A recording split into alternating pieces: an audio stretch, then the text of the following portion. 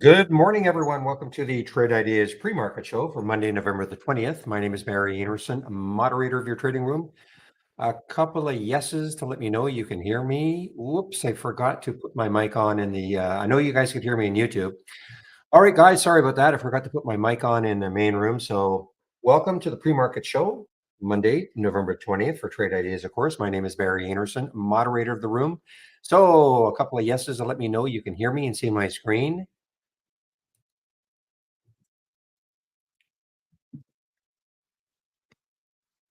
I can hear okay, I'm just waiting for our main room.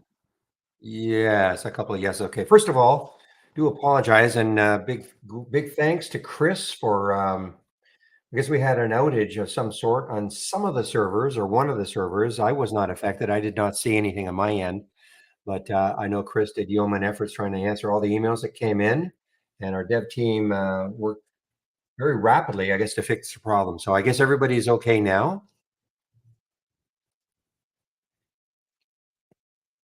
I'm assuming everybody is okay now. All right, guys. Well, first of all, having been in Argentina last October, sort of took an interest in seeing what was happening with that country. And so, of course, over this last year, I don't know, you probably, if you're not following Argentina that closely, horrible, horrible, like rampant inflation. Bottom line is they elected a guy yesterday who was a real wild card. We'd followed that election or the follow up to the election for several months. So anyway, he was elected yesterday, and the market is loving it right now. Okay, there's a bunch of Argentinian stocks that are leading the charge right now. Some of them like SUPV. I mean, there's just virtually, I bet you every single Argentinian stock is up this morning. You just tell that's the in case you don't know, that's in my single stock window. That's the Argentinian flag. So we've got BBAR, SUPV, YPF, GGAL. I'm sure PMA. I'm sorry, PAM. Is it PAM? Yeah, PAM. My guess is PAM. These are stocks that I've seen before, not just because of this election, but yeah. So look at this. All these stocks. The Argentinian country ETF doesn't appear to be trading that much unless there's another one. 14,000 shares. This is the country ETF for Argentina. I mean, it's up a lot, 12%, but not a lot of volume. Anyway, that is kind of the interesting thing for me anyway this morning. Now, other stocks moving this morning. Neptune, NEPT, NEPT. It was anyway. Yeah, so another I call this the biofizzle. So popped up to 160, right back down now to 99 cents, under a dollar. I want to see if there's couldn't see if there's any news on this one. Didn't see any specific news on this one. And good morning, YouTubers. Yes.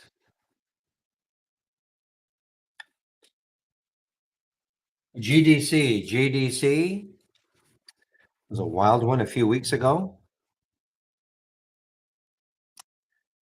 Specifically back in May, okay, specifically back in May, this one got up to almost $44. This is a, excuse me, China stock,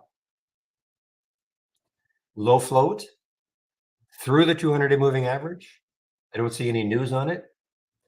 But now that we're basically at the end of earnings season, we're going to see a lot more of these low float stocks getting monster gains. It's just a matter of trying to find the right one, of course, and getting in at the right time. Very, very volatile and very risky.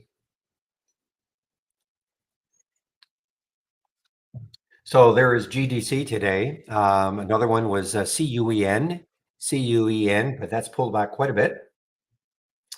I was amazed. Actually, it's funny. This was shortable for me at Interactive Brokers not that long ago. Hmm, not that long ago. When I say not that long ago, I mean like 10 minutes ago. There's a lot of shorts available. They've all been snapped up.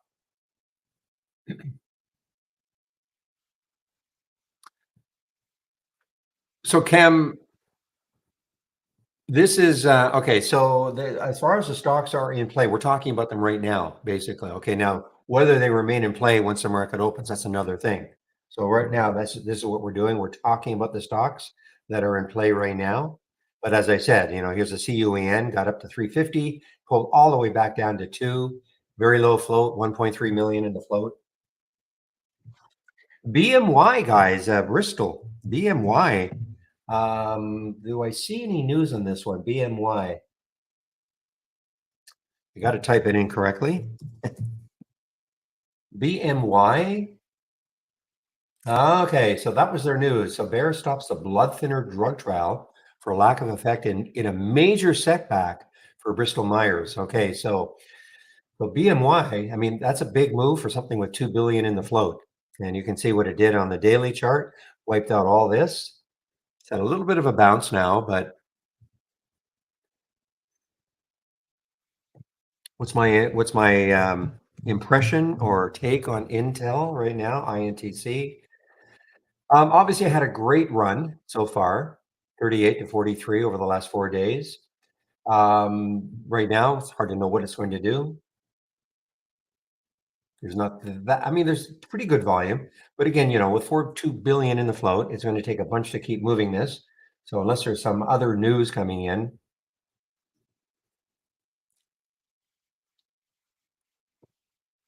CDIO was another one, guys. I think this is another, yeah, fairly low float. Yes, 7.9 million in the float. Again, I could not see any news on it. No specific news today, anyway. I can see some news from last week, but no specific news today for CDIO. Another one that popped up. LGMK. LGMK. Let's see, is it still? Yeah, 24%. Huge volume. LGMK, another one popped up to about 250. It's back down to 2. Another, there's not a bio. Can't see any news, guys. Just cannot see any news on this one. When I say news, I'm talking about today. I mean, I can see there's previous, like last week, there's some news, but I can't see any news today. Oh, I see. Okay, Cam. So the first alert so the question was, well, I'll rephrase your question. The first alert for the AI will not come until at least 9:40. Okay, that's the earliest that you'll get an alert from the AI. Okay, that's the earliest. Doesn't mean you'll get one at 9:40, but that is the earliest you'll get one. And we don't know what they're going to be. I mean, it's like anything else. It's like right now excuse me, my momentum scan. I don't know what's going to show up. I mean, I have an idea. Some of these are going to show up, but I don't know specifically what stocks are going to show up until the market opens. They have to meet all the filter requirements and the trigger. So I have no idea necessarily what's going to show up in Momo. So it's the same thing with our AI. There are a bunch of strategies that were optimized, the ones that made the cut. Now they just have to wait to see which stocks can actually make it or meet all the filter requirements in the strategies that actually made the cut today. Iova, guys. Now this I noticed has had a bit of a pullback, but Iova, pretty aggressive price target put on it by Goldman. Okay, Goldman's got a $12 price target. Okay, so Iova is in play. Vion, very few earnings plays, of course. This is a little one, but who knows? I mean, it's a nice little pop up here, up 4%, only 12,000 shares right now, and that's VEON. And of course, there is a big one this week. Nvidia. Nvidia releases earnings. I think is it tomorrow? Nvidia tomorrow. Yeah, so after the market closes tomorrow, so a lot of eyes obviously will be on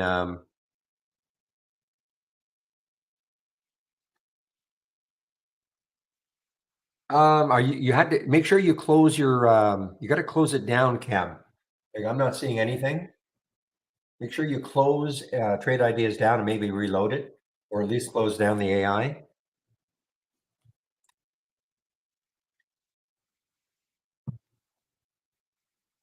I don't look at what the strategies are that made the cut. I just wait for this, for this excuse me, for this window to start populating.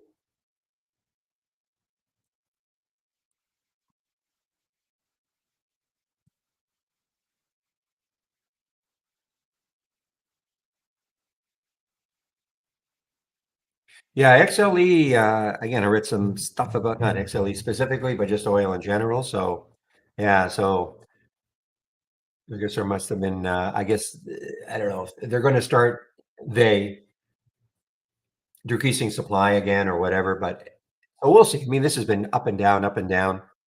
Look at this weekly chart for XLE.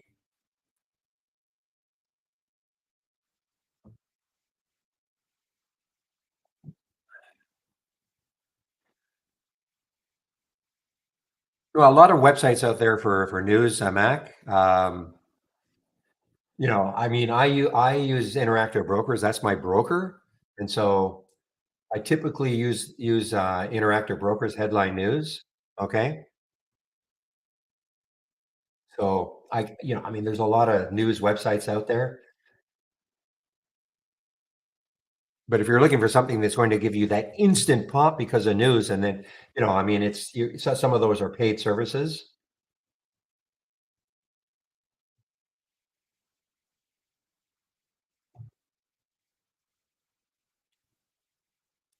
Okay, so I was asked for my setup. Now, this is the last day of the test drive, so I guess what I will do, I can give you my layout that you see here.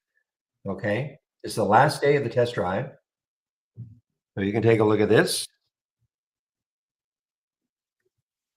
Okay, that is my layout that you can actually see underneath. I mean, nothing is trading yet. Okay, now to see this, you probably have to it's probably minimized. So all you have to do is go, if you've got trade ideas in your taskbar down here, just take a look at the stocks that you've got, or do this. I'm sorry, you can do this, Windows, show all. Okay, and then the trade, and then it's these two that you'll see. Okay, my pre-market actives up and down.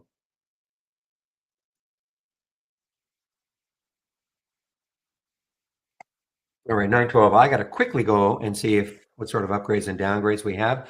I'm not expecting a lot this week because, of course, this is a short week. Just give me one moment.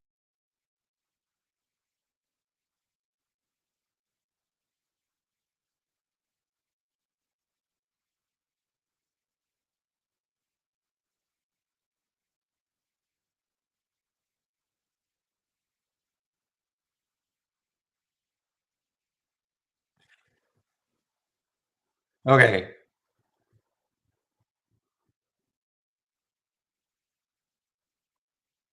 let's see. Upgrades and downgrades.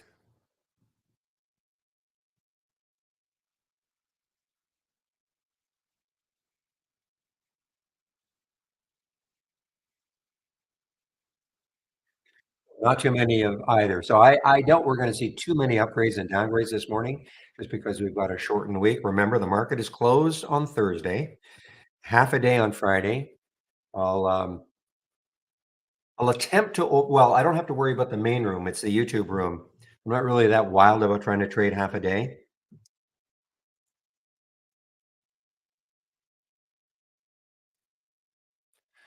And as far as doing a lot of pre-market work on Friday morning, I'm probably not going to go do any. I will be in the room for sure. And of course, William or Chris will open that room early. Chris probably not. I'm sure he's going to be taking that day off, Thanksgiving.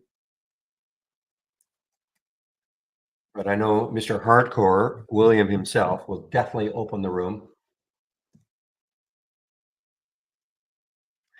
Another guys, excuse me, GGAL. So here again, GGAL, B bar, YPF, SUPV, all Argentinian stocks.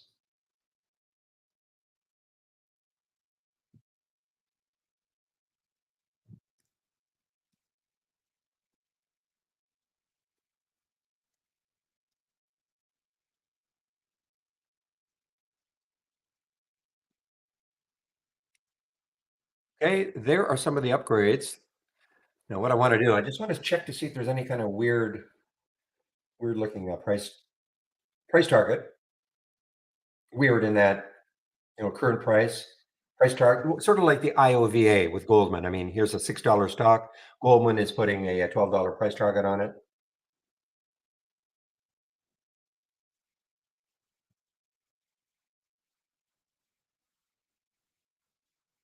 All right, let's get the downgrades in now.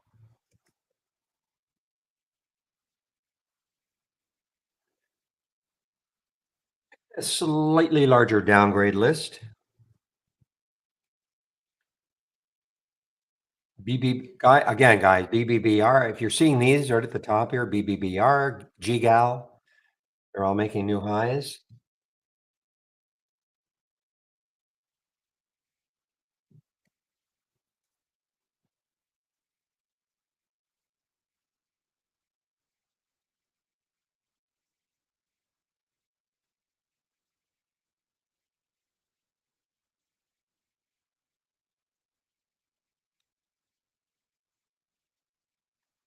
ChargePoint, man, they're so piling, downgrading ChargePoint, CHPT.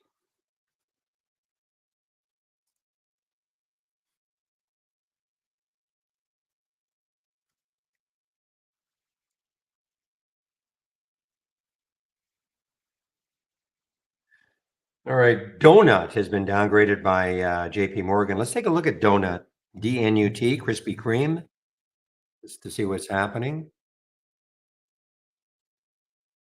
It's already at the downgrade price.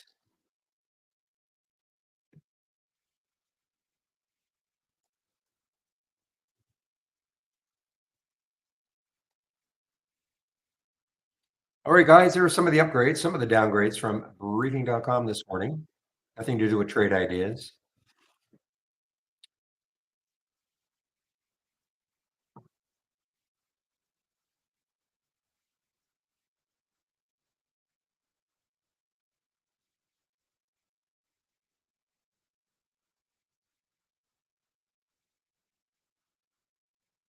So I don't know this impact with the guy being turfed, the CEO, founder, I guess, of OpenAI, being turfed on Friday and then over the weekend. And then, of course, Microsoft scooped him up and others. So I don't really know what the impact is on AI plays. I mean, obviously, it's long term, but AI itself, this is the trade of the week, okay? So if you have the email, and if you don't have the email, I'll just tell you that AI is the trade of the week.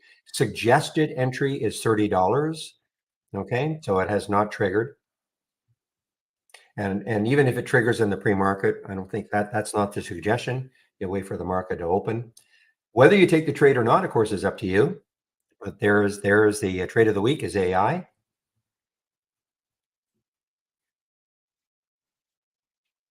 I should have checked. Anybody with the email? I don't have the email open. My email open right now. What was the stop? What was the suggested stop for AI?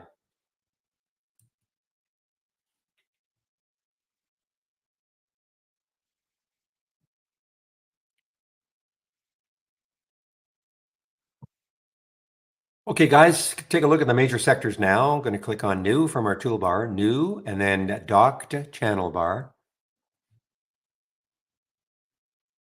It was pretty good. Fubo was last week's trade of the week. FUBO, still looking good. The suggestion was to get in at 260. So it's still again these are designed for longer term holds. How and if you trade them, of course, are completely up to you. But last week's was good. 20. Thank you. 28.50 stop. Thank you, Pepe.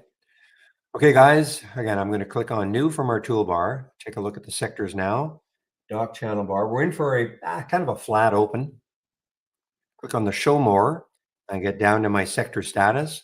And I'll bet you 100% is we're going to see green right there. Yes. Okay. Wasn't hard to predict that. So what you're seeing here, these are the major sectors, XLE, the major ETF for energy. So when you see 100% in green, that means that 100% of the stocks that make up XLE are above Friday's close. Okay. And with the pop in oil prices this morning, that was pretty easy to predict that that would be a 100 percenter. And looking around, there's not really one other sector. Again, we're in for a kind of a flat open. SPY's up just a little bit, but let's see on. So the Dow, basically, the market was flat on Friday. Ended up flat on Friday. SPY up just a bit, Dow up basically flat, NAS was basically flat. So again, let's take a look at the major sectors and where are they with respect to their 200-day moving average. So you can see exactly what's happening here. So XLE closed at the 200-day moving average on Friday. And now that little, if you can see my daily chart well, that blue line is the 200-day moving average.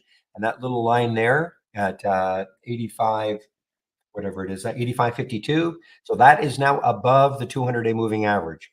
So this looks like today will be the day again that it'll try to take out the 200-day moving average. Retail, which will be underneath the 200-day moving average. I'm wrong. That's right. Retail actually closed above. There's SUPV, guys. I mean, that again, Argentinian stock.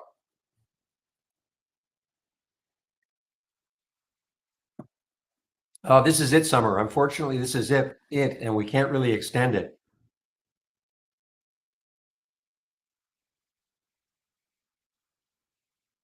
I'm sorry to say, this is the last day of the test drive.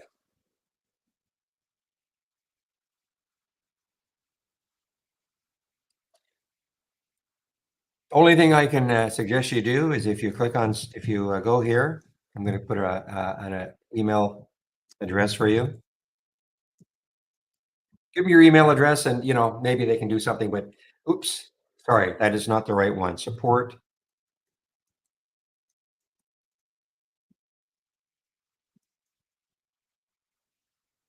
Okay. Give them your email and it's possible, but don't, I'm not going to, don't hold your breath. I'm sorry to say,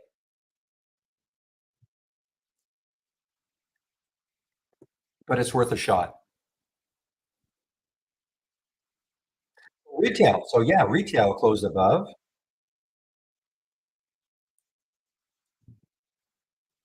So that's 2 out of 2 or above the 200-day moving average.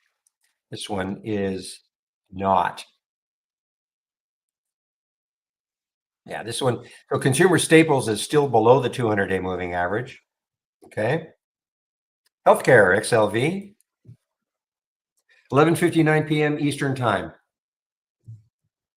Midnight, just like a minute before midnight Eastern time. Okay.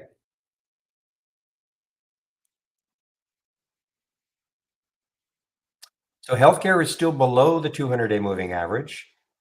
So that's two now.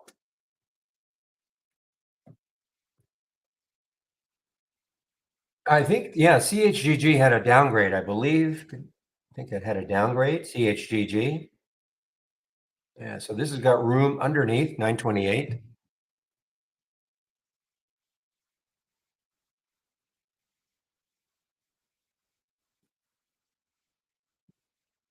I know that happened over the weekend. I know there was a big rallying call or cry for him to come back or to reinstate him, but the board seems not to. So I don't know. I don't know enough about it. I mean, that is what I know about it. XLI guys, industrial should be above. Yes, above.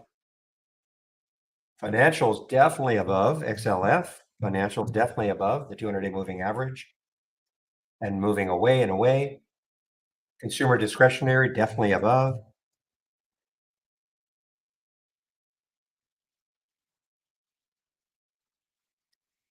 Utilities should be below. Yeah, still below. And then the last one, XLV, I'm not even going to look at tech or communications because we know they're way above. And that one got above. Okay, I was waiting on this one. Material. That one got above. So only three of the major sectors now below: healthcare, um, consumer staples, and utilities. The rest of the major sectors are above their 200-day moving average.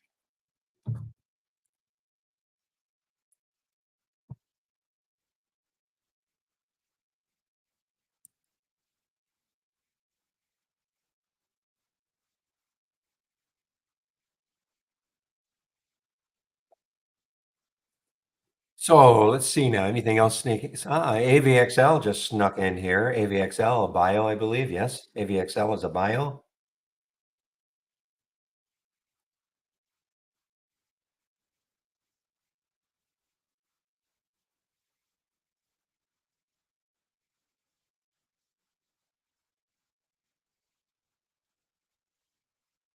Okay, I'm watching IOVA. I think it pulled back to the VWAP, maybe. Yeah, so IOVA has pulled back to the VWAP 550. Again, it says the $12 price target put on it by Goldman Sachs. Now, you've also got this above it, but I mean, hey, look, if it got even close to 630 from 550, that'd be great. But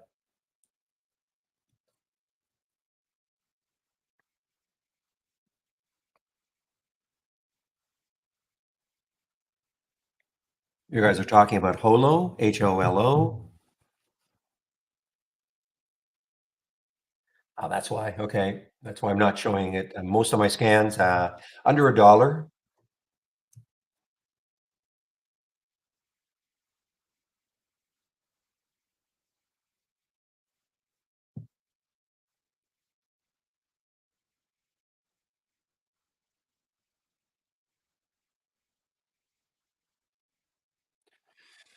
Uh, NSTJ, I'm hearing it, but this is just, is it cratering are doing the financing.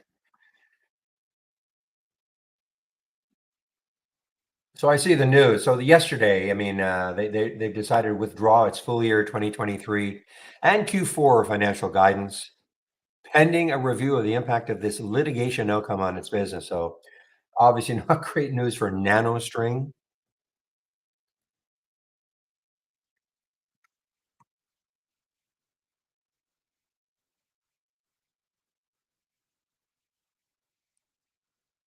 That genomics winning another patent dispute with this NSTG. Well, I see now what's happening. How can do they even? I'm sure they don't have $31 million hanging around.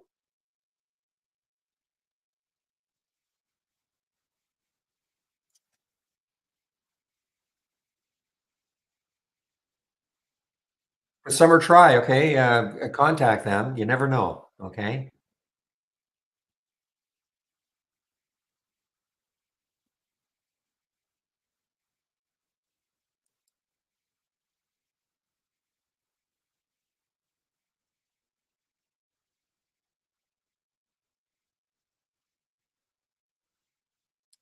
Boy, look at all these Argentinian stocks. Oh, another one, CEPU. Big, big. Look at these moves. 27%. This is CEPU.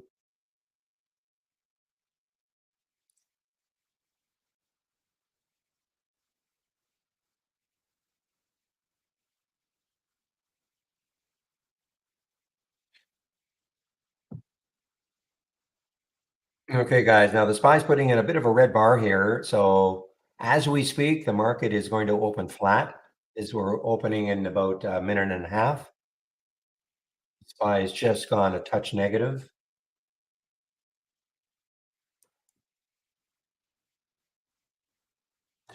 All right, guys. So I typically do not trade in the first 15 minutes. I try to let things settle down a little bit. That's my style. Doesn't have to be your style.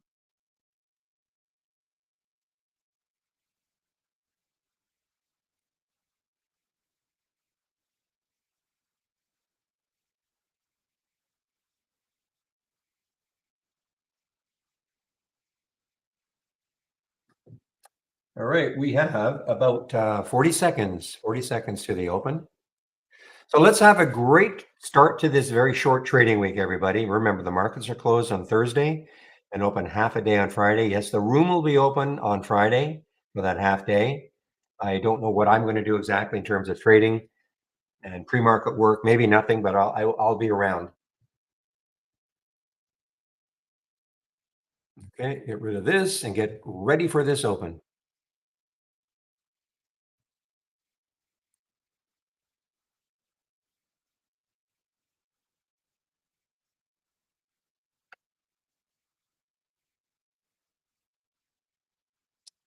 All right, guys, we're now open. So let's see what happens.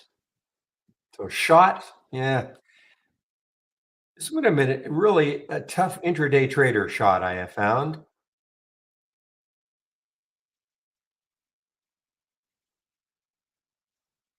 You can tell by the topping tails and the bottoming tails on the daily chart. What that means is that intraday, It's very difficult, in my opinion anyway, to try to take it if you just want to day trade it. Mm. So there's GDC guys, the GDC on the move here. Very low float. China low float, 2.3 million in the float. Again, I don't see any news on it. Just again, scouring these headlines. I don't see any news on it.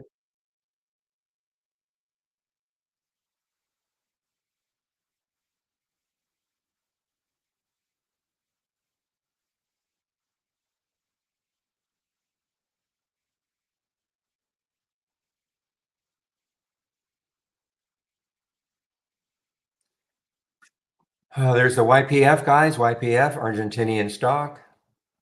Look at this. What a move up through that 200-day moving average.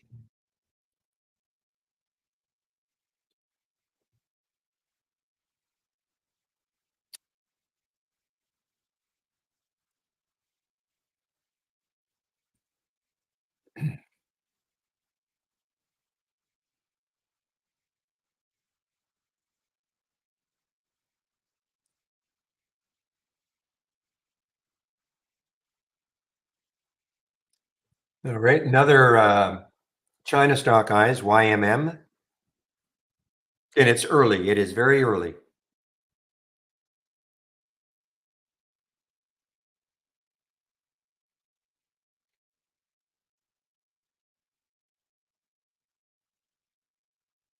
Okay, Burr.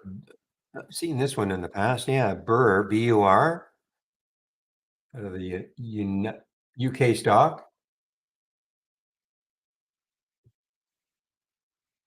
Guernsey Island. All right. Futu guys, big China, Fin stock, financial stock.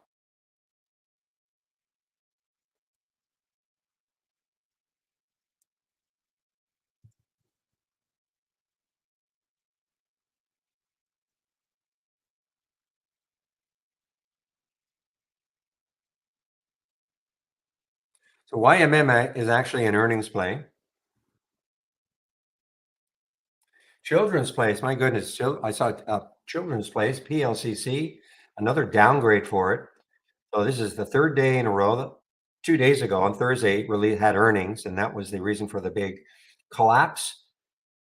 Continued down on Friday, and it's continuing down today.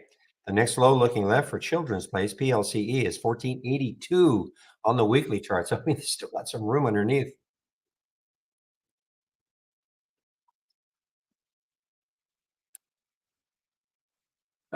Well, it's simple. No stocks have met the filter requirements yet. Moves.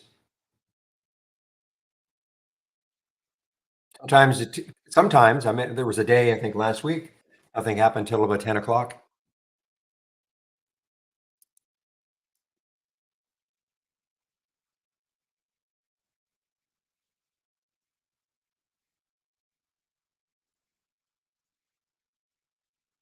Penn, guys, through the 200-day moving average. Penn.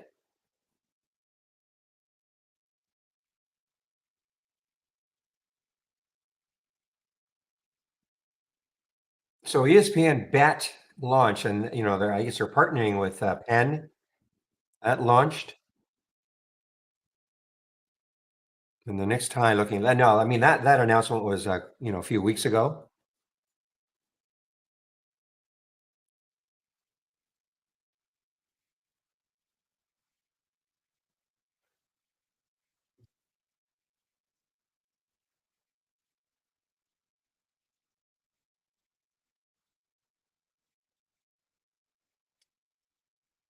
So interesting start. We had a, pretty big red candle, the 9:15 candle. Now the 9:30 green SPY candle, green, wiping that out.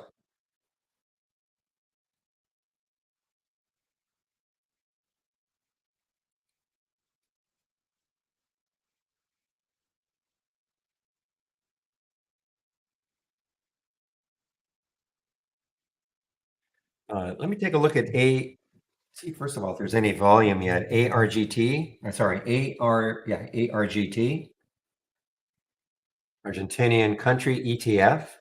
What's happening with it? Okay, so now starting to fade a bit here. But look at YPF. YPF is not fading. YPF, of course, a big component.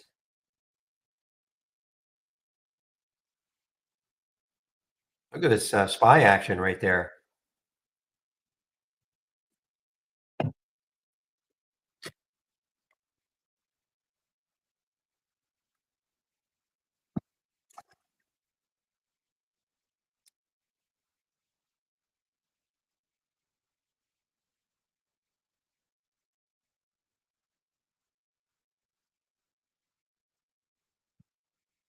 Well, guys, YMM's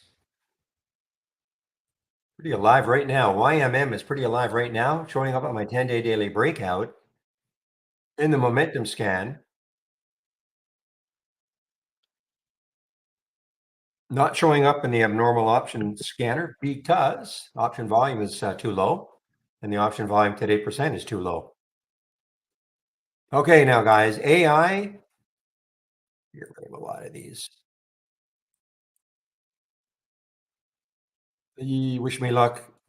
I think Pepe knows what I'm talking about. No. Okay. So AI triggered. Okay. So again, if you take this one, the trigger was $30. You don't have to take it now. You don't have to ever take it. If it meets your trading style and plan, fine. This is the trade of the week, though. AI is the trade of the week.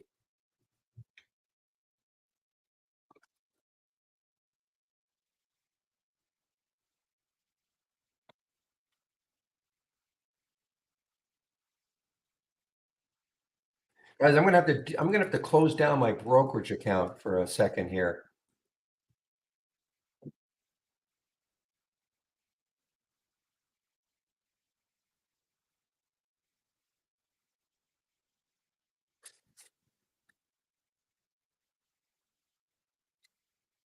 So give me a moment as I reload it.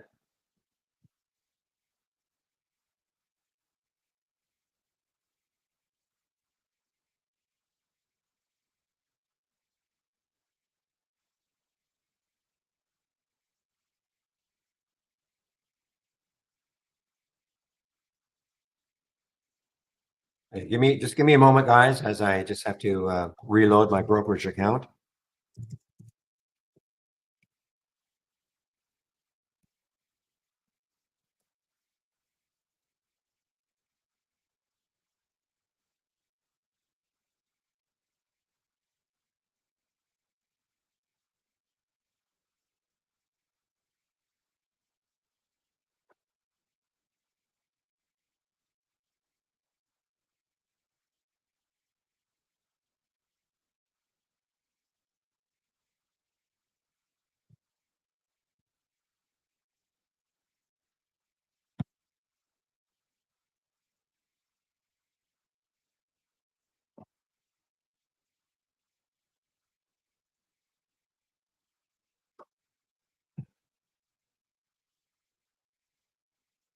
Hey guys, there's AI. Again, it triggered. So again, if you trade it,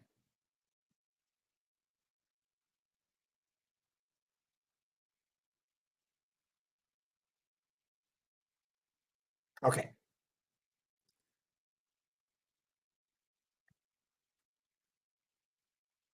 Look at this market, guys. Something put a charge into the market.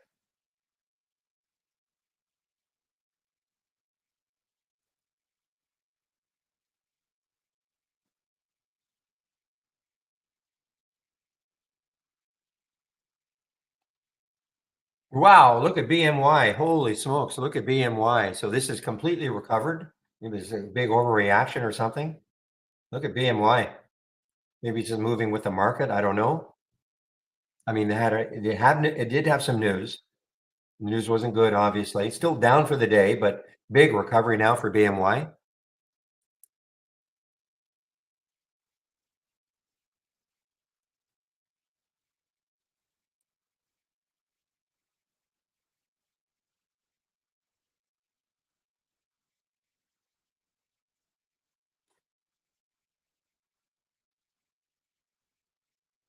Lemonade, LMND.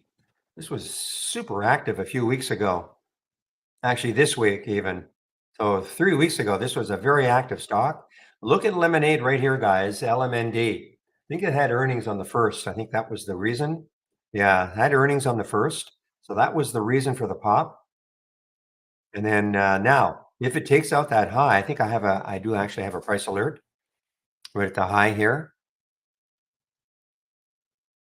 That high being 1823. So it's got to get through 18. And but if it can do that, look at the room looking left for LMND. Next high is way up here at 2350 on the weekly chart. So let's see if Lemonade can first take out 18, hold, and then move. And let's see LMND.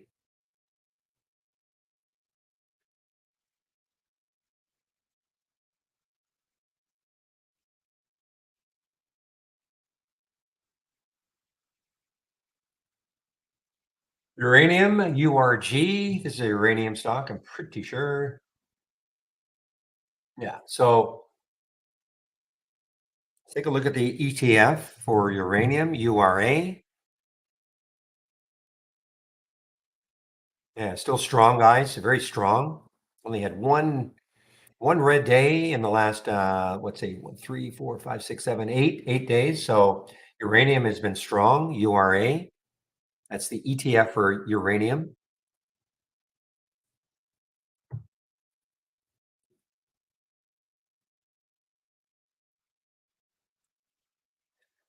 More Argentina, guys.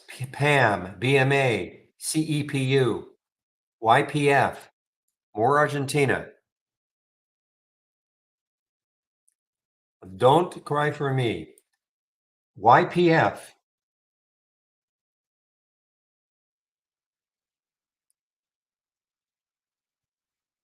No, is that spooky or what? I mean, this has nothing to do with Argentina, but EVA, nothing to do with Argentina. Well, that's pretty.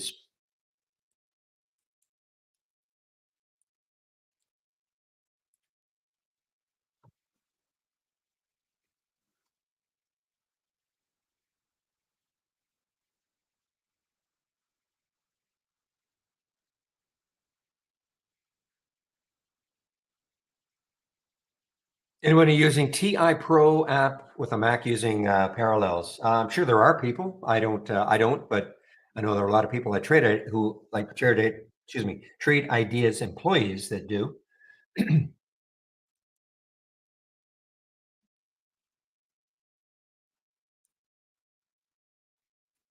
Argentina, Argentina.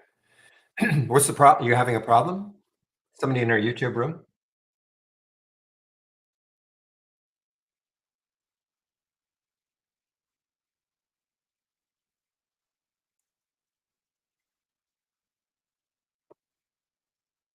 Your best bet is to contact our support probably if you are having a problem.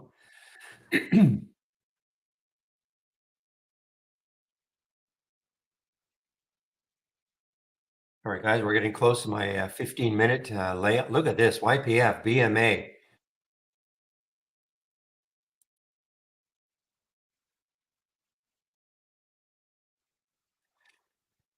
Oh, I know, PJ. I mean, I know exactly the situation. You probably weren't here in the pre-market, but we were in Argentina last October, so kind of followed along what was going on in Argentina since then, and we were definitely following this Millet.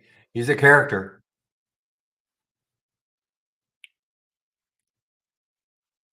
I think it's more about. I mean, Argentina is, I don't want to get into the politics of it, but anyway, bottom line is that there's a big reaction right now.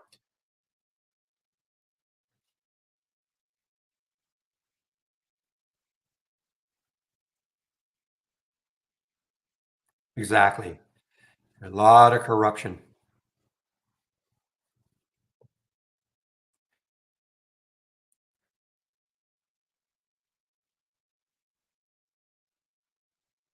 But yeah, we definitely know all about Mr. Malay.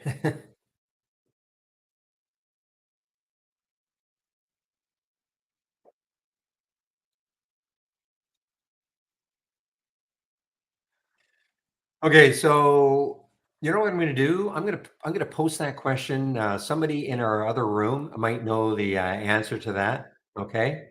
So I'm gonna put a question in. Maybe Pepe. I don't know if you know anything about parallels and using AI or trade ideas.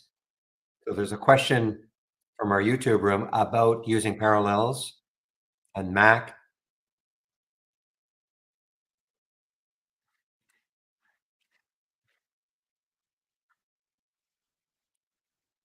I can't answer that question. Okay, I just don't know. But maybe somebody who's using parallels can answer that. Oh, that's you too, Sammy. Okay.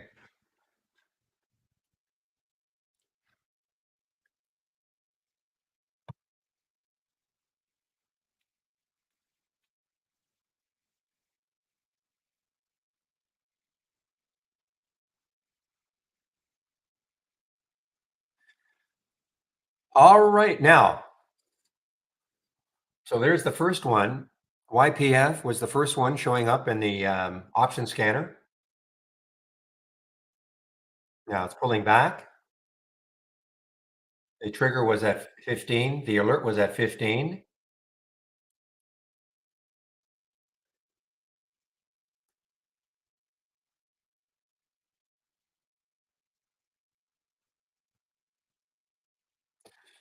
So the next high looking left was here. So it did take it out briefly. The next high on the daily chart looks like around 1511 or so.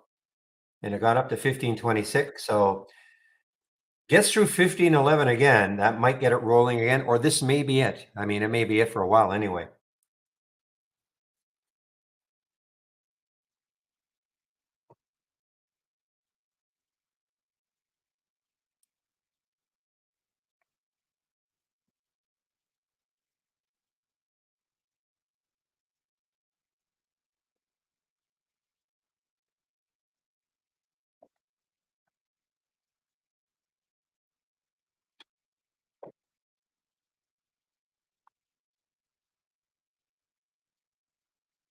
Okay, guys. Now Iova's been all over the place this morning, but Iova is now, I think, through the VWAP. Through the VWAP, yeah, 554. So it got all the way down to 532. Moved up now, and this is moving because of the upgrade from Goldman Sachs, putting a $12 price target on it. If you can't hear, you know what I'm going to do? This might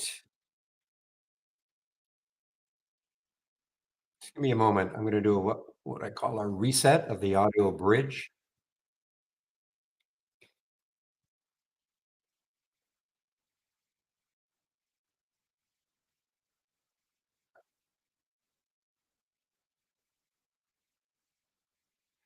Okay, how about now?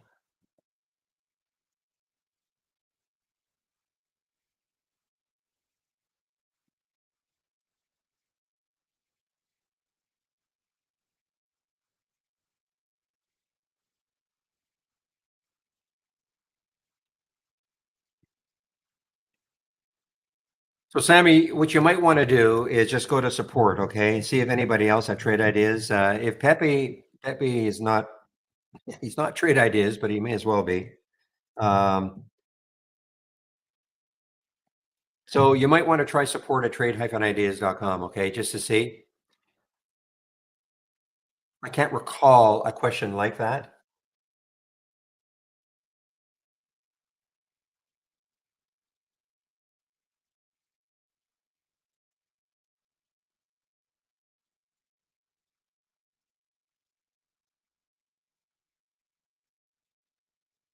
Okay, guys. Now I might get interested in this one on about a 1520. If it gets back up to about 1520 for YPF. The only issue is when you look left, yeah, 1526, there's a little bit of resistance, you know.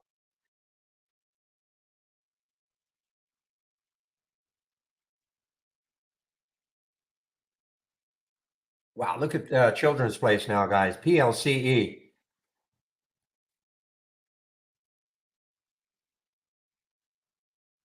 Still weak, weak, weak, and still has some room when you look left on the weekly chart. $15.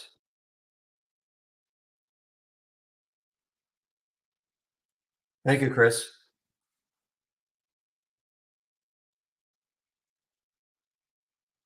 Keep an eye in Children's Place, guys. As you're showing up on my 10-day daily breakdown and the option activity.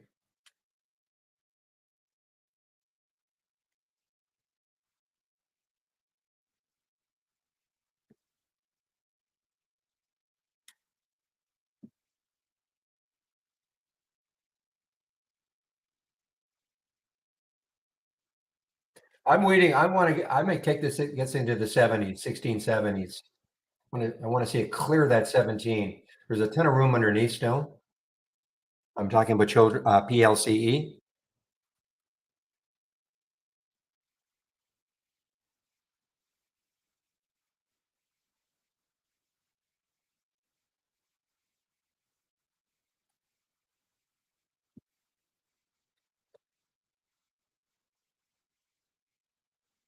Meanwhile, BKKT.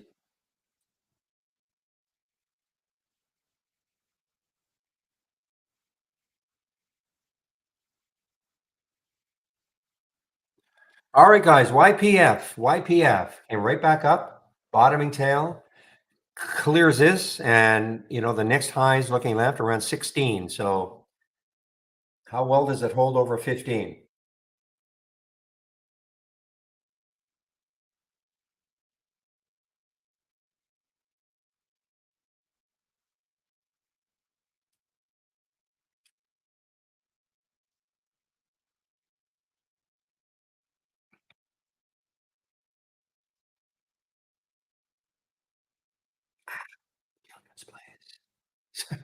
And I'm sorry, I'm whispering to myself.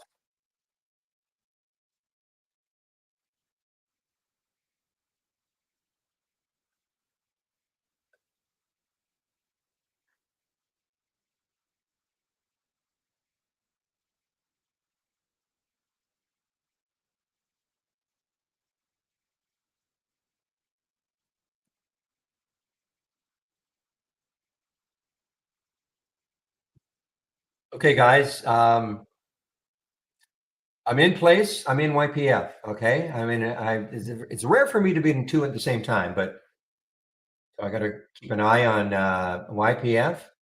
And as I've said many times, if something shows up in the abnormal option activity and in the 10-day daily breakout, pay attention to it. Just give me one moment, please.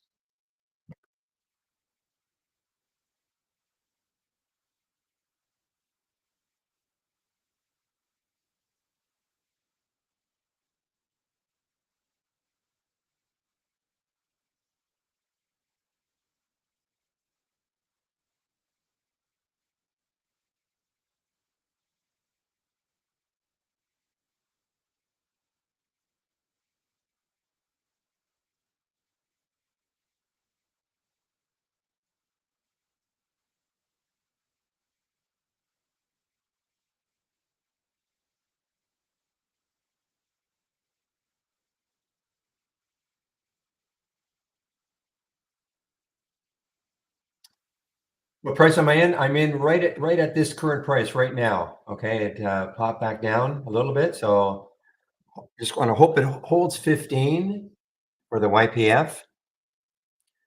But again, you don't have to listen to me, of course, in terms of when or if you take a trade, or when and if you're going to get out of a trade, either piecemeal or the entire.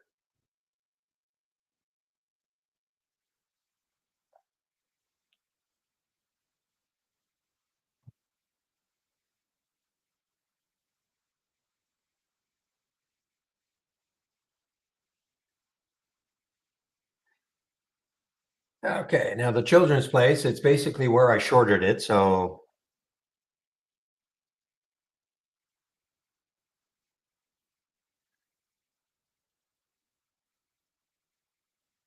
all right, go you little YPF. Sorry, guys.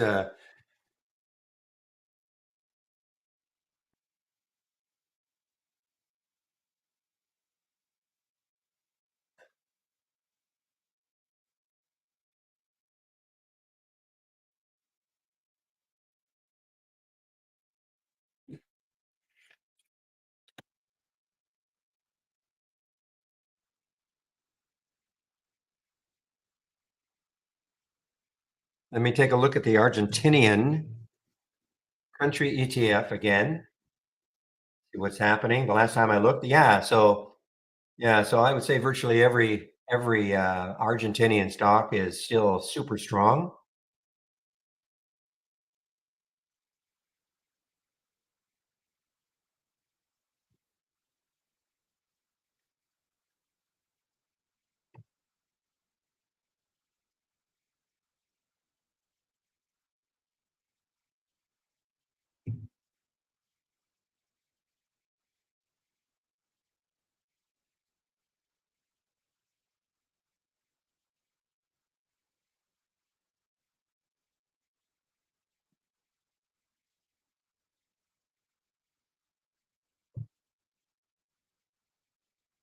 Okay, guys. Wow. Okay, I took some off of the YPF. You know, I the main reason is if you look left. Now I have to. I'm just waiting to see if it holds 15.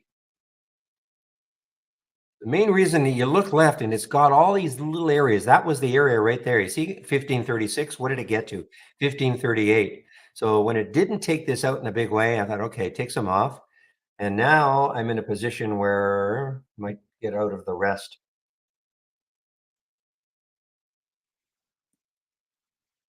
Okay, I'm out of it. So I didn't do as well as I was hoping on the YPF, but I'll tell you, I will keep an eye on it later on. Maybe put another alert on at 1516.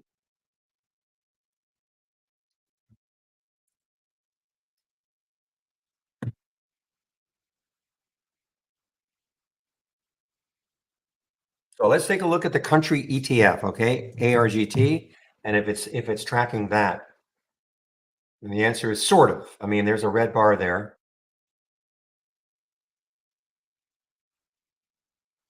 So Randy, did you just show up? The reason all of Argentina is going crazy because of the election of yesterday. Okay, so it's not you don't have to know a single thing about the company about other than the fact it's Argentina.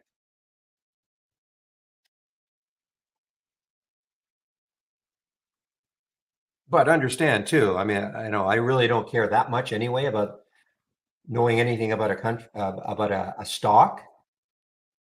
As long as the chart is telling me to do something, I'll do it.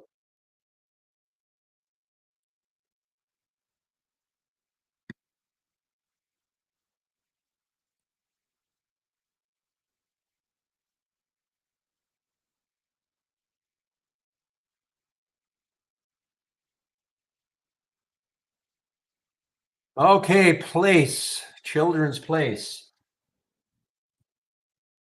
That's a big. So this might be over for when I say it like that, might be over for Argentina. A lot of the Argentinian stocks are probably doing what the YPF is doing. What's up with AVXL? I don't know. I saw it earlier, but did you check to see if there's any news?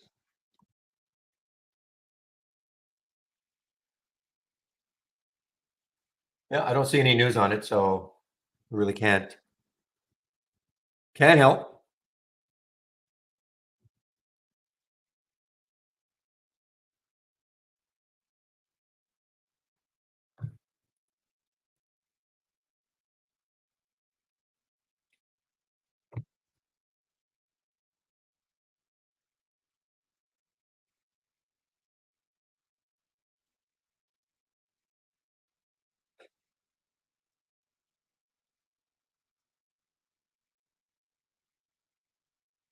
Okay, guys, let's take a look at Sphere, SPHR. Ah, I didn't even know. Our AI also shorted PLCE 948.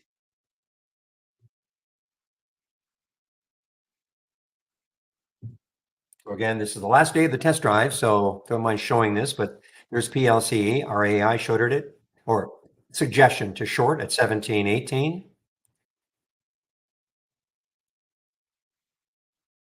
I was not there.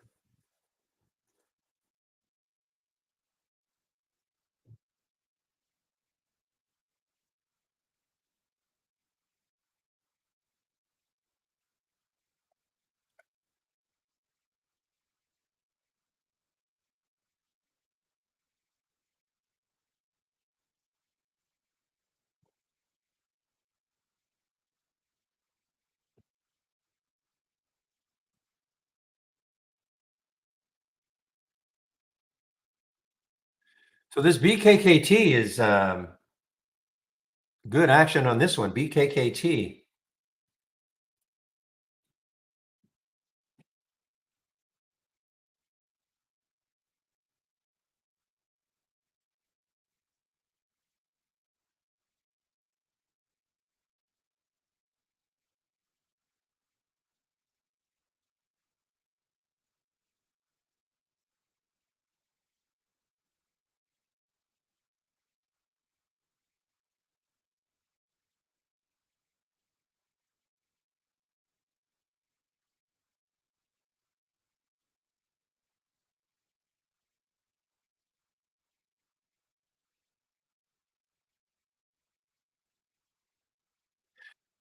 Okay, symbol crash. What did that mean? Burr, B-U-R, guys. B-U-R.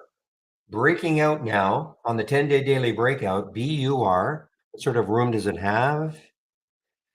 So if you look left on the daily chart, you can see that there is some action right around here at 1435, a couple of days, and then 1440. So for me, there's just too much potential problems trying to get through that 1450 mark for me.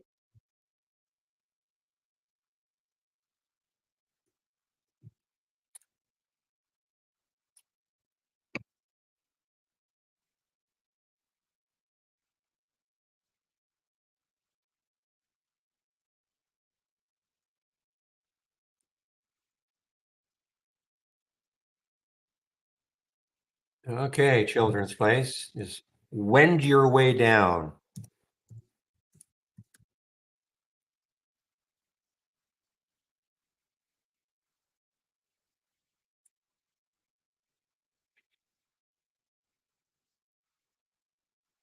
So again, guys, so Pepe put this to very kindly put this together on Friday. This is showing you stocks that are in both of these. I love that's why I took the YPF, even though I thought it was a little extended and all, but I said, what the heck, you got to do it. So the YPF showed up in the 10-day daily break out, also in the abnormal option scanner. These are the three that have showed up. And there's the Children's Place right there, PLCE, showing up in both the 10-day daily breakdown and in the option scanner moving down.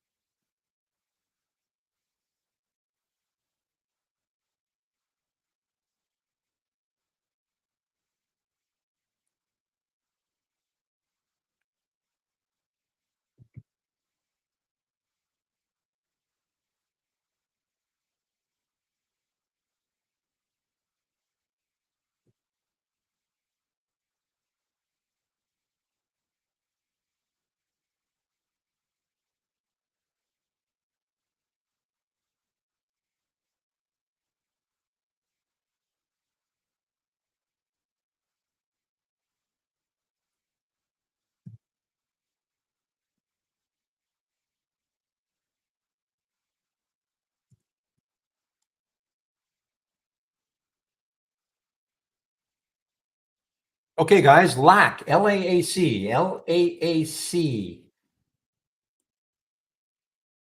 This is a lithium, Argentina. Okay, so it's a Canadian company, but obviously must have a mine or something in Argentina. Hey, my hometown, Vancouver. All right, I'll visit you tomorrow. But seriously, there's LAAC.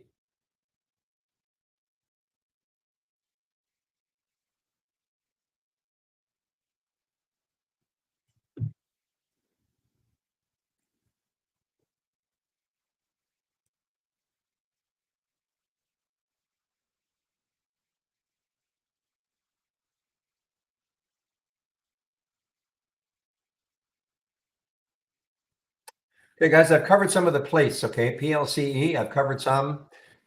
I'm in sort of the mindset of sort of mini scalp mode. Okay, got to take profit where they're especially early, especially early.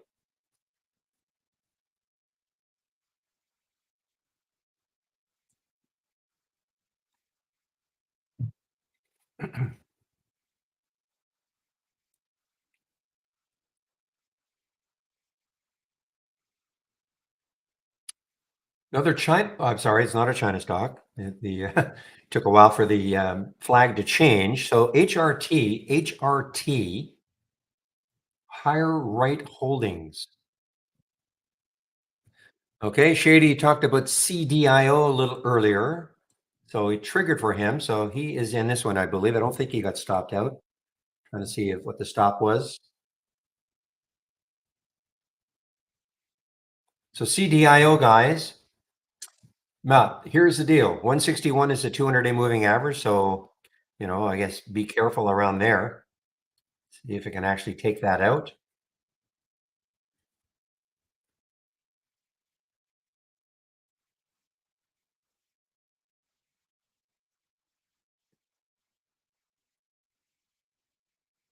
If you're asking me for advice on that, Randy, I have none. Okay, and I don't trade options at all. Um, so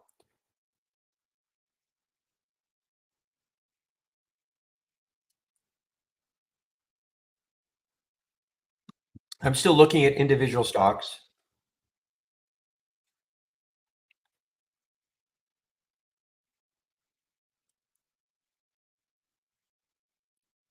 But those who play options or trade options, maybe they might chime in and edit, guys. So this is one of those gene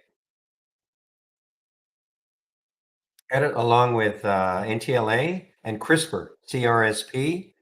Oh, now this has got some room. Look at the room it's got on the weekly and the daily. That's the next time the daily for edit 1192. So I'm glad I took some off. So I'm out of the PLCE. So again, we're in a bit of a choppy day. Not saying there's no stocks that are moving trending, but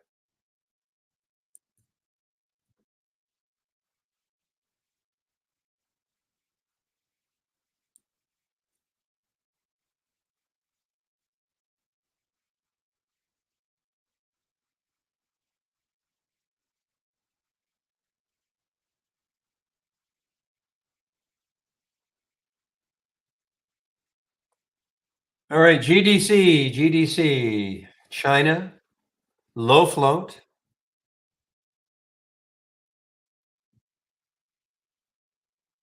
Surprised it actually trades options. No, it does not trade options. Sorry. This is just a 10-day daily breakout.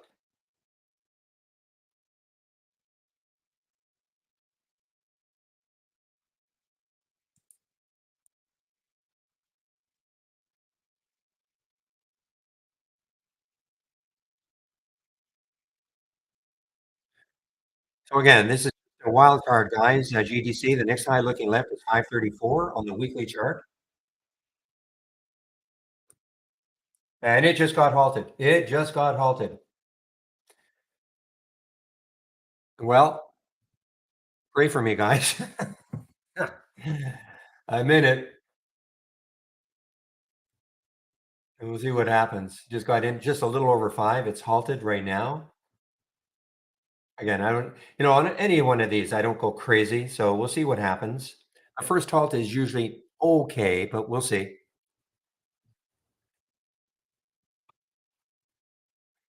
Though I see that the open is below. Well, we'll see what happens as this changes, of course. My finger will be on the submit button. Like, so in about 5 minutes,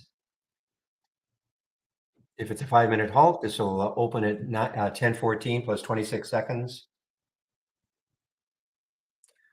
Yeah, first halt is usually okay.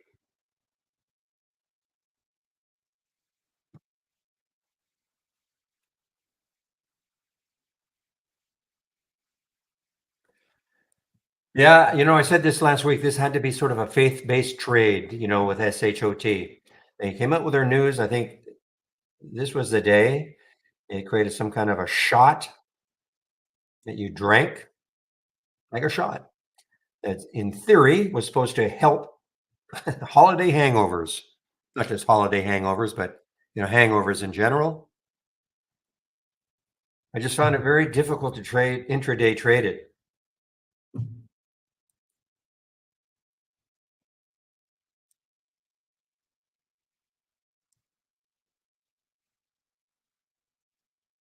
Hmm. Nice trade of the week so far, guys. AI, nice trade of the week. It triggered. This is trade of the week. Free service from us. You get it before the market opens every Monday morning. The trigger was 30. Next high looking left on the daily is 31.85.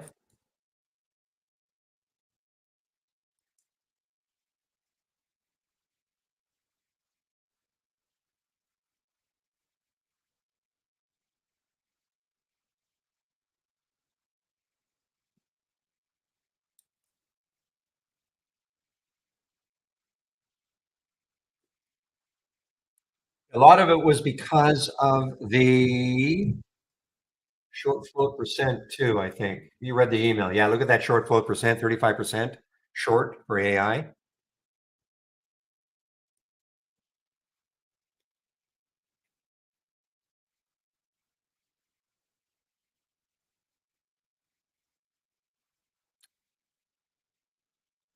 Okay, guys, so I have another 3 minutes, 2 minutes, another 2 minutes or so before this opens. If it's a 5 minute halt, I'm sorry, I'm looking at the wrong one. Still, what? Yeah, 10:09, so 10:14, so a little less than 2 minutes. If this is a 5 minute halt, Mira, MIRA. Let's see, it got halted also. Ooh,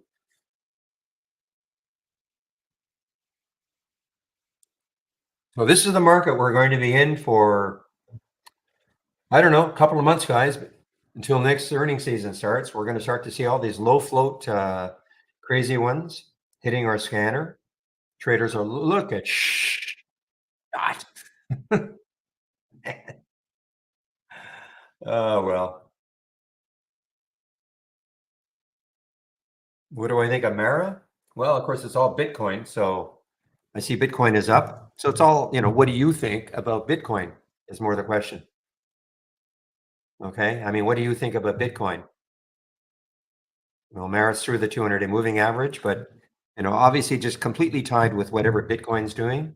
So it's what do you think is going to happen with Bitcoin? Well, I certainly don't know. I have no idea. I mean, Bitcoin has been up and down, so up around 37,000, I guess, right now.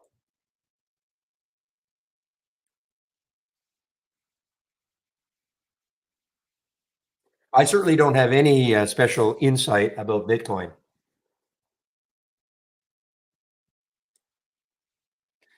All right, guys. Well, here we go.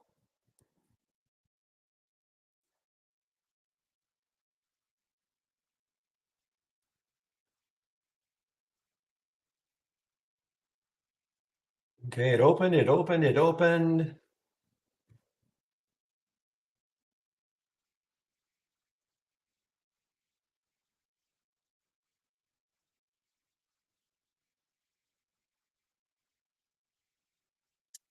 All right, guys, I kind of escaped. I'm going to look at it again.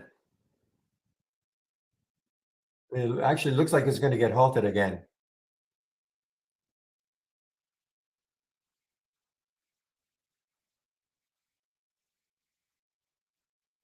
Yeah, it just got halted again. So I escaped. We got up to about 513 or so, and it didn't really rip from there. So my conservative nature, I just said, you know what, get out of it.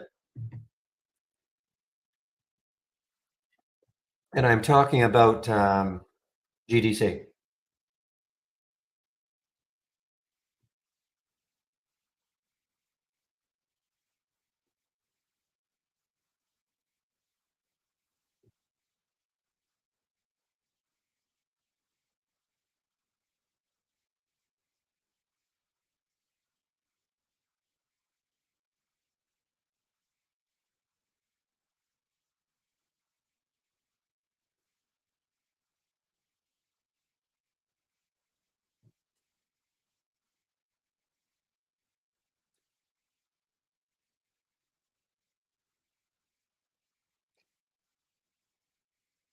Yeah, well, there was a case in which the first halt wasn't good. It just was not good. I mean, it popped a little bit above, but I was waiting to see if it would really start to soar into the 30s and 40s, and the minute it stopped at 513, I was in just over 5, so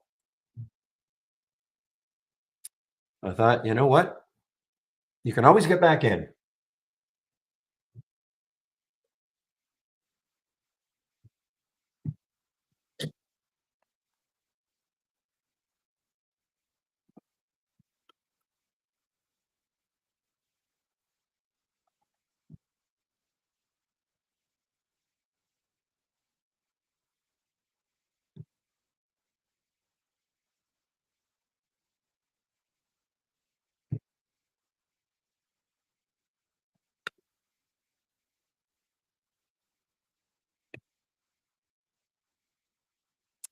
All right, AAOI.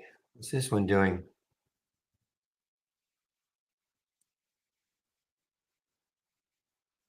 Got some room, guys. 1577 is the next high. 1578 is the next high looking left on the weekly chart for AAOI.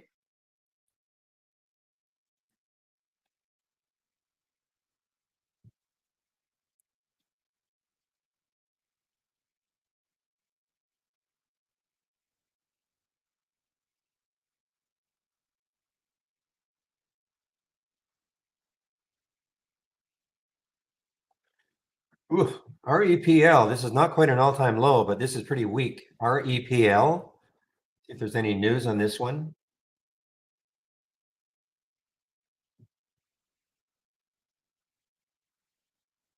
I don't see any news on this one. Other than I sort of remember this one having some pretty lofty price targets put on it. But, did that work? Nope. Look at this, down to $10, REPL.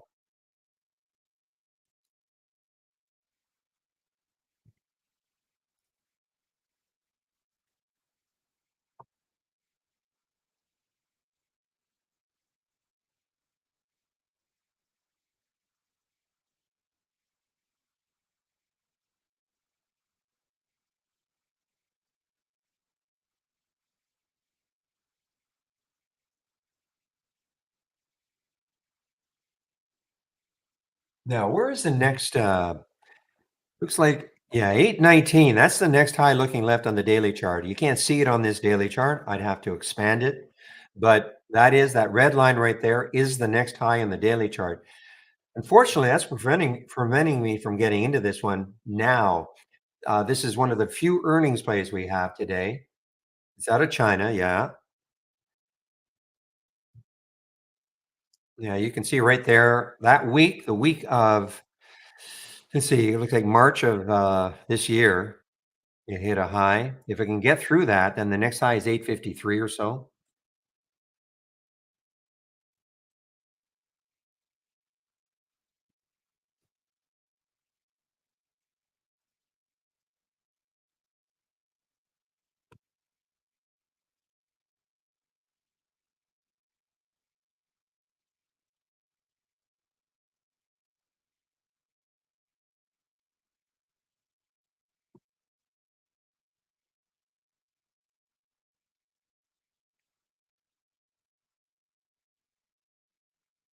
Another China stock, BZ, through the 200-day moving average. The next high looking left is right up here. Probably a little too close for my liking. 1740.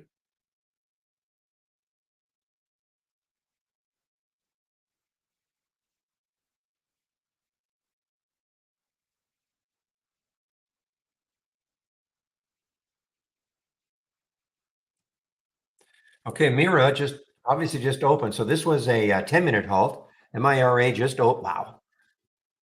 That's the one I should have been in, been in after the halt or before the halt. MIRA.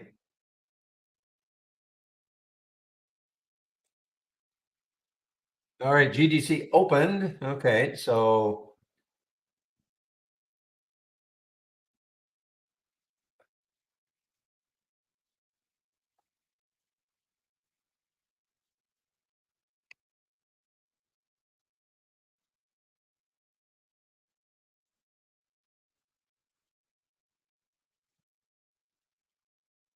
well, I'm definitely glad I got out of it.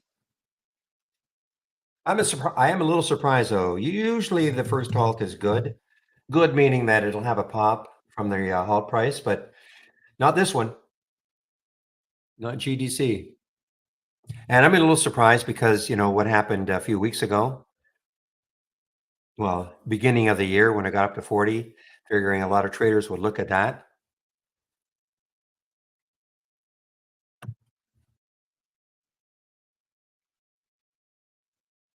I don't know if there's a price target. Manage the trades on your own, Jag. Okay, just manage the trades on your own. I mean, you got to look at this. If I were looking left, I'd be looking at this potential resistance area on the weekly chart. I don't know if there's actually a price target. Did you get the email? I don't know if there's actually a price target on it.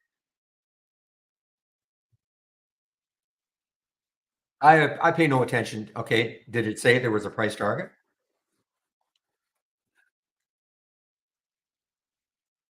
I would not even, to be honest, I wouldn't pay attention to price targets. Okay, what I would do is, have your stop, and just sort of manage the trade. I mean, look left. The next high looking left is 3180. I mean, it could stop there for a while if it gets there.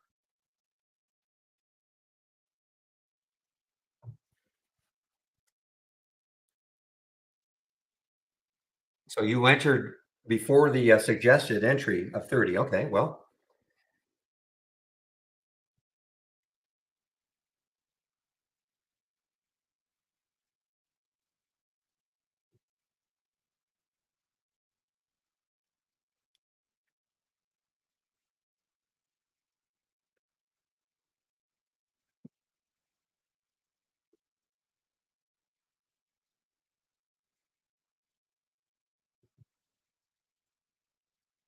just give me a moment. I want to check that email.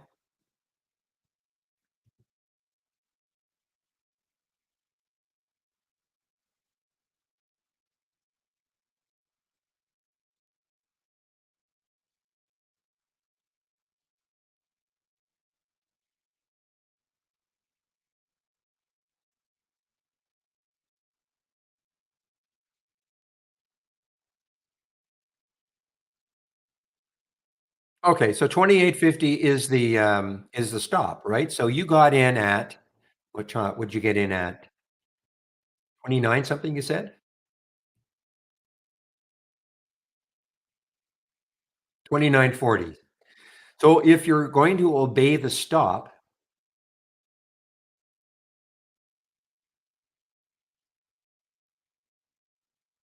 so that's about a dollar stop, 90-cent stop. So yeah, you don't have to trade this way at all. But if you're looking, to get a like a decent risk reward on it, that's going to have to move a dollar 80 for you. You have a 90-cent stop.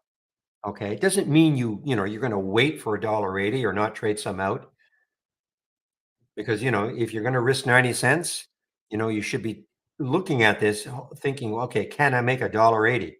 Well, from 29.50.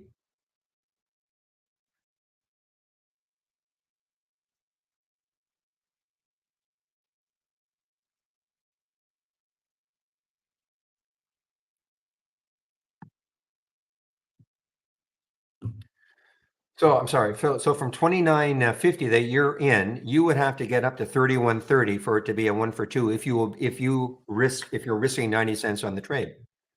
Okay. So if I look left here, you have a shot certainly before it hits 31.80.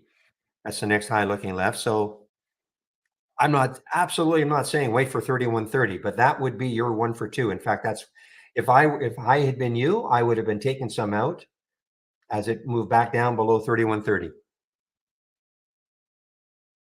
If that all makes sense.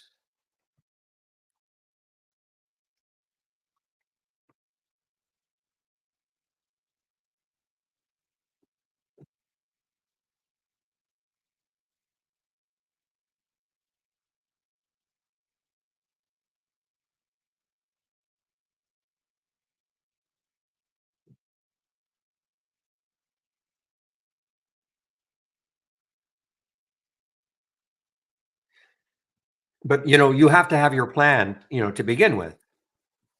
When you take the trade, yes, it's the trade of the week and all that, but you have to have, in my opinion anyway, I'm not just talking to you, but Jag, but anybody else, you have to have a plan, for why you're taking the trade. Where is your stop going to be?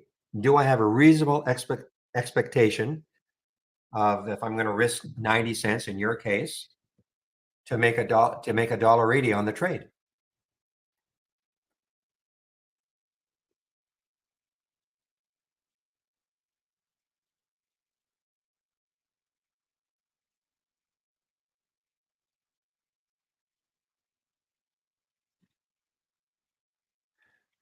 There's some definitely some good rippage in the market here right now.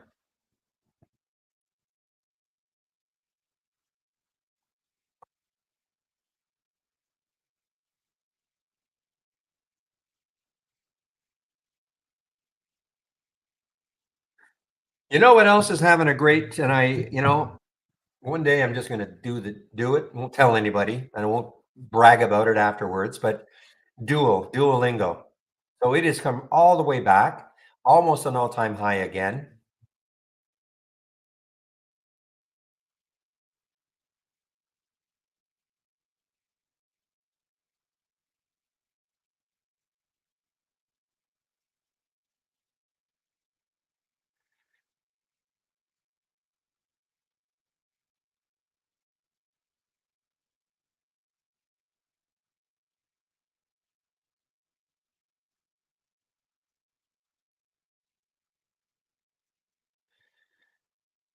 So Duolingo, yeah, again, it's almost at that all-time high.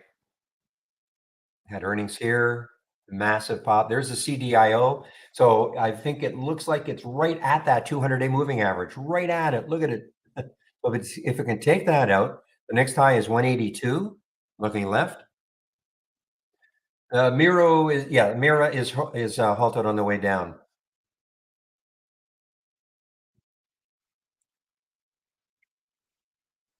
It did have the initial pop, so that sort of did what most of them do after the first halt, popped.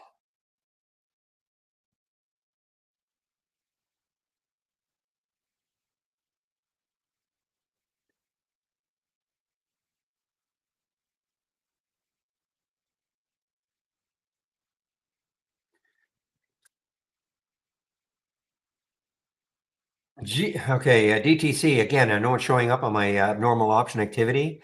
A couple of things though. Looking left, next high is 506. Can't take it. Next high over here is 527. I mean, not terrible, but I just wish there was more room. You hear me say it all the time. If you're new to the room, and by the way, if you're new to the rooms, our YouTube room and the main room, welcome.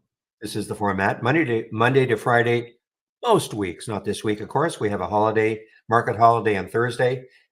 I won't open the room on Friday. I doubt if Chris is probably going to take Friday off, and I know Willie, you will open the room when Monday. You'll open the room Friday morning, William. Is that correct? Oh, you are going to be. I thought you would take it off, Chris. I give you. Come on, just take it off. Don't you have the big? Don't you have the big family? Don't you have your big family deal on Thanksgiving? Oh, okay. Or is that Christmas?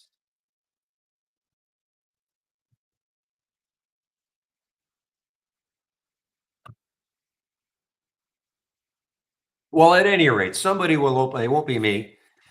Some of the ooh, I see GF there. You're Chris. You're holding out on us.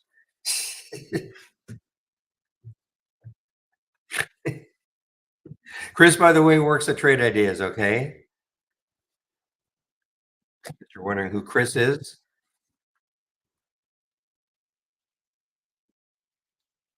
not just works at. He is Trade Ideas.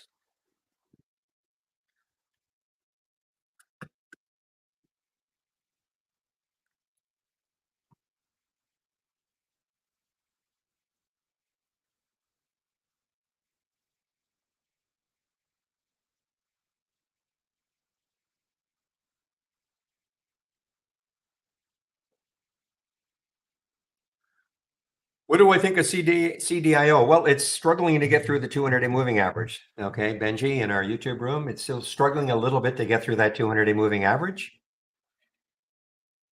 It's been pretty choppy. You look at the topping tails and bottoming tails, so but that's the key level right there, 161. It's trying to get through, but no guarantee it will. And then after, if it does, the next high is not that far away. 181. So up to you. I mean, it's a low float, 7.9 million.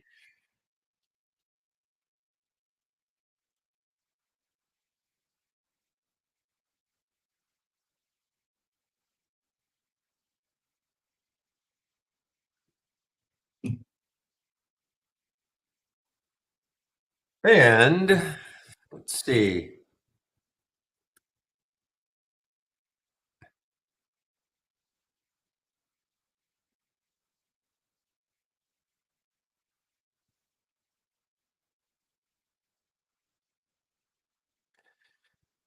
There's a good name for a company. The Money Hero. The Money Hero out of Singapore. Okay. The Money Hero out of Singapore. Started trading as MNY a few weeks ago, should say.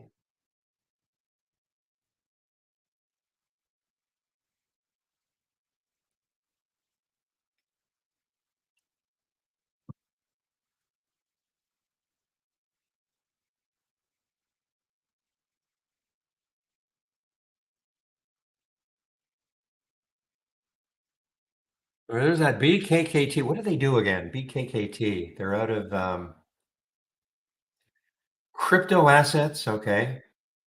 So it's a crypto play.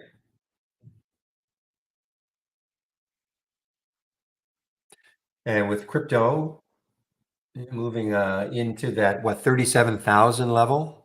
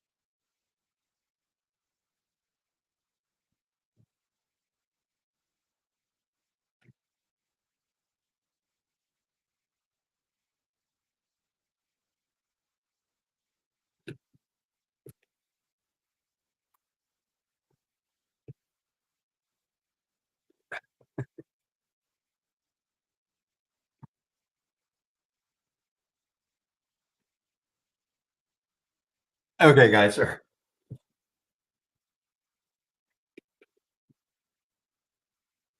My dog is just insanely active when she leaps out of bed.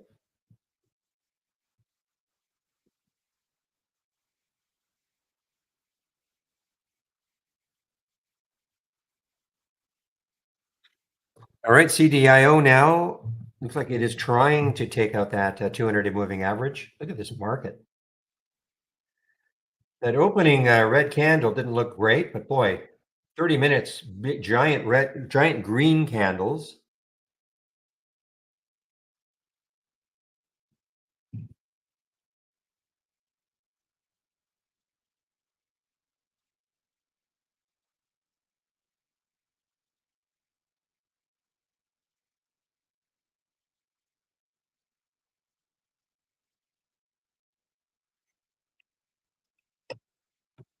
Yeah, Edit is, I mean, I don't know if it's just piggybacking onto CRISPR. CRISPR, of course, had the big news on last week. CRSP. CRISPR, Edit, and NTLA used to basically always trade the same. There's CRISPR continuing. Take a look at NTLA, see if it's moving also. These are all these gene editing companies. Yeah, NTLA doing the same thing. So I don't think they have specific news for themselves, but certainly CRISPR is dragging these guys up along with Edit.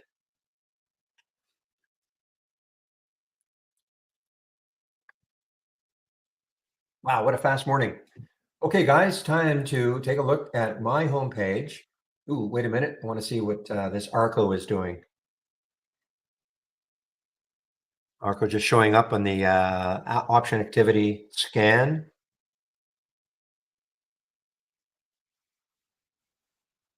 Yeah, it's got a little bit of room, guys. 1114 at 30 cents away is the next low looking left.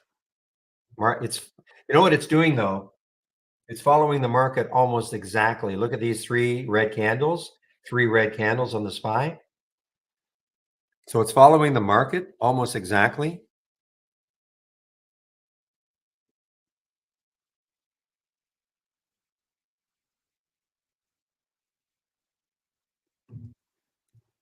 So this is the last official day of the test drive.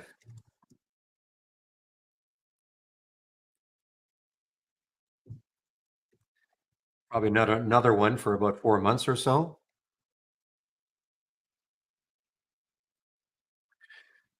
So my homepage. So if you click on my homepage link, this is what you're going to see. So this promo code is still alive and probably I'd have to check the email, but at least till Sunday night. Okay, like next Sunday night, 11:59 p.m. Eastern time. So you can get 25% off the first month only. So this is basically Black Friday. Okay, yeah, they've got codes. They have the codes for Black Friday and all that, but it's the same percentage off. So you can use my promo, 25% off the first month only, or the entire year of Trade Ideas. And as always, if you do take out a subscription, you must do the Get Started. Talks about your download and install, your first startup and login, down to introduction to scans. What are top list windows and what are alert windows? Okay. Take the time to do that at least. This is a software program. As I say, every single time I go over this, obviously there's a bit of a learning curve. And I think this can help though. It's 30 minutes of your time, 10 short videos.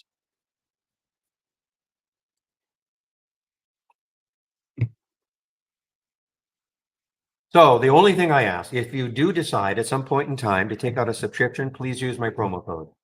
You can either save my link and come into the room, or if you even save that link, Barry25. Now that's not going to be, it won't be 25% off all the time. Sometimes it'll only be 15. So thing is though, if you use my promo code, it really helps the room. This is a free room and we would love to keep it that way as a free room. Okay. And the way we do it is by using my promo code. And the company knows that people are watching and obviously we're using the room for marketing. So again, it really helps the room. If in the future you decide you want to take out a subscription, just use my promo code. Okay. Stock of the day. Sorry, Trading 101. If you're new to trading or looking for a refresher, this is I think an excellent series of videos you can take a look at. This is free also. Stock of the day video that I do, it is free. And then the trade of the week. We've been talking about the trade of the week for a while now. This morning, AI is the trade of the week. If you sign up for it, you'll get it before the market opens Monday morning. Now, if you sign up for it and you don't feel you're getting it, please check your spam folder. And if you have Gmail, maybe check your promotions folder. Okay. Here is the education section. We have a great user guide. You click on that user guide. There's the getting started again. So at the very least, you want to know a little bit more in detail about what alert windows are, the A windows, top lists. You want to learn a little bit about stock racing right there and price alerts. There are a lot more, obviously, there's more information in our user guide. You don't have to learn everything, just like any other software program. A lot of stuff here might appeal to some, but not to others. Okay, but you don't have, but at the very least, you should have to know what an alert window is, what a top list window is. You might want to learn about stock racing, and I really recommend you understand how to put a price alert on a chart. It's super simple. Okay.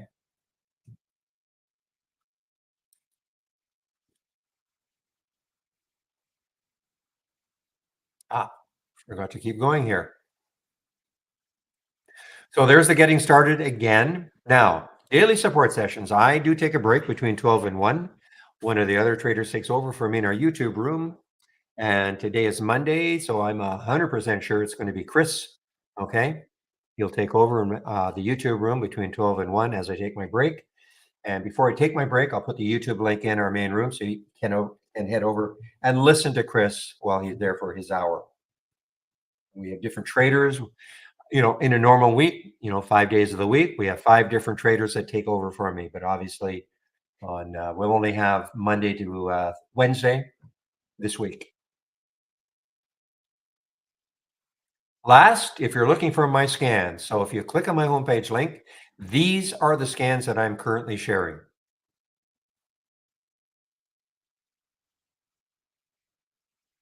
Look at Children's Place now and cardio, guys. Children's Place, that's a nice, nice. Should have flipped the script and gone long that one. So these are the scans that I am currently sharing. Pre-market actives up and down.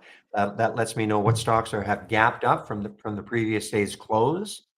Okay, and so that's what we talk about when I get on the mic at 9. We start talking about these stocks, and the idea is that the ones that have gapped up or down in the pre-market, they could, of course, give us something to trade.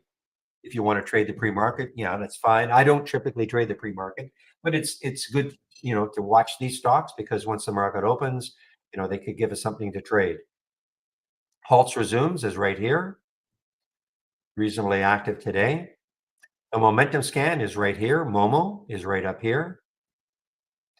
My abnormal option activity scan is right here. The one you don't see is this one, okay? And I'm not trying to hide it. I'm sharing it. It's just that I don't want to overload the window that I'm sharing with all sorts of different types of scans. So, but this is the one right here. This is where I found Children's Place this morning. And these are the 10-day daily breakouts and the 10-day daily breakdowns. Only one of the breakdowns so far today. And here they are. Now I have sort of a cluster of them. I put them in what we call a dock window. DR stands for don't repeat. You see, don't repeat. And don't repeat just means I only want to see the stock one time in this window. What time did it alert and what was the price? Then I can kind of go back and say, well, what did it do from there? So this is the repeating version to the left of it. So until it finally pulled up or started to move back up, from 1691, it got down to 1646. Could also click on the alert. Notice I'm clicking on the alert. Let me do another one. So I click on the YPF. That's a little bit muddled here, but if I click on YPF and you see there's a blue arrow, it tells me on the chart that I'm looking at, a 15-minute chart, that's where the alert happened. If I had a 5-minute chart, it would show me the 5-minute candle. But that's telling me that is where the alert happened. And I can kind of track it. Well, what did it do from there? Okay. So I am sharing this.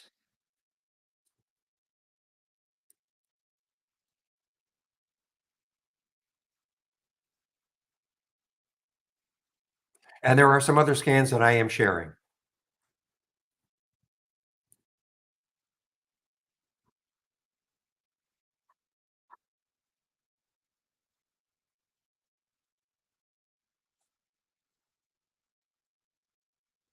So, Jag, did you hear what I was saying? Just click on my homepage link and go scroll down until you see the scan section.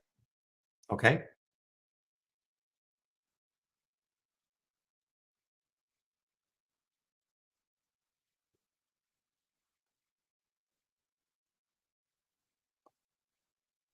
There's the other one, guys. There's the it's not Nutella, but Intelia. Okay, so this is the one that's being dragged along with CRISPR, one of the gene editing companies. So you've got Edit, NTLA, and of course CRISPR leading the charge, CRSP.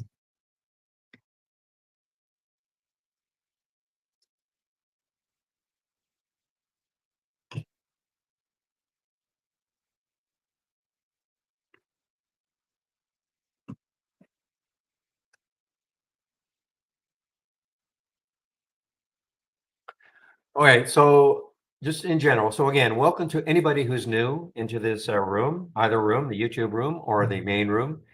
This is the format. between 9 a.m. and 3 p.m., which I'm on the mic and sharing my screen. Not this week, of course, with Thursday and being closed and half a day on Friday. I will, but the room will be open on Friday, okay?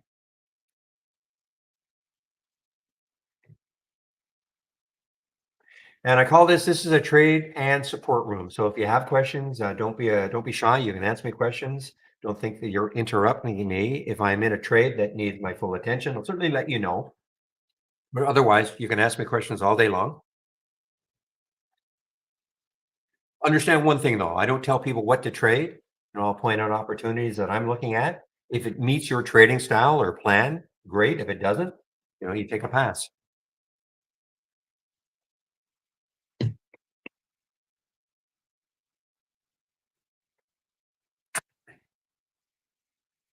I didn't tell you to get out of place. I know you're just kidding.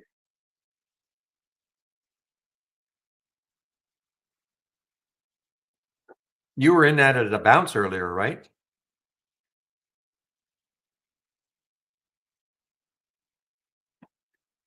So let's take a look at this scan right here, okay? Again, if you're new and wondering, well, what is this doing? What is this alert window called momentum doing? This is just a very general information about what alert windows are all about. So if I right click on this and I click on configure and then I click on summary, there are many screening programs that you can buy out there. Many of them. Okay. But what we're excellent at is real time alerts. That's what we're really, if you buy our program, that's what we're really good at, giving you real time alerts. So this is this in this particular scan called Momentum, Momo. This is what it's looking for, the screening aspect. If the stock is between 1 and 100 dollars, if the current volume is at least 3, meaning it's trading at least 3 times normal up to this time of day, 100,000 shares minimum, this gives it the momentum. So the volume in the last minute is 1,000% of normal, 5 minutes is 400% of normal, etc. If all of these filter values are met and the stocks make a new high for the day, right there, Jag, right there, my homepage link. Okay, right underneath where you asked where it is. Click on it and then scroll down till you see my scans. You'll see it's a middle section. So if the stock makes a new high for the day, we get a real-time alert. So that's why you're seeing DTC right now at 1049, price is 518. It meets all of these filter requirements and it just made a new high for the day.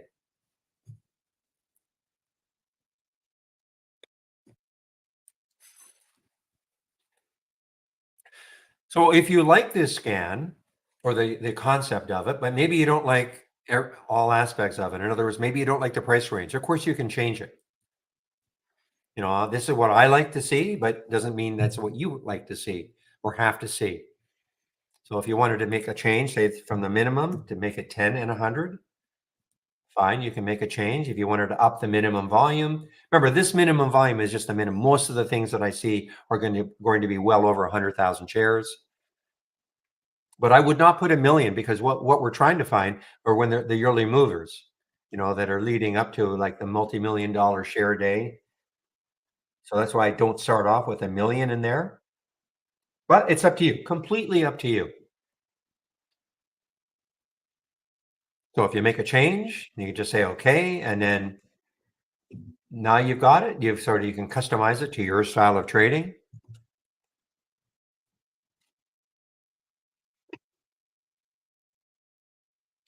Okay, so Jack, just click on my homepage link, and this is what you're going to see. It'll be the top here, and here are my scans. Okay, there they are. And I'm a day trader, so most of these are all geared to day trading.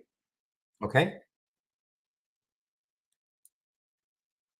you can pick and choose which ones might be of interest to you.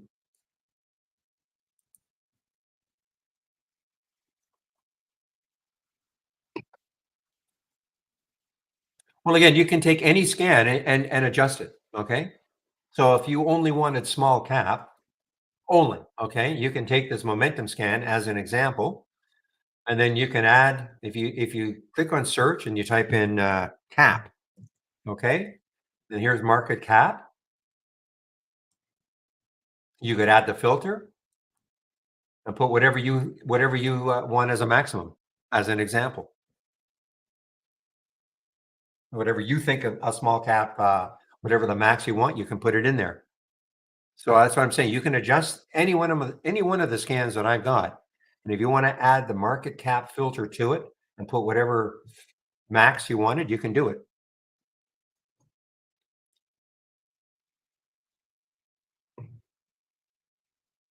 Okay. Well, did you understand what I'm saying then? Just you can add the market cap. I will say this though, a lot of these stocks, because the only reason a stock can move 12% or 20, 30, 100% is because they are small cap. But again, totally up to you.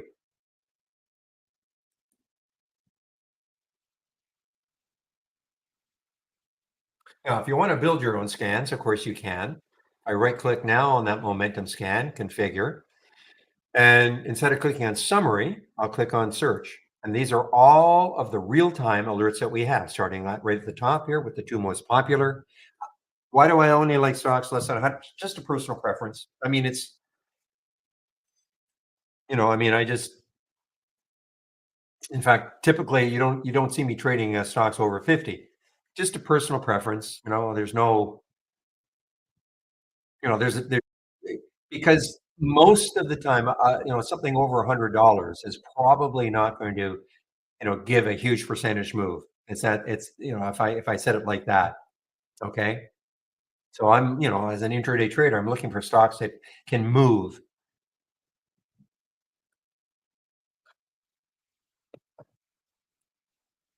So these are right at the top here. These are the real-time alerts, new highs, new lows. Now, I'm gonna scroll down. I'm not gonna go over all of these all the real-time alerts, of course. And if I scroll down, we see these icons. These are the filters. So if you're looking at this for the first time, don't think, oh my gosh, I cannot learn this program. It is way too complicated. Look at all the different alerts and filters that there are. Please don't get hung up on that. I use just a handful of them.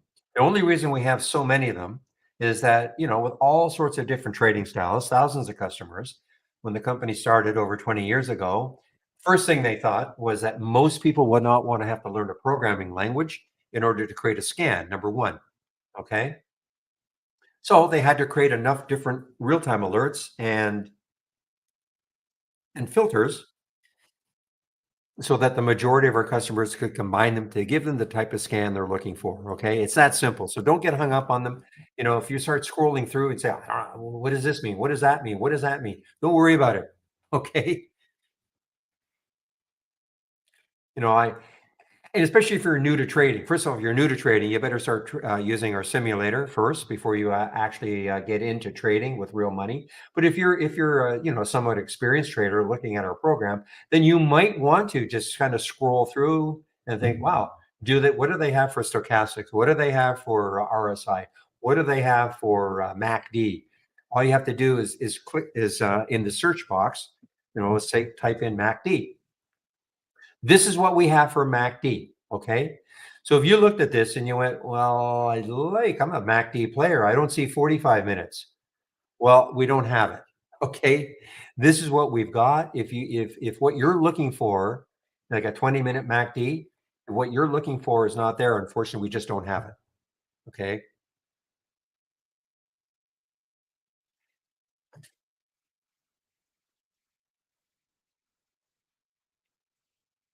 Now, a word about this option activity scan. So I don't trade options, but as an intraday trader, my main goal is to find stocks that are trading abnormally.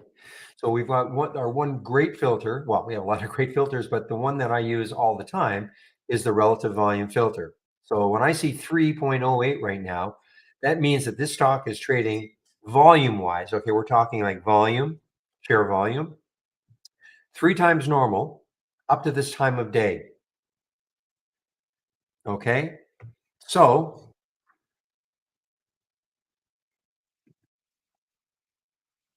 That means, obviously I'll be drawn to something like that, and most of my scans have a minimum of 3.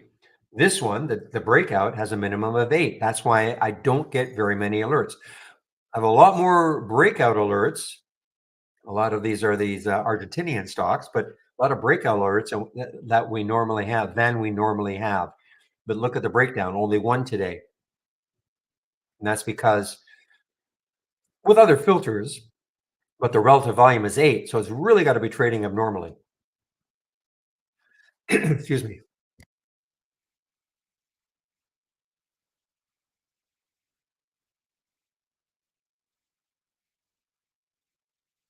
So that's one way to find abnormal activity with a stock. But another way is I also want to see, well, what is the option activity? Again, I don't trade options, okay? But if a stock is having a normal option day in terms of number of contracts, I want to know about it. So this is what this does for me. So I look at LPG as an example, and so right now, up to this time of day, it has traded 4,800 contracts. That represents 477% of normal, 4.7 as a ratio, 4.7 times normal. Okay. So coupled with the relative volume and abnormal option activity, this helps me zero in on stocks that are really trading abnormally. Okay.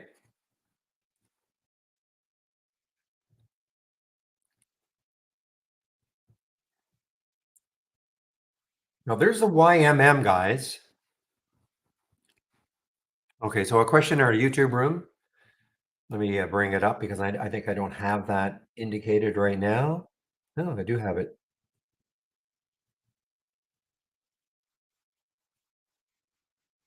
So you're talking about when you see a smart stop and risk levels. Is that what you're talking about, Justin? The second window from the right on the bottom. This one right there, the 15-minute chart. So every time you click on alert, assuming you've got this activated in the chart, and to activate this, if you right click on the chart and go down to properties, and then this box will pop up, and right at the very bottom it says show smart risk levels. Okay, so if you check that, what happens is every time you click on an alert, so if I click on shot right now, what it's suggesting is that if I took this trade right now at 404 when I clicked on it, you could put a stop right here at 388. Now, whether or not that meets your trading style or not, that's up to you. But that's what that is telling you. Okay. And the profit target, I wouldn't, honestly, I wouldn't pay that much attention to it. All they're doing is they're just doubling the difference between if you took that trade at 40 whatever 404. Let's make the math super simple. Let's say that stop, that smart stop was 20 cents below. It would just double that 20 cents and add 40 cents then to the current price to give you a target. Okay. But I wouldn't, personally, I wouldn't pay any attention to it.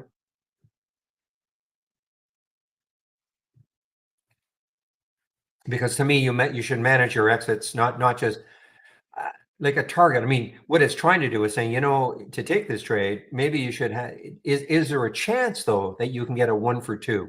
You're going to risk 20 cents on the trade. Can you make 40? And so that's why you hear me all the time saying, look left, look left, look left. Where could it stall? Look at shot. My goodness.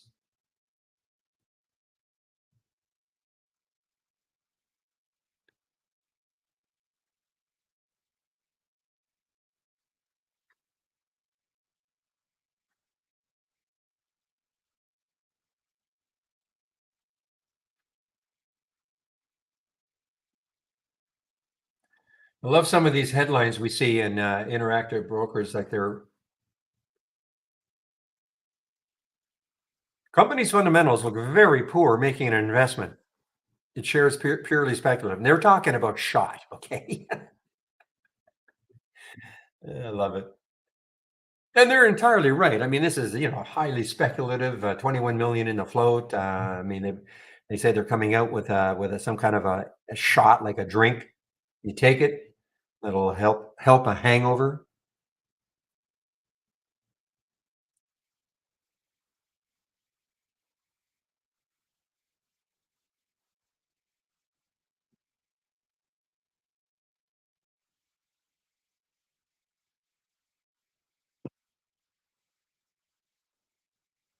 Doesn't trade options. You can see right there, option volume is 0, so it is not an optionable stock.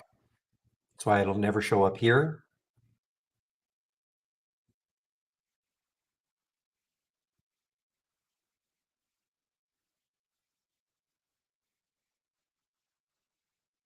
All right, things have quieted down quite a bit for me now.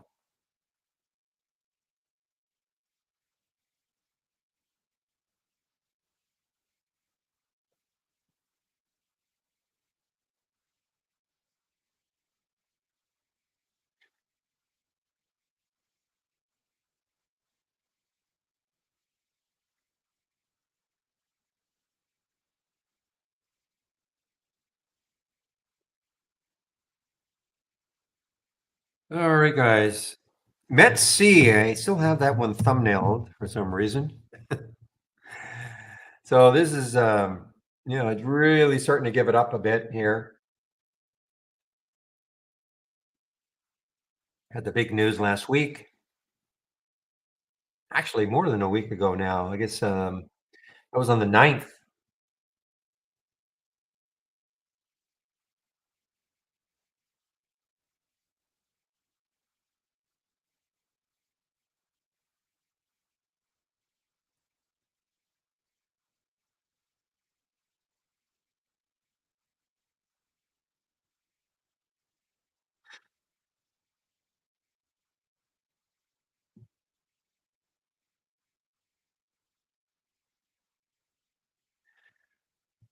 Well, GDC, guys, GDC. Let's take a look at it now. I think it's right at the VWAP and see if it, again, very, very speculative. 442. It got up to almost to the VWAP. Let's stick an alert up there to see if it takes up the VWAP and has a run.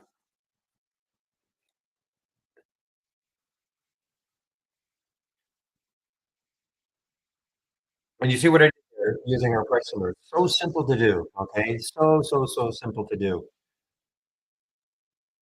All you have to do is, you click on an alert. And if I wanted to put if I wanted to put an alert for HRTX, I can see right there, there's that red line. What that is it's the next high looking left on the daily chart. Okay.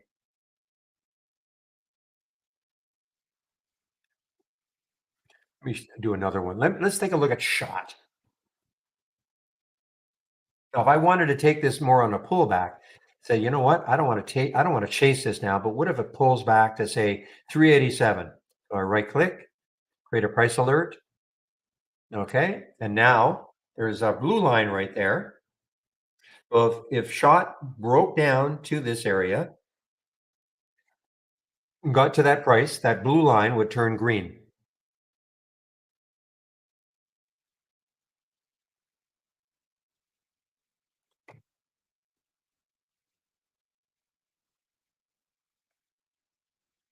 Soon, I don't know if there's an easy way. I know there are trade journals out there. I don't use one, but I mean, I'm sure you can do a search online, see what sort of, there are probably some free journals you can use. So I don't know if it's easy or not.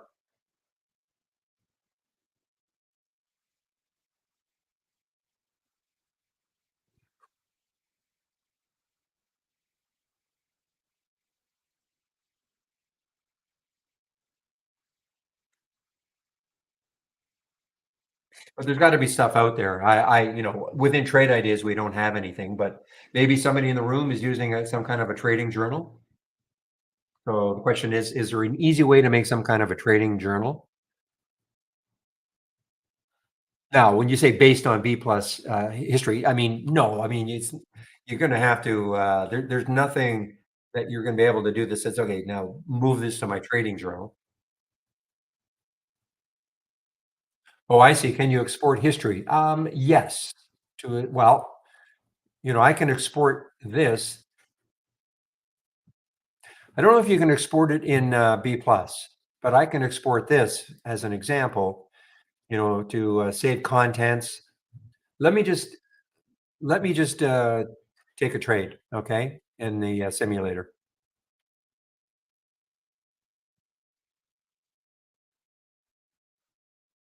I'm gonna buy, I don't know, we'll buy 400 share, 500 shares. We're gonna buy it. I just want to see. Okay, so can I do that? Save as default. I don't see how you can actually quickly, not the same ways you can do here, where I can highlight, right click, and then save contents, and then you can move it into an Excel file as an example. So we don't seem to have that option here.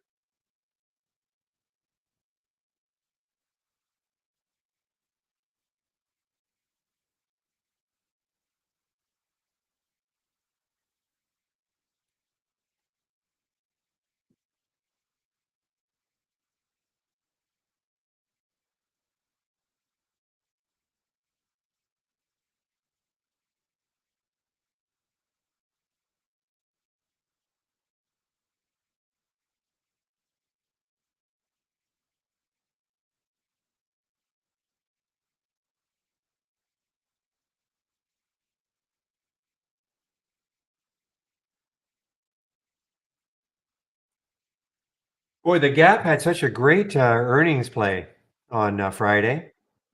Still good. I mean, it's still good. I mean, it's pulling back a little bit here, but I mean, GPS.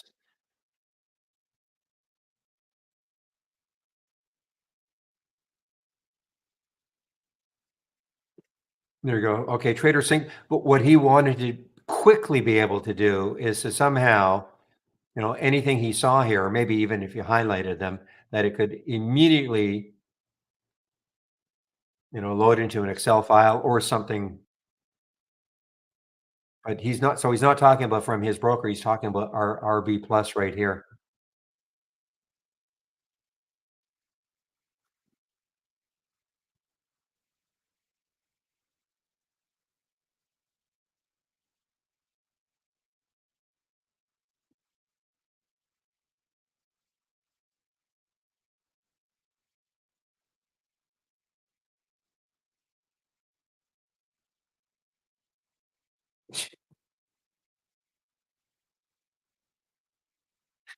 I don't know if you heard my dog.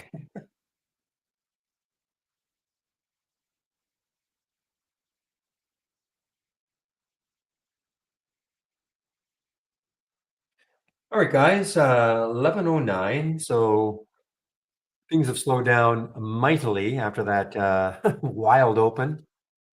Well, the open's usually wild, but I mean, I found it a little more wild than normal. I think a lot of the stuff with Argentina.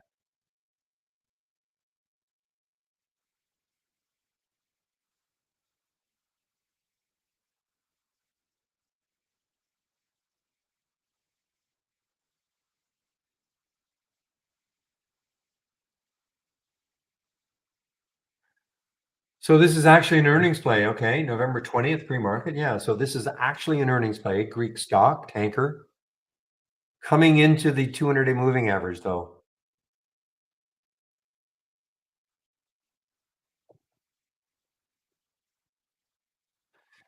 Thank you, William and Jungle Jim.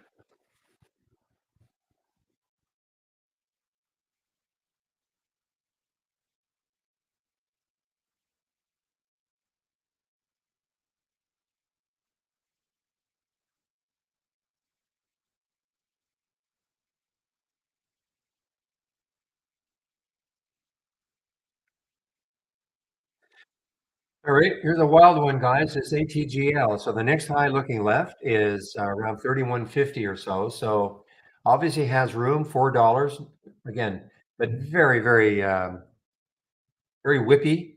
You probably have to take out 28 before I would get even remotely interested. I know that's giving up 70 cents, but right now, I mean, it's just chopping up and down.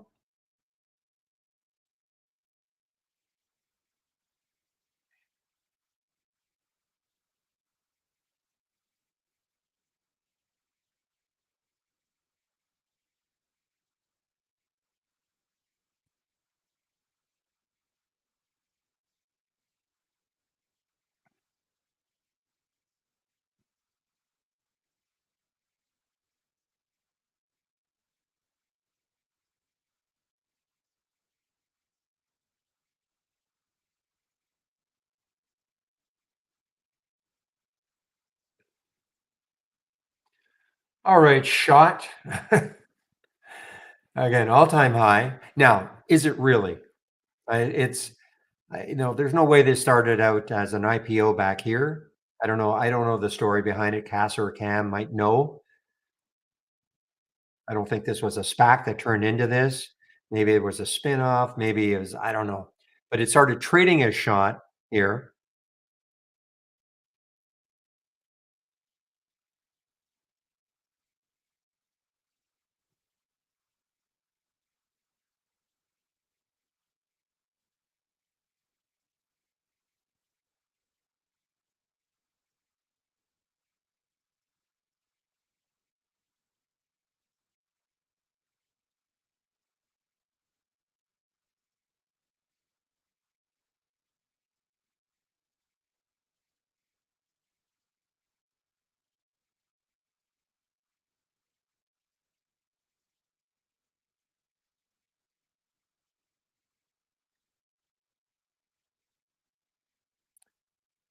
So you can see on my 10-day daily breakout, the first alert for SHOT was at 10:03 Eastern Time.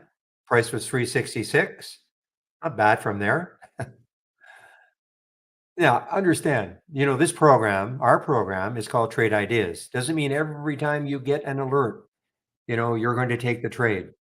You have to have some trading experience, have to be able to, check out a chart. Is there some resistance nearby?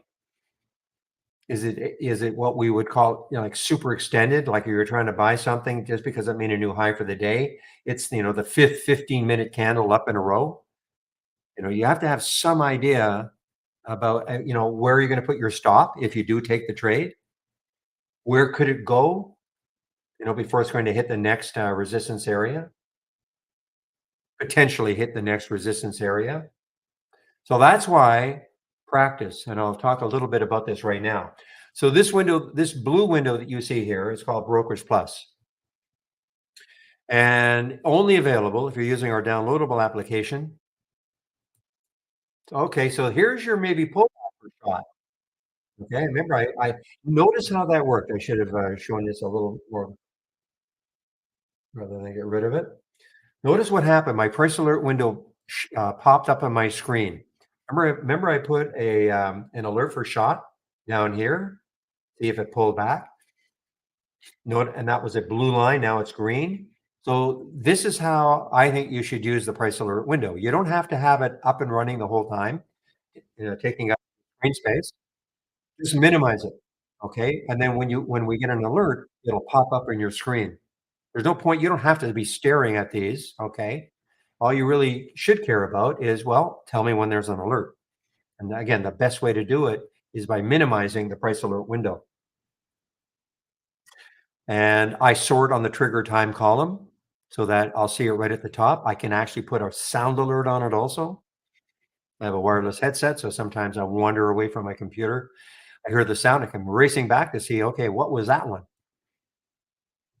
So that's the way I use it. I just minimize it, and next time I get an alert, it'll pop up on my screen.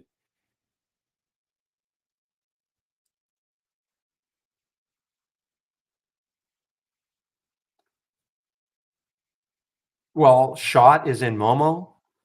Okay. Shot is in the 10-day daily breakout. Okay. And the reason you saw it pop up on my screen is because, as I said, I put a price alert. I use the price alert. So if I want to put a price alert above this current price right now at 423, all you do, I did it too quickly. So all you do is you just, here's my pointer, and there it happened. Okay. I put a price alert at 423. You see it popped up on my screen.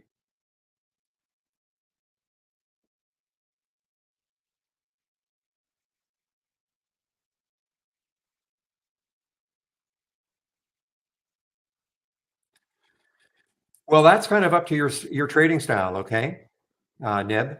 I mean, you can do a lot of things. I mean, you can look at an area on the chart where you think there's some support, okay? But that is, I mean, that's kind of you have to have some kind of a trading experience. You can either use a 5-minute chart or a 15-minute chart or whatever time frame you get comfortable with.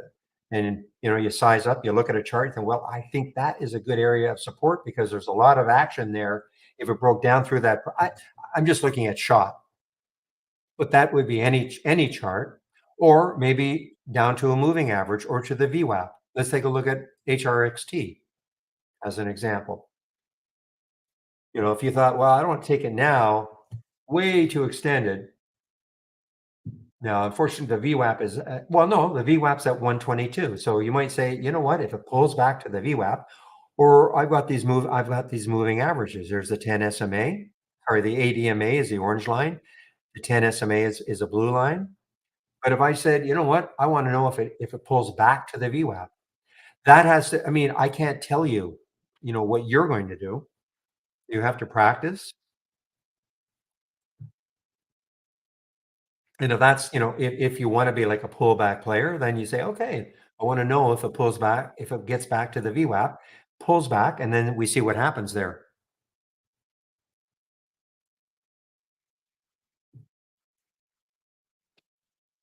There is no right or wrong. All right. There's no right. Well, this is, you know, this is the area that you should absolutely watch for a pullback. How can I tell what is triggering an alert sound? I get it even when I don't have any set. Well, are you Benji, what are you using from me? What scans are you using from me? I tried to take all the alerts off, but it's possible. I think I handed out one last week. I said might have been the bouncers toppers. Are you using the bouncers toppers by any chance?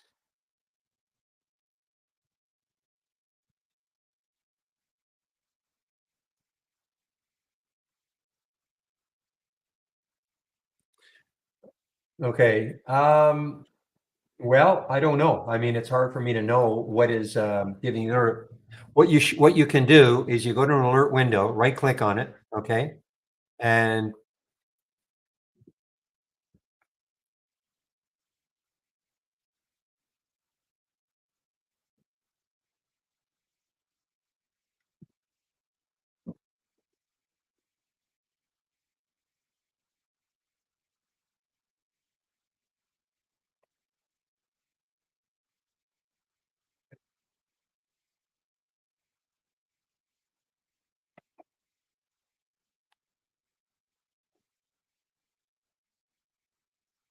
okay. So what you do, Benji, is you can do this. Okay,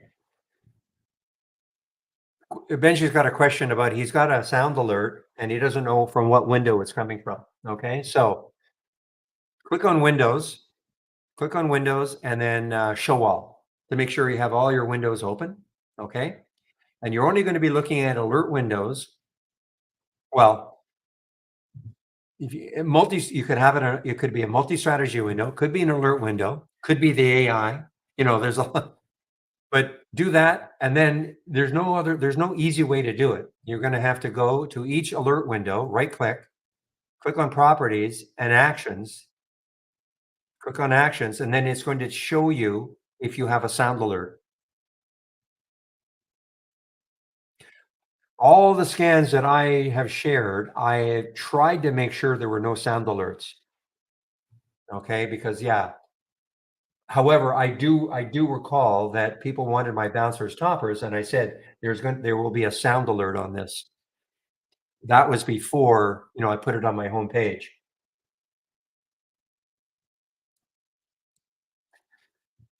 So that's what you have to do. There's no easy way to do it. Okay. You have to go through them one by one and check to see if there's a sound. And the question really is, you know, well, why sound alerts in the first place? Well, what we can do with sound alerts is that with every alert window, a multi-strategy window, my price alerts window that you saw, you can put a unique sound for each one of them. Shoot, I'm gonna kick myself. You like, oh man, this is the one I wanted. The YMM. The reason I wanted it is that yes, it's showing up here in the option scanner and the 10-day daily breakout. That this is the sort of the combination. It's one of the few earnings plays there is today. Okay, and because of that, Sometimes that's a good thing. I know we're not in earning season anymore, but the people who still like to follow earnings plays, there are less to concentrate on. And so I sort of was thinking, you know what? Don't lose sight of this YMM if it takes out 815. And I did. I lost sight of it.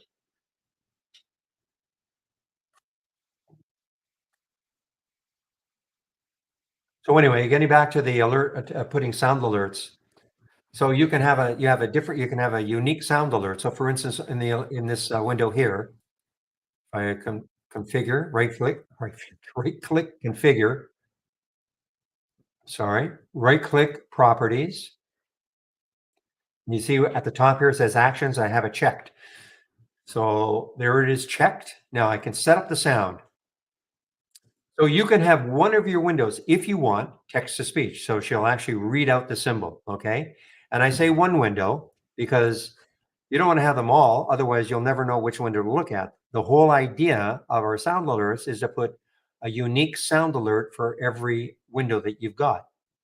So you don't have to have text to speech, but it's pretty popular. Otherwise, you click on the use custom sound, click on the select sound, and then we have three folders that we've created. Click on the folder, and every folder has some sound alerts. So you can click on heart monitor, open it, play it. If you like it, then you say okay a couple of times, and then that sound gets attached to the window that you started it in, the exercise in. Okay. So that's the whole idea then. You would have a different sound for every window because when you hear a sound, then you'll know which window to look at.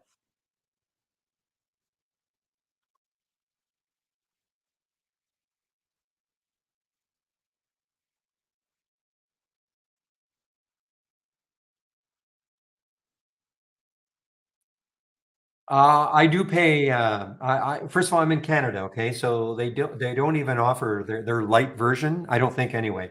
They don't offer their light version up in Canada. Um, so in the States, they do offer the light version, which is yeah, free, commission free. The problem with it is that you cannot set up a link if that is of interest to you. So in other words, you can't our linking. We have what we call an external linking tool. So and we link with many brokers. So when I click on this HRTX as an example, it immediately loads into my order entry into Interactive Brokers. If I were using the light version, if I could, but I understand in the States, even if you do, you cannot set up a link. Okay. Now linking is just a time saver. Well, no, I shouldn't say just. I mean, if you're clicking on a lot of symbols like I am all day long, I mean, it's absolutely not critical, but I would sure not want to have to type the symbol in every time. Okay. And we link with many brokers. Linking again, it's a time saver.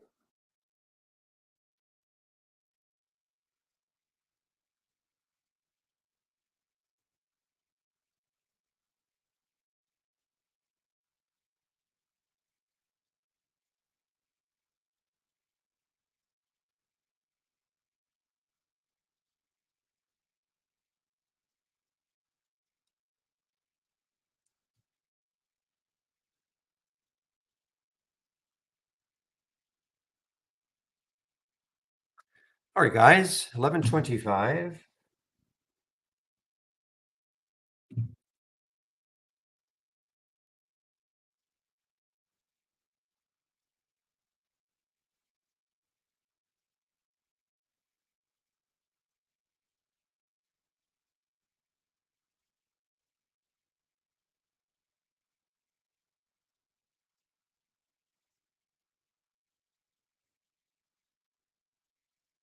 So this is so again, this window is we call it Brokerage Plus, and to load it, you just click on New and then Brokerage Plus. Okay, again, you can only available if you're using our downloadable application. If you're using, let's say, the web-based product, unfortunately, it's not available.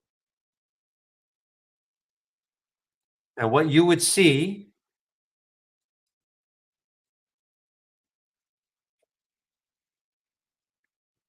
When you load it, it will probably say not connected. All you have to do is underneath Brokerage Plus, 2 options, live and sim. Sim for simulation, paper trading. Just click on sim. Now, if it doesn't turn to simulator, if that not connected doesn't turn to simulator, it might say account, and then just click on it, and then this little box will pop up, simulated trading default, click on it. Now you're in the simulator, okay?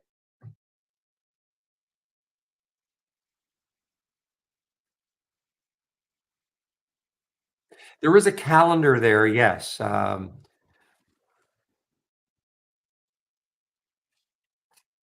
not sure. Chris would know. I thought the calendar did not, for some reason, did not work if you're actually trading live. In other words, if you have an Interactive Brokers account or E-Trade account and you want to use this window to trade from within Trade Ideas, I thought the B plus calendar didn't work. It only worked in the simulator.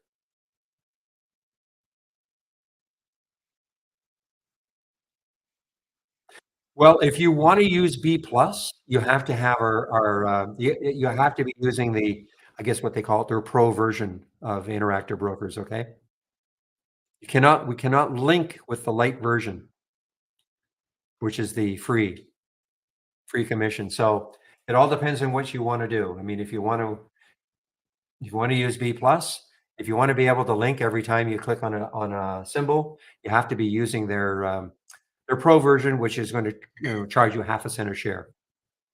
That's what I have. I mean, to me, it makes half a cent a share is just not a big deal.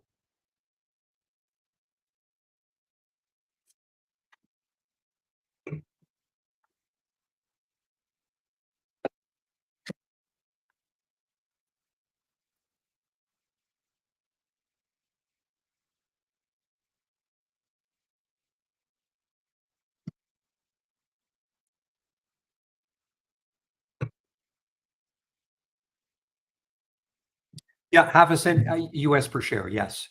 So unless you're trading the super cheap ones and you want 10,000 share, even then, I think you can.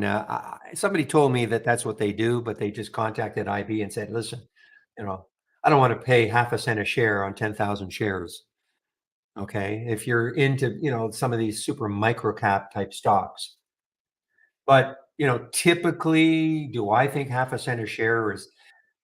I'm still of the opinion. I may be completely wrong that it's all about getting the right fill. So I think paying half a cent a share maybe to ensure that. I don't know.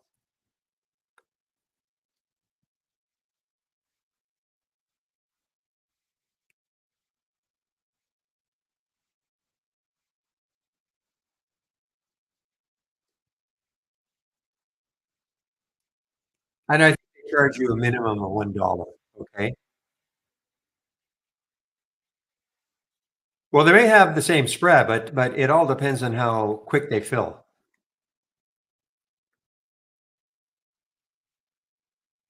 Okay. I mean, so they may all have the same spread, but it all depends on how quickly and how how good a fill you get. Listen. I think real. You still have if real's in the room. You have IB Light, don't you? I think you used to anyway.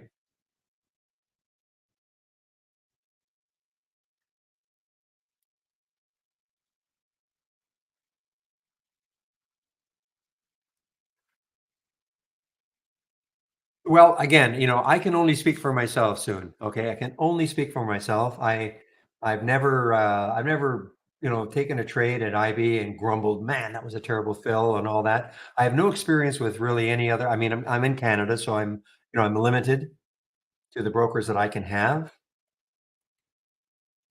But I've had the IB for I think let's see 2016, so almost over 7 years now, and I have had no issues with IB whatsoever. Um,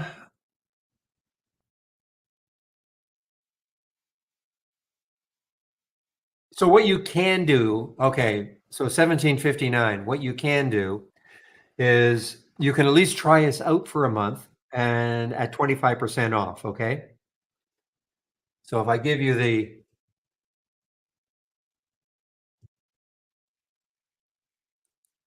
let me just go to my home page.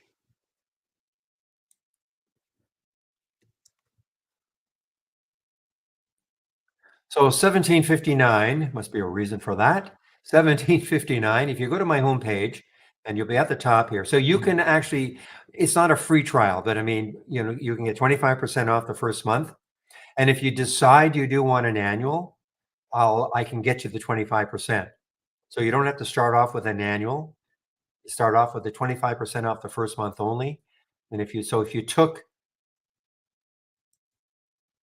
depending what you want, here's our premium plan, which includes the AI. I would, you can always upgrade later on to the premium. You might want to just start off with the standard, and so it'd be 118 less the 25%, okay, for the first month. And at some point you decide, you know what, I want to take out the annual. And of course, the reason anybody wants an annual is because their per month cost would go down. It's that simple. So, but I can give you the 25% at any point if you decide you want to take out an annual. So you could even, try this for a couple of months. You get 25% off that first month. Then you'd pay 118. And then if you really like it, you say, you know what? I want to take it on. I can offer the 25%. Never mind this. Okay.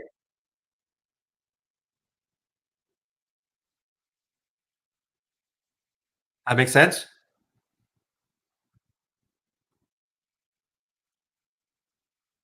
And yes, please use my promo code because that'll help the room.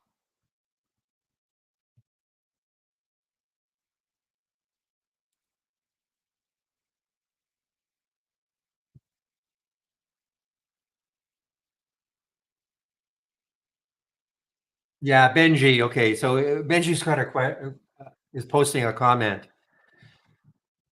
We had the trading competition, okay, in the for the simulator for the 2 weeks for people who were taking the test drive. Understand though, it's a fun competition. I don't think anybody would trade that way. Okay, there were nobody's putting stops in. You're taking way more shares probably than you ever would. Highly, highly, highly. And Chris, if he's in the room, he'll say the same thing. So I mean, this is no way to trade. It was for fun. Okay.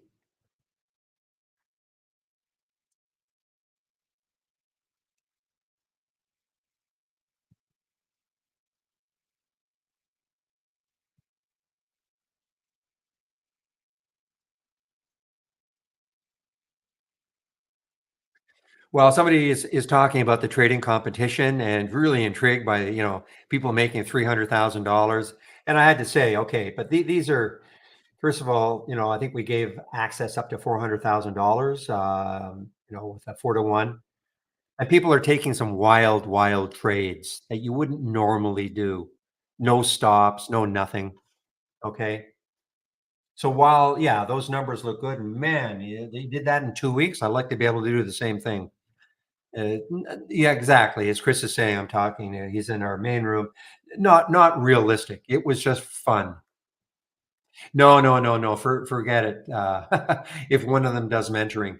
So if you're listening to me, Benji, this was just, I mean, I could say, let me take 400 or 100,000 shares of this one. Or I guess I couldn't have say 400,000 shares of this one, or 200,000 shares of this one, and 100,000 shares of this. Would I do that normally? Of course not. You're just trying to win a contest by doing something that you would never, ever, ever do. I think the next contest, Chris, it should be more realistic.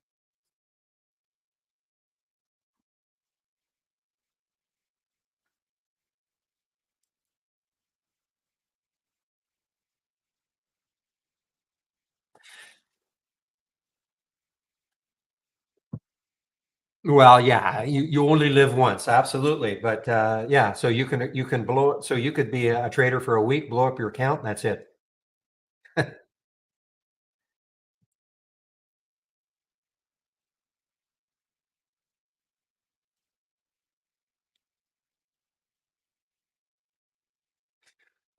And why is it hard, Chris?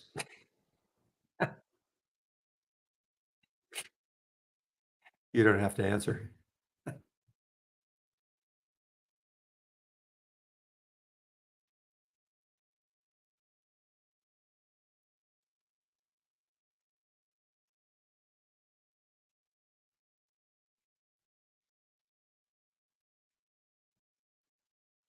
Okay, guys, BMA, that is another Argentinian stock. So that really hasn't had a big pullback.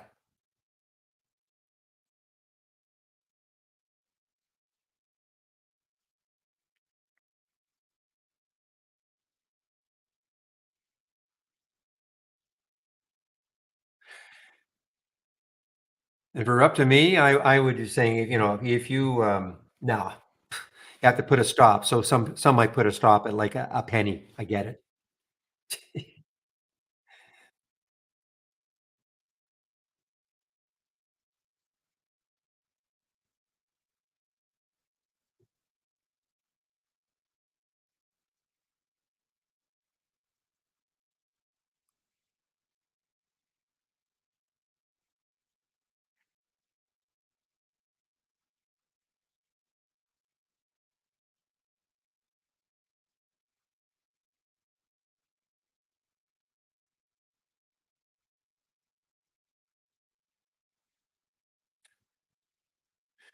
Guys, okay, there's the HRTX. Okay, so for instance, I'll mention this. So maybe HRTX, you're more of a VWAP player. It's pulled back down to the VWAP. Watch to see how it's trading. And by the way, I should have got out of this. This is just to demonstrate. I wanted to see whether or not you could actually um, send this to an Excel spreadsheet or something, but you cannot. I'll just get out of this by flattening it.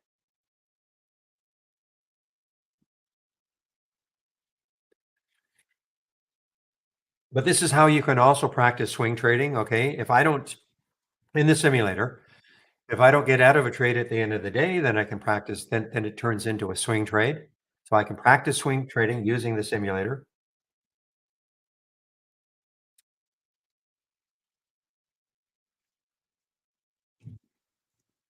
I might want to put an alert IWMM. Let's see. Yeah, I mean, it did pull back quite a bit, right to the VWAP, past the VWAP now. We're right at the VWAP 8. So there's YMM right at the VWAP.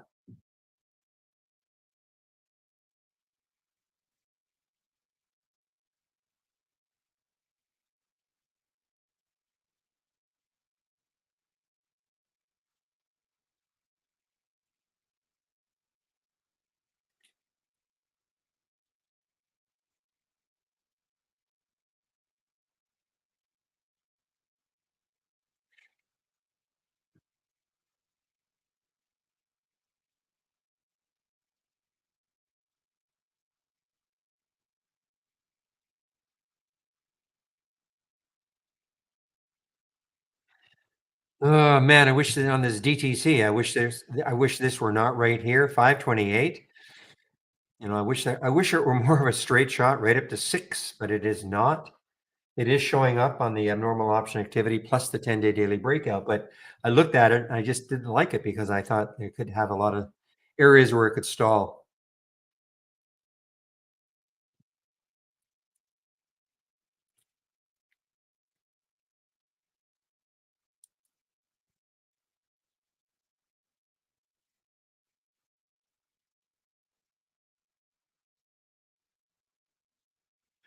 AUPH guy is kind of interesting. I mean, the next high looking left on the daily is about 934.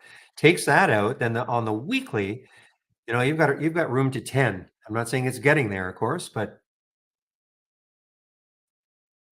and that's AUPH, and this has just showed up on the actually showed up at right here, 920, 1136 at 920. That was the price. Here's the time, 1136. So it hasn't moved that far from the price.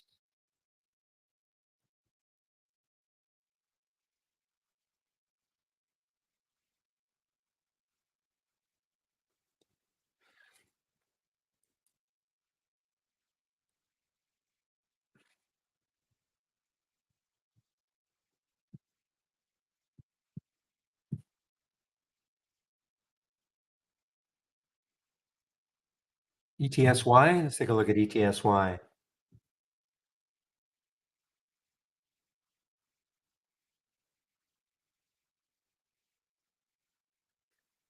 Yeah, so I had earnings at the beginning of the month. Okay, wild one, guys. Very, very wild one. ATGL. Put an alert right around this area. However, untradeable. Why? Look at the spread. 27.28, untradeable right now. This blue screen you see here is from Interactive Brokers, okay? Nothing to do with trade ideas. But you can just look at the spread, it's untradeable. I mean, when I say that, yeah, you could trade it, but you'd be crazy to. You'd have to, in order for you to get a trade, you'd have to take it at 28. Maybe you get lucky and it'll fill you in between, but the spread is too crazy.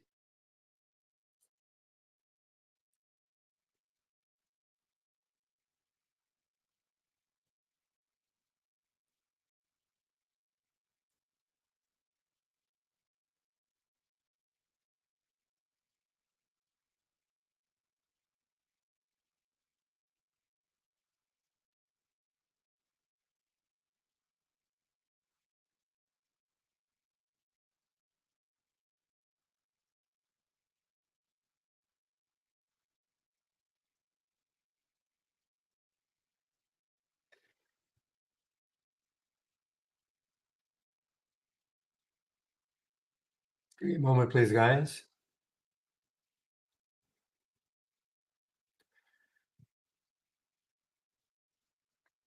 Man, look at the AUPH. Just absolutely looked good for a bit. I was really toying with the idea of taking it if it rested a little bit above that 925. But look at this. Just, boy, a lot of quick hitters today, guys. For me, anyway, the ones that I'm seeing now,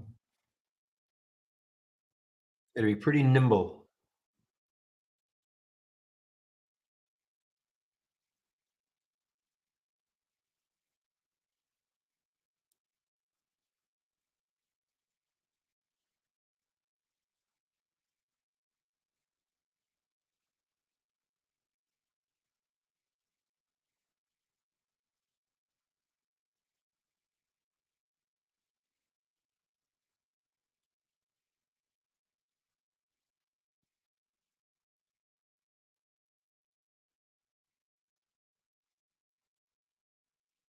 Boy, here's one that's just getting kicked also here. IMGN. Next low looking left is 1424. Straight down. This is actually showing up on my bouncers toppers, which I am now sharing my homepage. Anything in blue is a potential bounce. Anything in orange is a potential top. There's the AUPH. That would have been an okay one actually as a topping play.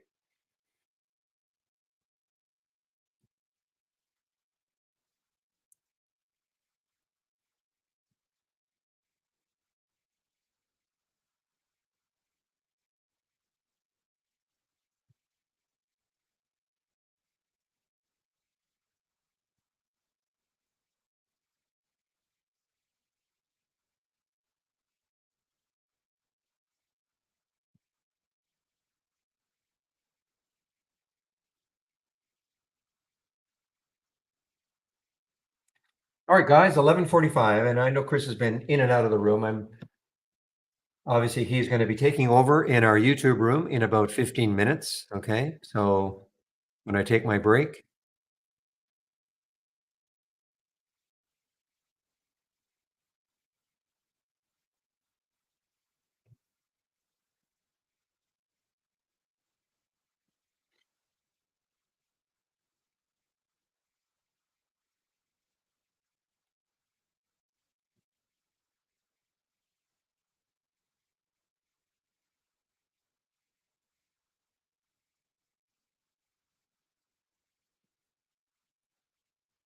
All right, let's take a look at shot. See, I know it's trying to get back over 4 or close to 4. I think it's 392 or so. Yeah, 392. So I will stick a price alert around 414 and see if it takes that out again. Why 414? Just basically the high, the bodies of these two candles plus the high right there. So there are three candles, and I want to see if it takes out 414 later. Yeah, I see SNES, AJ. I do see SNES right here. We don't even have float information on it.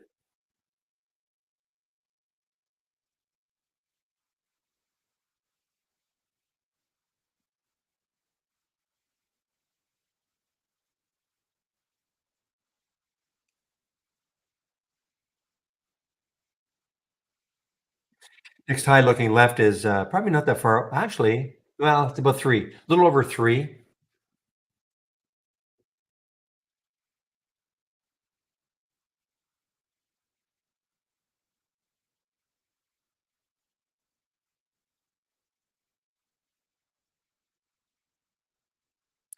So again, I'm looking at this one, TGS at 11:34, price was 13.23. First thing I do, click on it, of course. Then the first thing I do, or second thing I do, look left. So when I see this at 341, to me, for me, it's just too close. Okay. Where it could easily stall ahead of that. So it becomes something I don't want to trade. Now, it doesn't mean this is absolutely going to stall it, but that's my trading style, looking left, seeing if there's enough room for it to run before it hits that next high.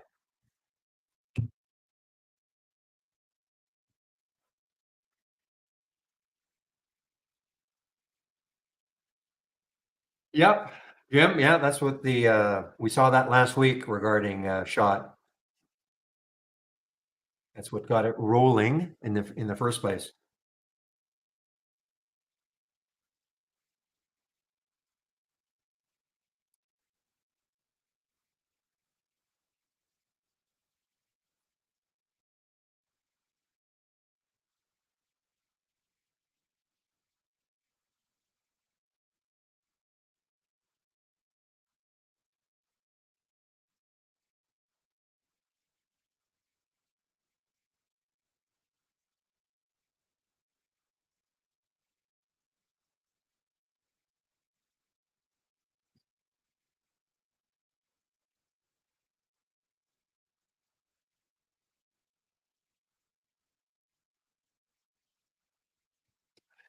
Okay, YMM, the VWAP looks like it's trying to hold it.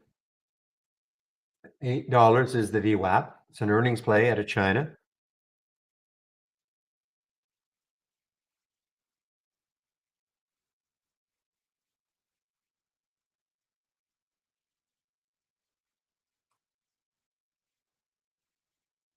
Again, look left, design, therapeutics. I look left and I just see what could be potential resistance not that far away. So can't take the trade.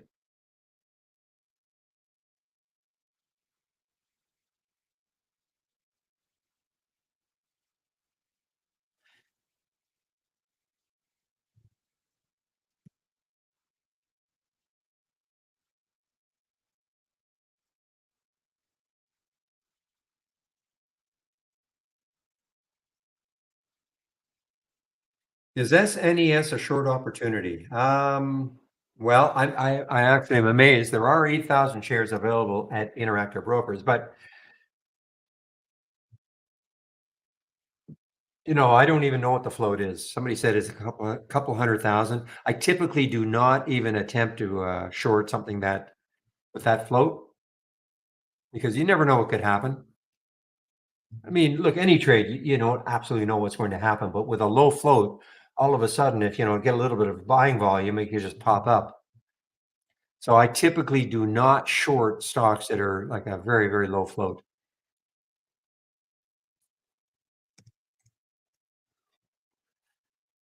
Yeah, it looks like it's got about 500,000 in the float. So I mean, for me, I just shy away from that. That's no, but if Walter in our YouTube room asked, is this a short opportunity? Other thing is there could be, decent support around the 250 mark. Just too risky for me.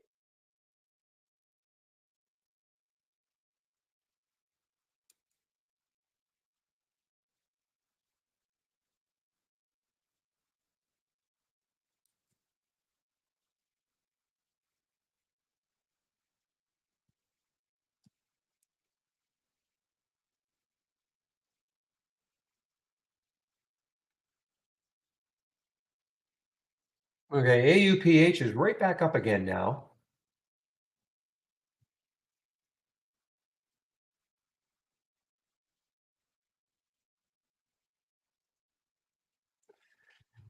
Very choppy previous 15-minute candle though. I mean, it got up to what, 9:30 and then it got down to 9:02.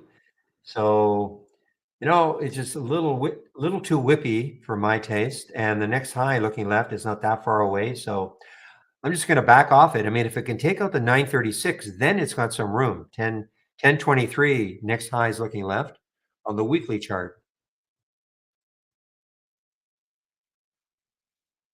I mean, you can see, there's that got almost right into that high.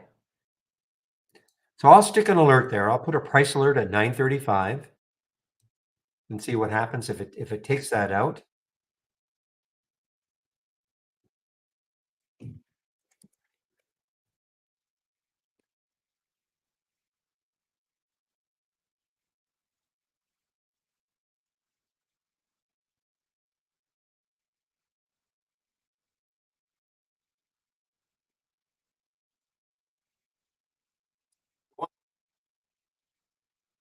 Commotion outside my window. Just kidding.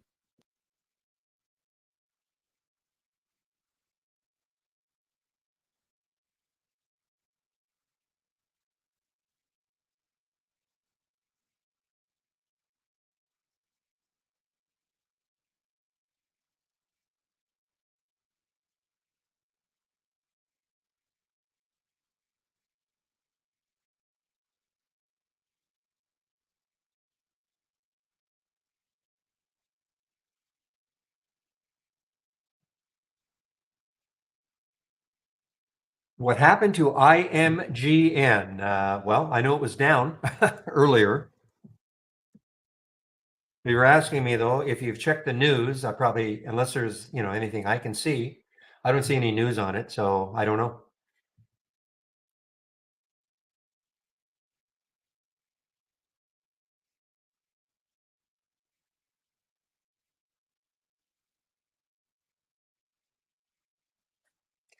Even though Goldman Sachs initiates neutral rating it with a $17 price target today, but you know why it did this, I have no idea.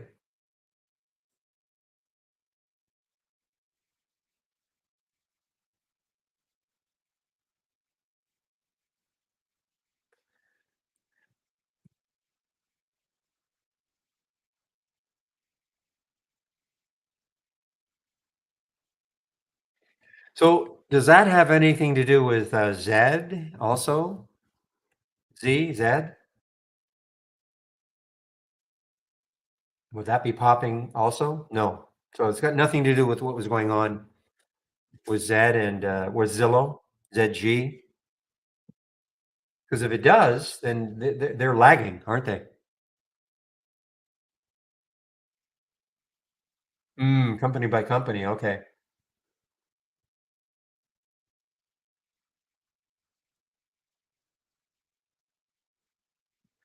Okay, guys. I am. Wow, it's almost time for there. I hear a little telltale pop. Just give me a moment, Chris. I'm just going to put my announcement in. So I'll be on a break, guys.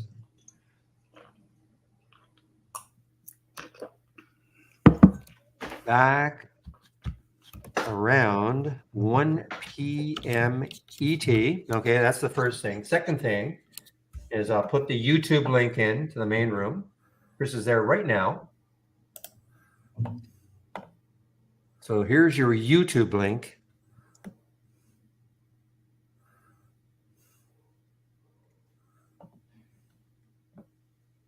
Well, Wiggle Boss, you can head over to YouTube and ask him that question. Okay, so I'm putting myself on mute right now in the main room.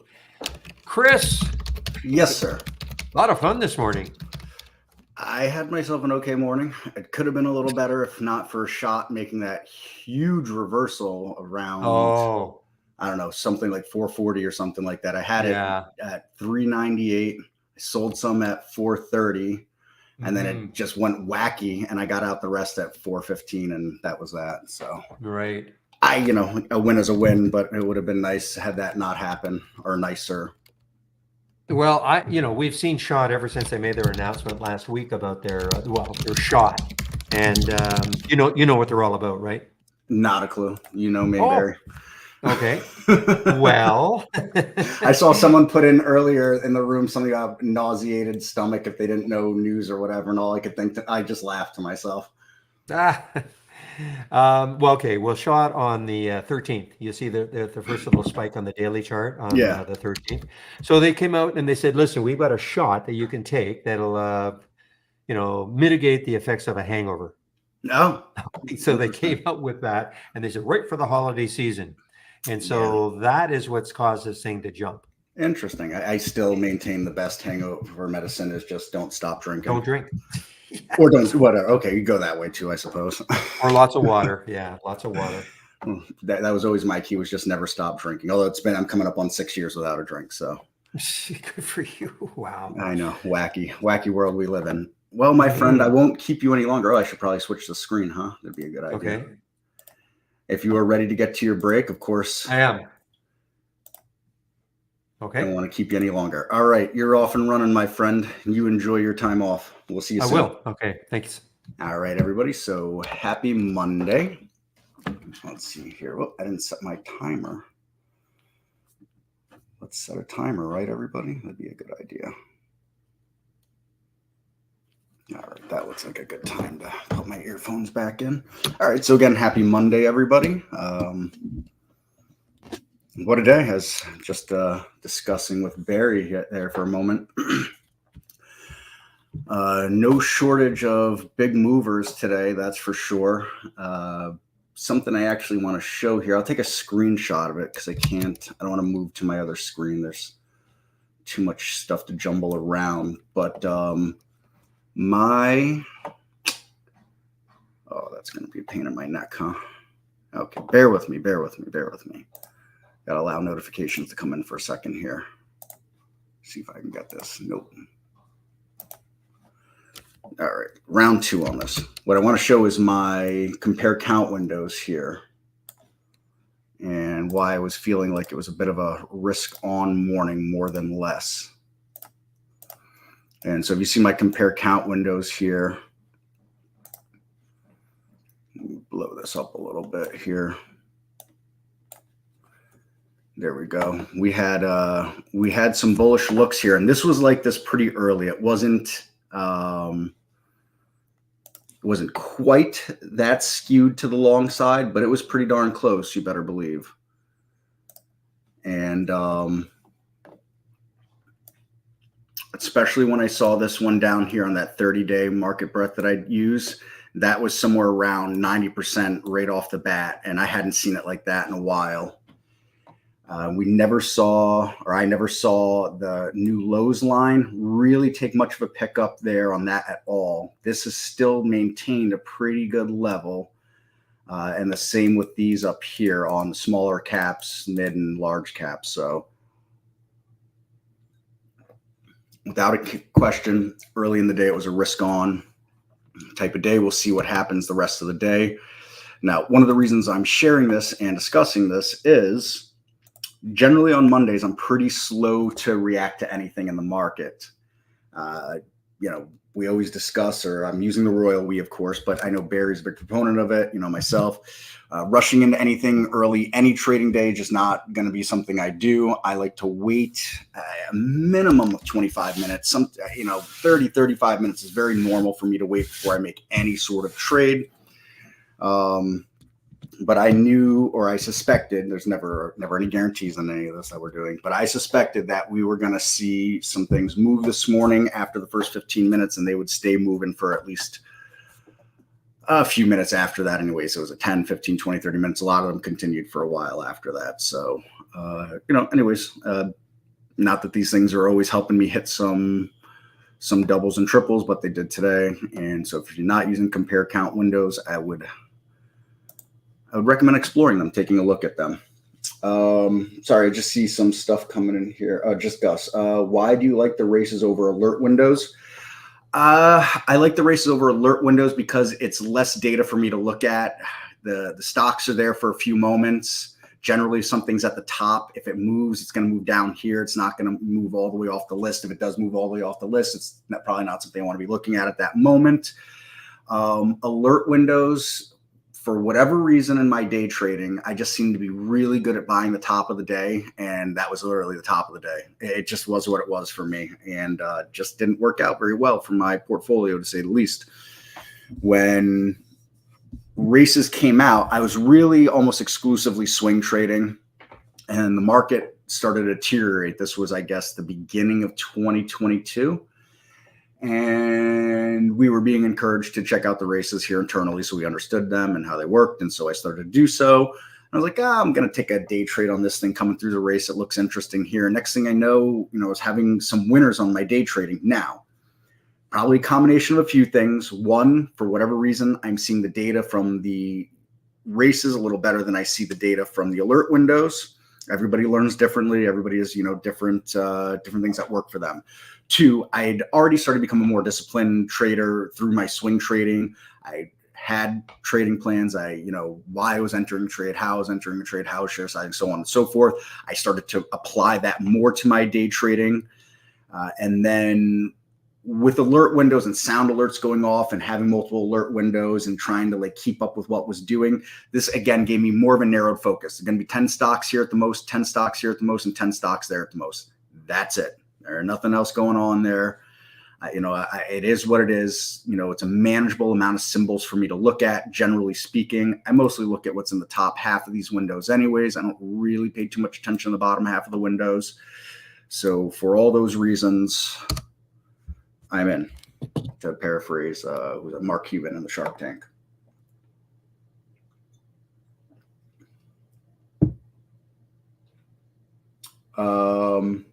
Any features or seasonality? No, Willie. No seasonality here. I don't really.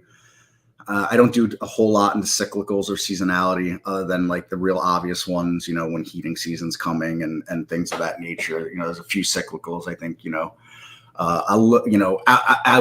Outside of trade ideas, I do pay attention to a little bit how things react in election cycles. Those are pretty clear, those cycles, the political cycles, how they affect the market, midterms and presidential election cycles and so on and so forth. There's nothing inside the software, though, for that. It's just kind of me applying my CMT work and paying attention to what's going on as far as dates go. I don't pay attention to who's winning or losing. I can possibly care less about who wins or loses in politics. It would be impossible for me to care less. But I do pay attention to the fact that these cycles happen, they're going on, and when we're involved in them. Again, that more pertains to my swing trading than anything else, though. It doesn't really bear any real impact to my day trading. So, all right, we hit the ground running with some questions again. Actually, I didn't even say this to start with. If folks have questions, please fire those away for me. I don't have any pre-done content. This is all based on the questions you folks ask. Of course, if there are no questions, I'll do my best to keep it moving and informative relative to the market and the software. As I said many times in the past, I do feel this is better when you folks are driving the content, asking the questions. Oftentimes you have a question that's similar to something someone else may have, or someone may have had a question without even realizing it based on the question you asked. And that kind of folds into this whole community idea here. And then selfishly, as I like to say, when you folks are asking questions, it makes me better at what I do. It makes me better at A, support, B, trading, C, markets in general. So that's why I love it when you folks are driving that content. Of course, some days we're just not chattery, and I get that. We're focused on whatever's going on. We may not have questions or many questions at that time.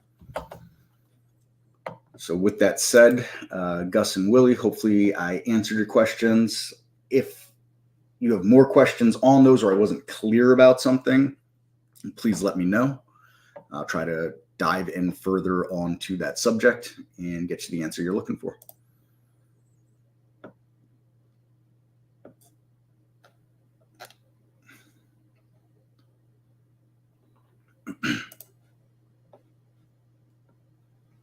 All right. Very good. So, all right, with all that said, We talked about it being a day here in the market. So there's shot. We can see what happened here. Quite a move for it, all things considered here. Relative volume, kicking again today. And so I think Barry said the news came out on this day here. And we've seen volume overall increase over that period of time. We'll see what happens moving forward.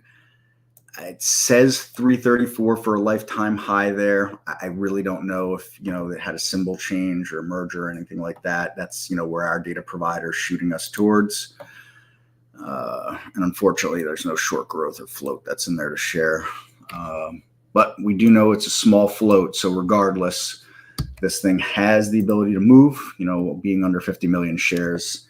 Again, everybody's going to have something different that they consider a small float. I've talked to people that are institutional traders and they think anything under 200 million is a small float, right? I think 200 million is a pretty good size float. That is what it is. So what about YPF today? Sorry, when you put that YPF in there, I lived in Argentina for a number of years. So actually this hits home to me. I spent on and off for 8 years. I lived in Argentina. So YPF is what we'd call it when I was living in Argentina. It's a oil and gas company down there. Actually, the city that I lived in down there, the very south of Argentina, is very, very huge job provider.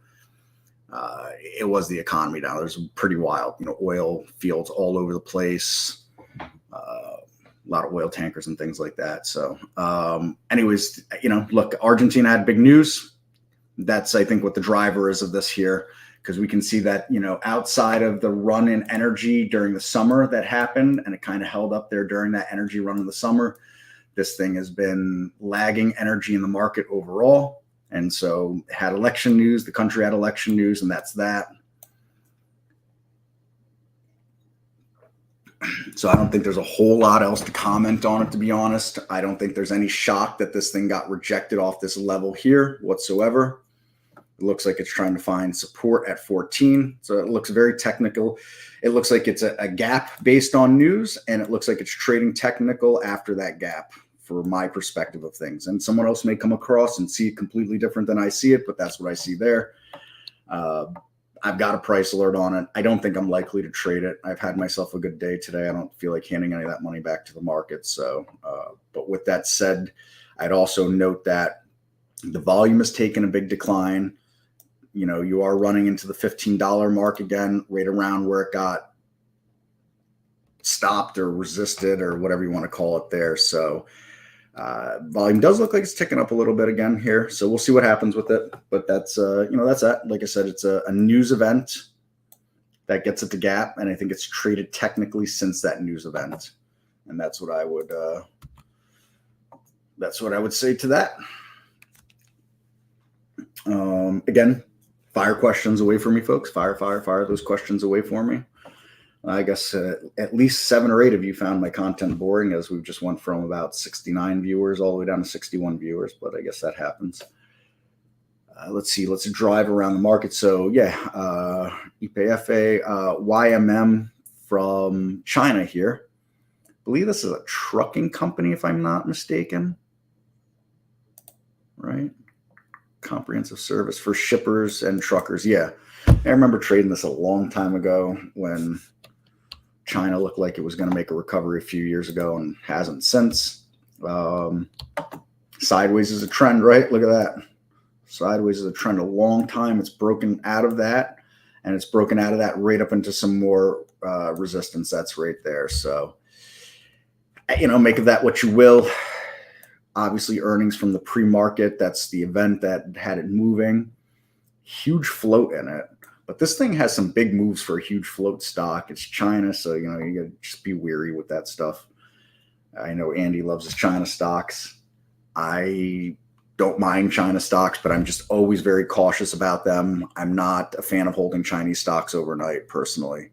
That's just my own personal preference there. So, but YMM, nevertheless, it's there. Massive volume, massive liquidity, earnings play.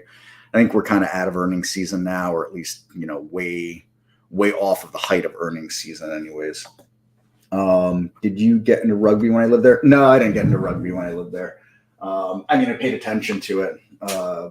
So, it was, I was big into sports at that time in general. That's how I ended up getting very, very into soccer and so on and so forth. But another lifetime ago.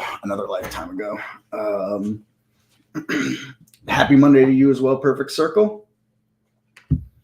You begin to fast. All right, very good for you. Good.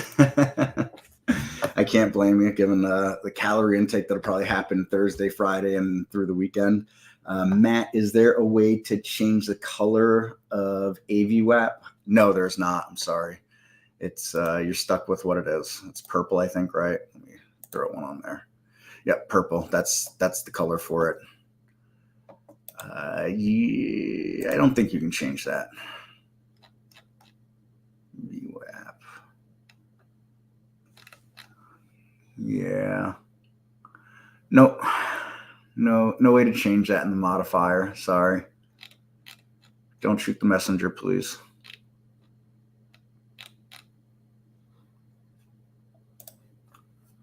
I wonder, hold on, let me play with something real fast here. I doubt it's this is a workaround, but let me try something real fast. Okay, this is just going to be ridiculous as usual.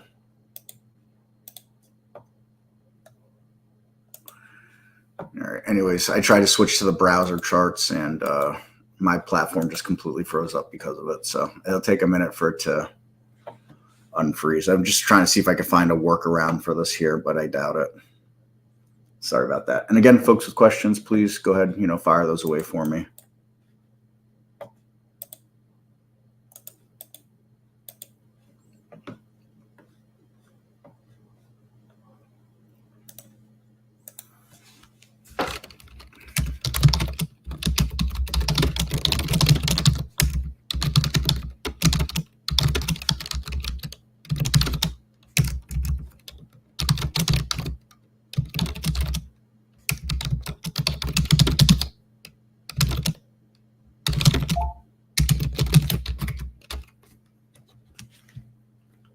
Let's see. Looks like it might have unfroze. All right, very good. Or at least the rest of the platform did, not my daily chart that's being a dum-dum here. If you have the AVWAP add-on, will that auto-draw AVWAP on all charts? No, Jamie, it's only going to auto-draw it on the charts based on the alert from it. So like if I go, let's open a ME window here.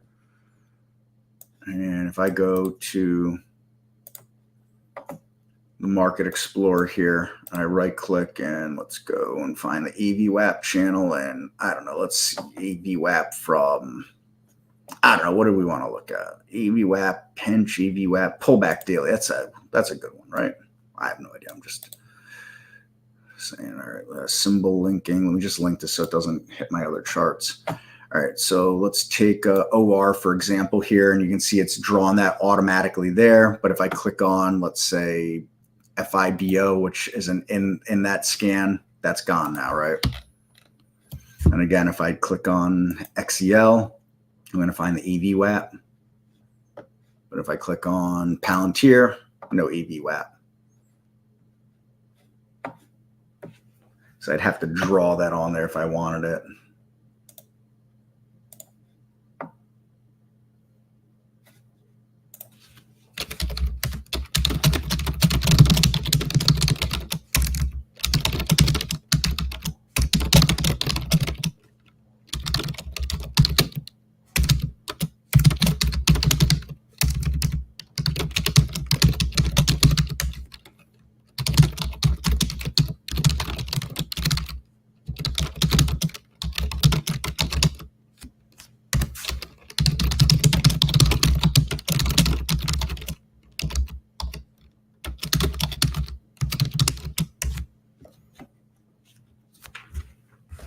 Has Swing Picks been forward tested?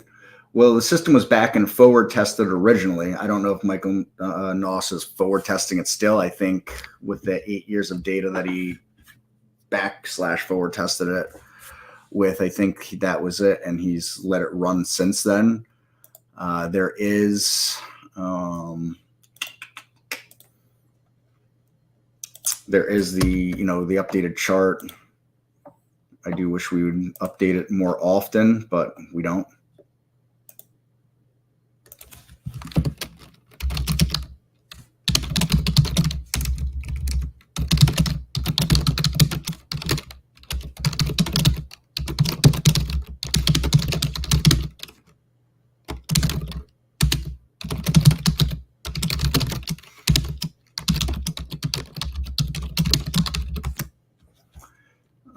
Sorry, I'm trying to find an updated chart here of the performance on that for you.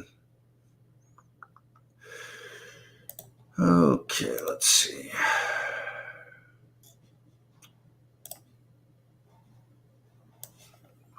I think we're going to find that here. So, all right. So we got to get that updated again, but here's what it looks like, going through June of this year here. So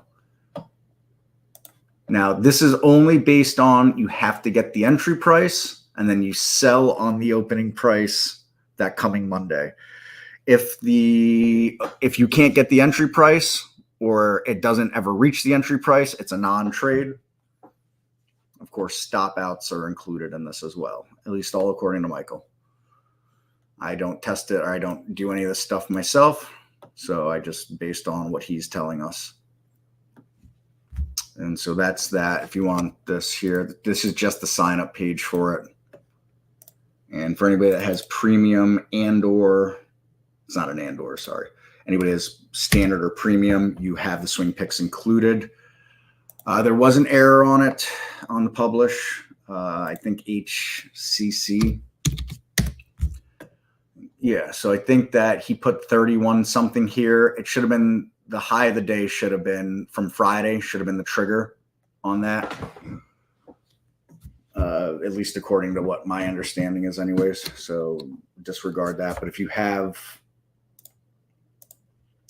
premium or standard, and if you were to go and open a new channel, docked channel bar, you can open the Swing Picks channel, and there's the welcome screen, and that'll go over what they were for the week here. And again, like I said, HCC.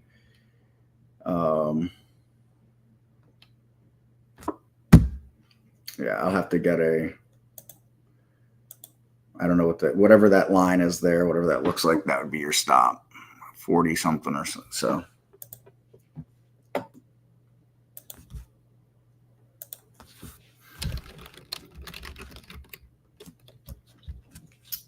So that's what I got there to share with you there, Gus, for the swing picks.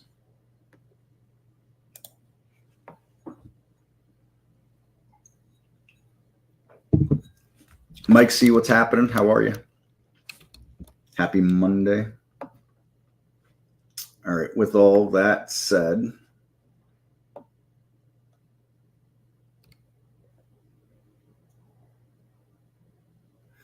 so you have both with the standard service, Gus. So if you do this, you've got a couple of things that you can do here. First, if you want to just see what was sent out in the newsletter, if you go new dock channel bar and you look for swing picks here on the dock channel bar, you'll have this welcome screen that comes up, and that's going to go over what whatever came through that Michael allocated for it. The actual scan is built into here. It's just going to be live with what's going on today and shuffling the ranks of everything. And you'll see the scores over here and so on and so forth. This rate in here, that's going to be your swing picks. It's a top list that I'm guessing Michael put together with whatever he wanted or felt was relevant to have in there for people to look at. Obviously, a single stock window and a chart here to look at as well, picture-in-picture chart, so on and so forth. If you want to just see the swing pick scan, though, you can do that too. So you could do that by going to New Market Explorer window, right-clicking, select Strategy, go to TI Strength Alerts, TI Strength. You're going to select that, and that'll give you this here. And you'll see that list of currently ranked stocks that are in here just like that. And that is the couple of different options that you have to look at. The strength alerts / the strength alert scan itself. Walters, there a way some of the other TI strength stocks can be listed as honorable mentions in addition to the 5 swing stocks? If Michael wanted to do that, I guess he could do that. I'm not sure. I think, he includes those top 5 because that's what was tested for the whole system and everything. And it's an email product that goes out. So I think anybody that wants to see the other stocks that has a standard or premium subscription has the option to do that. So is there a way on that? I mean, yes. I don't know that Michael is going to want to do that, for the product and what it is and the pricing and things like that. I think the idea is that if you want more, subscribe to the software to see more, Walter. But you could always send an email, attention to Michael Noss, to info@trade-ideas.com, and I'll see its way to him and ask him.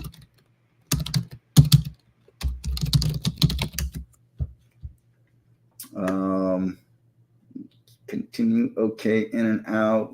Call options on NVIDIA first hour of the open. All right. Microsoft, couple call options too. All right.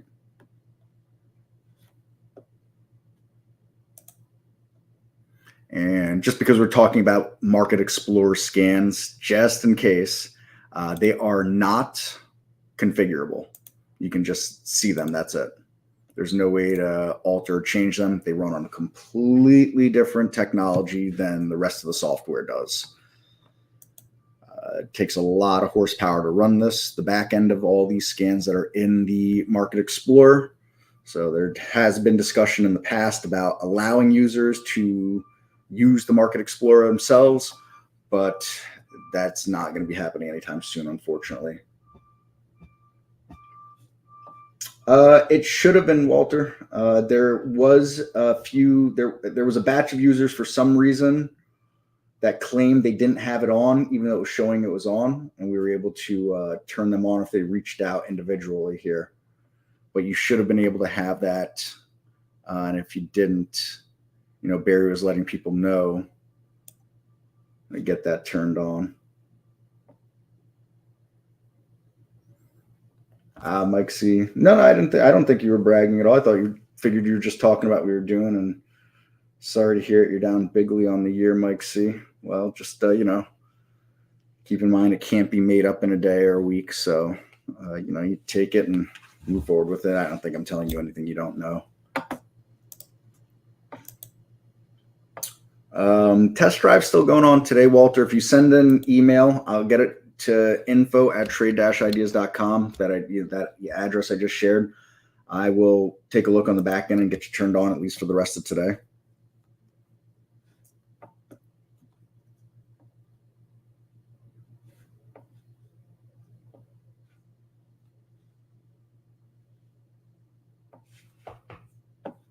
And I would always encourage anybody, if something doesn't seem right in the software, any part of it, whether it's an accounts and billing thing or scan, or you just can't figure something or find something, please email us right away. Never hesitate. We can't do anything if we don't know. It's as I say in these sessions often, I can't answer the questions that aren't asked.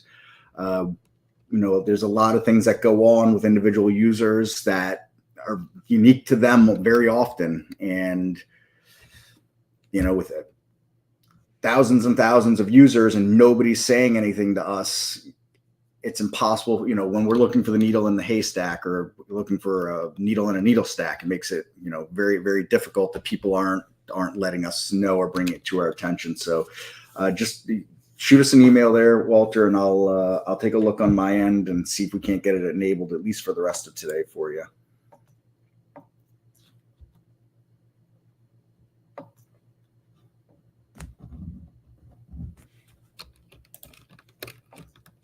And again, folks with questions, fire those away for us, please. Or fine, using the Royal S, of course. Fire those away from me, please.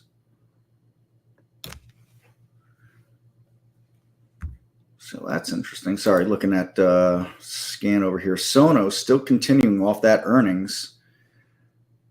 I actually traded it on the earnings day for a very small gain. It's just got all this resistance in here. That's why, like, after that, I was like, I just, trying to clear that. If it could clear above this area here, then you're looking at this up here. Not saying it will do it, but certainly a big red candle to try to fill if it can continue this positive momentum. It does not hurt that the market is overall on the side, whether we look at the Qs here. Test drive does end today, yes. Today's the last day. So, it came shooting out like a cannon here off those lows there on the Qs. And, one of those things I can't not bring it back up or discuss it, but here was, those highs in the summer. We made a lower high and yet another lower high. And we talked about the weakness that was coming in here and that it could be a sell-off in here. And it did. It did just that, right? I have a feeling there's a number of people that decided, now I want to short. That's called shorting in the hole. Usually never works out in anybody's favor. And a big reversal off of that there. So, interesting nonetheless. We look at most of the indice charts, whether it's the SPYs or the Qs. We'll find something very similar. How do I use TI to find stocks that are in a sector, for example, uranium mining?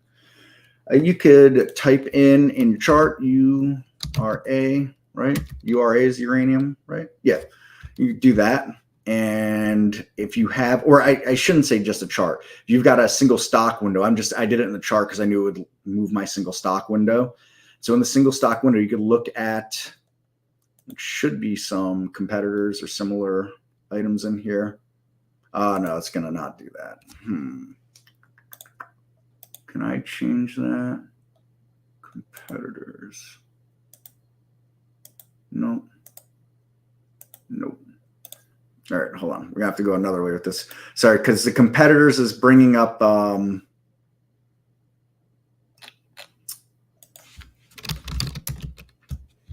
it's bringing up other ETFs essentially.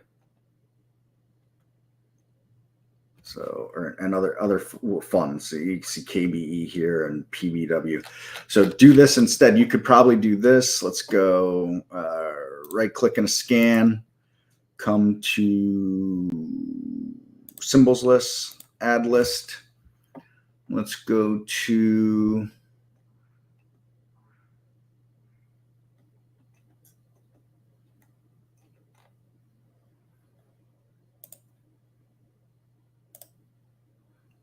sectors. We'll probably look for mining in here. Let's see what we can find. Utilities, mining except for oil and gas, metal ore. So you might want to look in here and probably create a symbols list out of that. Let's see what happens when we do this on not one of my top lists already. You may have to do a web search, Vincent, and create your own symbols list. I'll go over that in just a second, but let's see what we can't find out of this here. So let's create a new top list.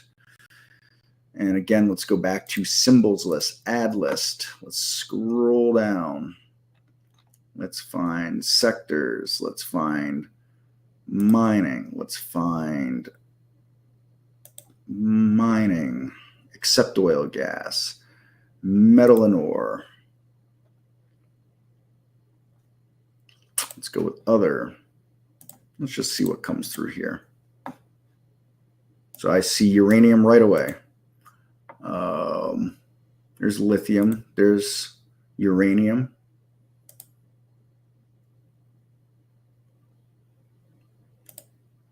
Let's see. There's uranium. There's uranium. So I know those off the top of my head are uranium. So that's what I would do there, Vincent. So we got that built in there for you here. It's not a terribly long list, it doesn't look like. You're going to have some non-uranium stuff in there as well. but that's a way to do that there. You could always just create your own symbols list too. You could go tools, symbols list, create new list, call it my uranium list or whatever you want to call it. Press OK, and then you'll see that populate here. You'll double click that list and you can start adding those tickers.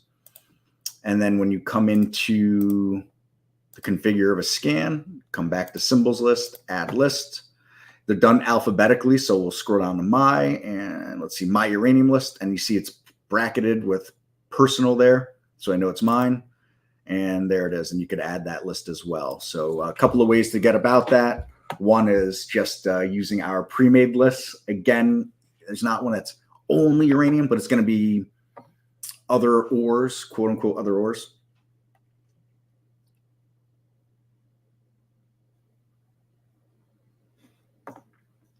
So let me get rid of that. Let me also delete that symbols list because I like to try to keep things clean in here the best I can. All right, very good, very good, very good.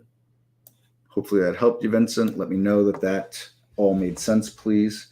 Goal, something to work towards is recoup losses, control emotions, be better at reading price action, take small profit. Positions for call options. There you go. Always learning. I know you are, Mike C. Much as myself. I'm sorry, swing picks is different than trade idea strength. They're the same thing. They're the same thing, Gus. It was just a rebranding for whatever reason. Michael called it TI strength. The executive team decided they didn't like that name, and so they changed it to swing picks. That was that. Can I look at BTO and CMT? Yeah, give me a moment here, Michael Anthony. Just want to make sure I'm caught up on software-related questions. What kind of keyboard am I using? Some generic keyboard. I think it came with my Dell.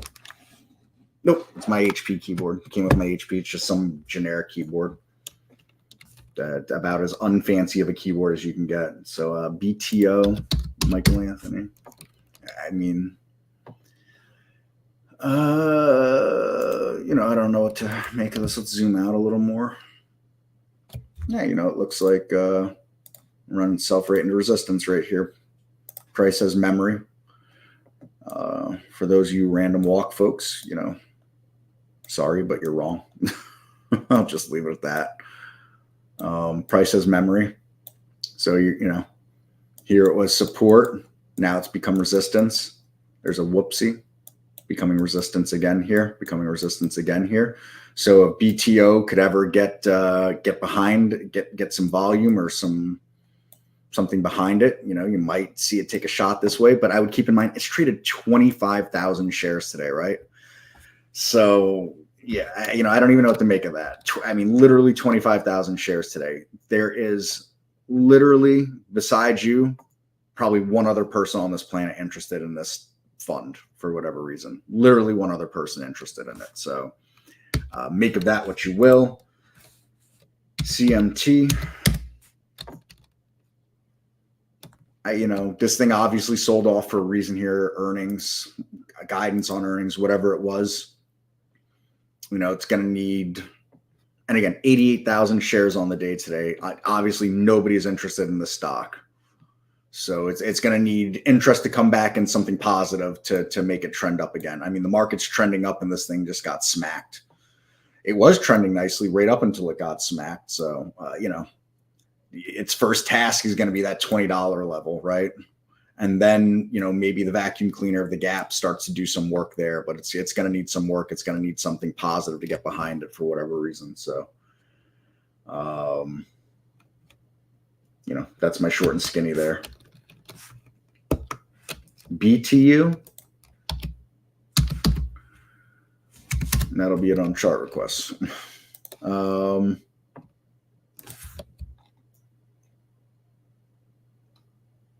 I don't know what to make of it. BTU feels like it's lagging the market and everything else, and faded on earnings. It was already fading coming into the earnings. It had a slight pop, actually gapped down on earnings, popped the next day and has faded ever since. So, you're stuck below whatever the high of today was, or slash the high of Friday. You're stuck below that. You're gonna have to take that out to start to see a shot at 25 and build some momentum from there. It wasn't a decent uptrend, but so was energy from the summer. It was in an okay uptrend through the summer and got choppy here into the fall. So that's the short and skinny there on BTU and CMT. How do you see stocks that are at a major area of weekly or monthly support or resistance for that stock when price has rejected, bounced at numerous times? I just eyeball it, Gus. I don't have a scan that just shows me things like that. I mean, you could look at position and range filters. So for example, like I've got what I call my evening scan here. And inside of this is really, I do homework with this scan, but I just got it up on another window. And what I've done here is, I'm looking at stocks that are 75% above the low of their 20-day range, 75% above the low of today's range, and kind of go through those and look. There's no auto drawing of support and resistance, but first thing I usually do when I'm looking at support and resistance is a lot of times I'll draw a line from the high of today, and it's never a coincidence that it lines up with the prior price action. Personally, anyways, I don't think it's a coincidence. Same thing. The same thing happened here at YPF.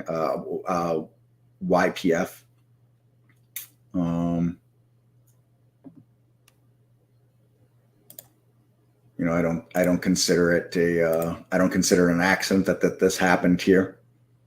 I also don't consider it an accident that this happened down here.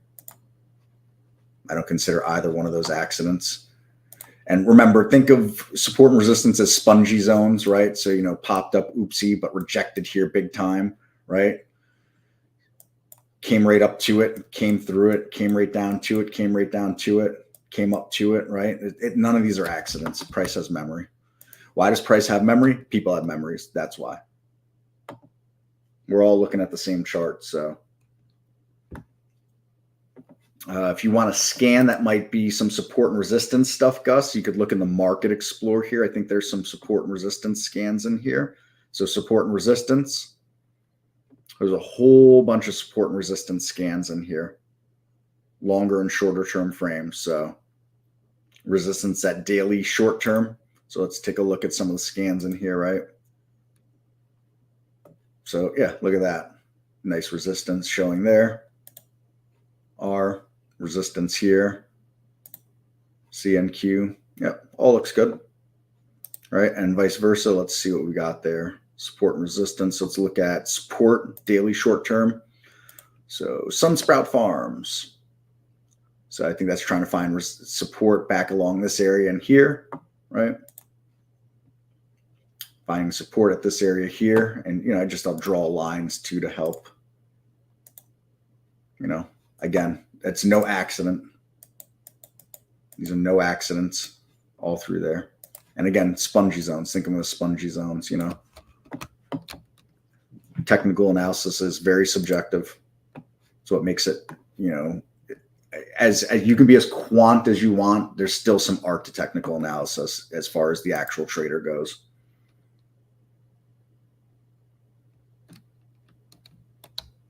Oh yeah, that's it. It's really incredible. It's literally what makes the market, right?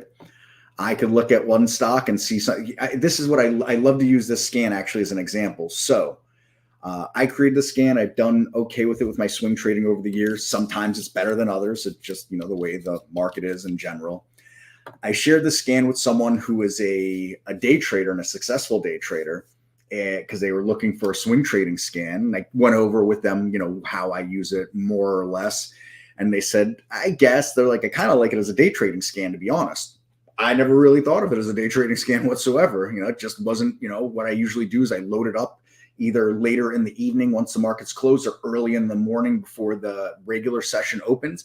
And I go through and try to find stocks that are setting up in ways that I like. Sometimes, when we're in a bull run, like we were at the second half of 2020 all the way through the beginning of 2022, there were times where I'd start looking at this at around 2:30 in the afternoon and find things that I like that I might want to take near the close and hold it into the next day, or take it, maybe around 3 or 3:30.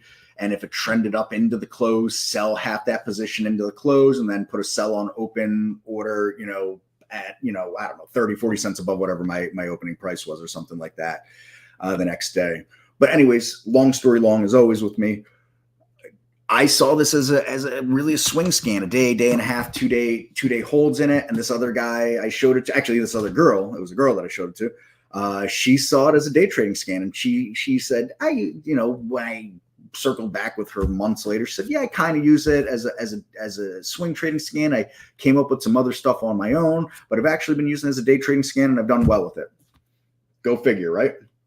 So, beauty's in the eye of the chart holder, beauty's in the eye of the scan holder. And I always like to use that example as exactly the same scan, two people seeing it a lot different.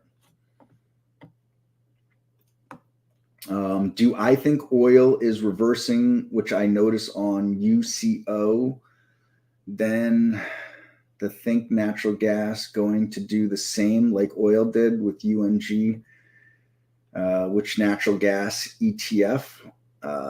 I don't know UCO. I'm not familiar with UCO.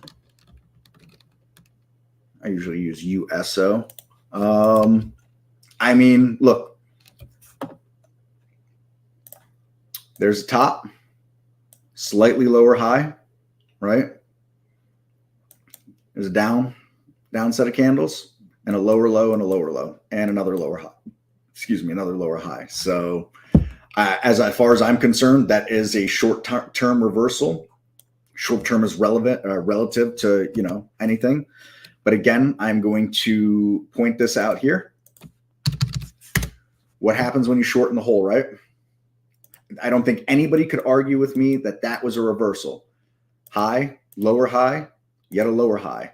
Low, lower low, lower low, right? That is a definition of a downtrend and a reversal, right? And then what happened? That's what happened. So could this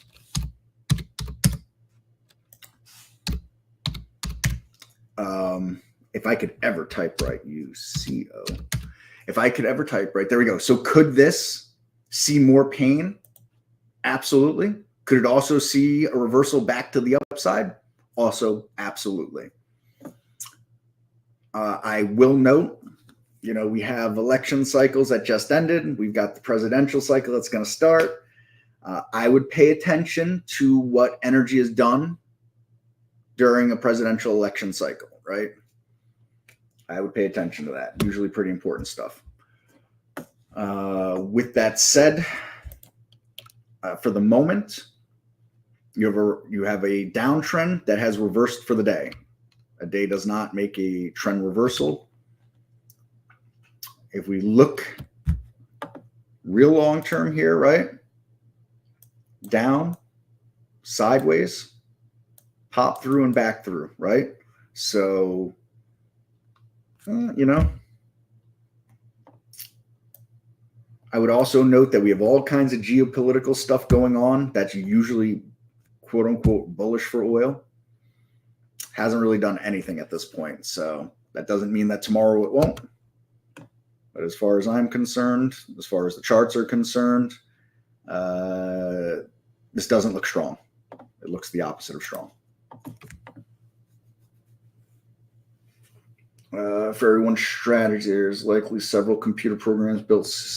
Yeah. That's why, whenever I run across someone that thinks they're going to auto trade some micro scalping ridiculous micro scalping strategy and, have 5-cent losses with 1-cent targets, it's never going to work. It will, I promise. And I don't believe in nevers and ultimatums and things like that. It will never work. And you could take that one to the bank. TA's an art, not a science. I believe in that. Trader 77. I also have had the privilege or the privilege of rubbing elbows with some really, really smart quant people that they are heads and shoulders above anything that I've ever thought about or have ever done in the market. They run their quant portfolios. For example, the Turtle Traders, give them a look.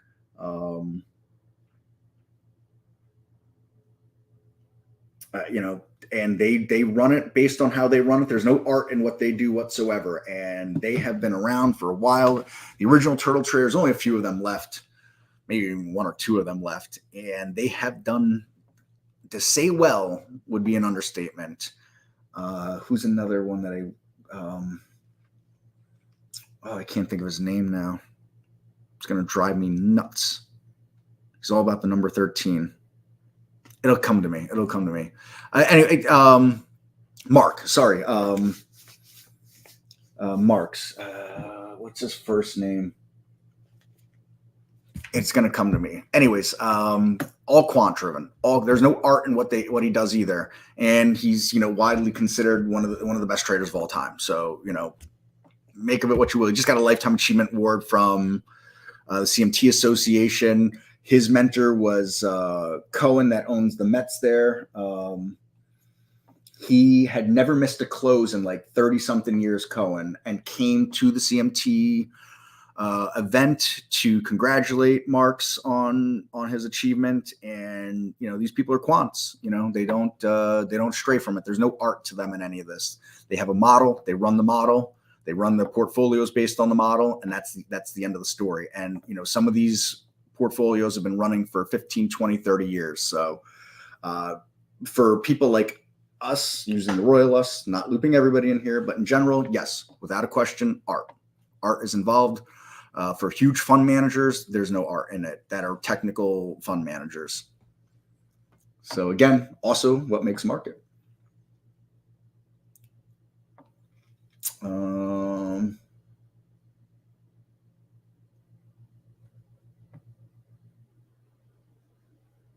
I want to say Richard Marks, but that's a singer. Damn, why can't I think of his name? Tom Mark. That's it. I think it's Tom Mark. Let me check it.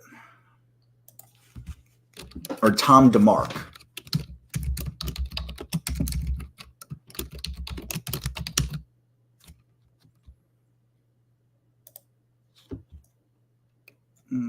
Yep. Tom DeMark. DeMark study indicator. Yeah. So anyways, Tom DeMark, he's been doing it. He's got the rule of 13 is what it's called. He's been doing it forever and a day. When you've got, when you've got some of the biggest traders in all of history recognizing you for what you're doing, you're obviously doing something right.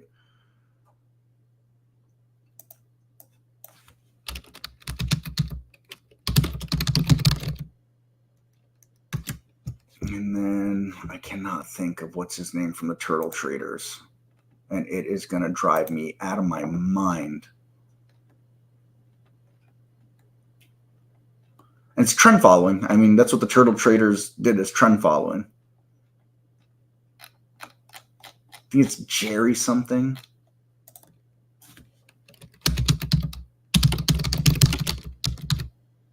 Jerry Parker. That's who it is. Jerry Parker.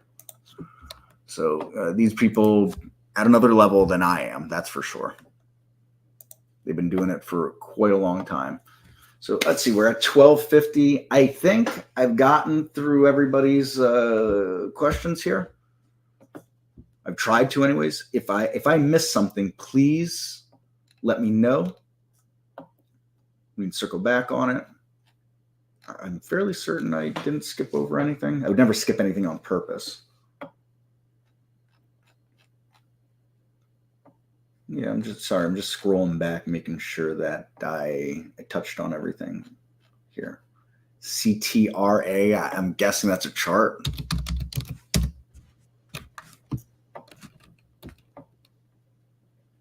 Yeah, I mean, that doesn't look like it's in a bull market right there. I'd look at this right here,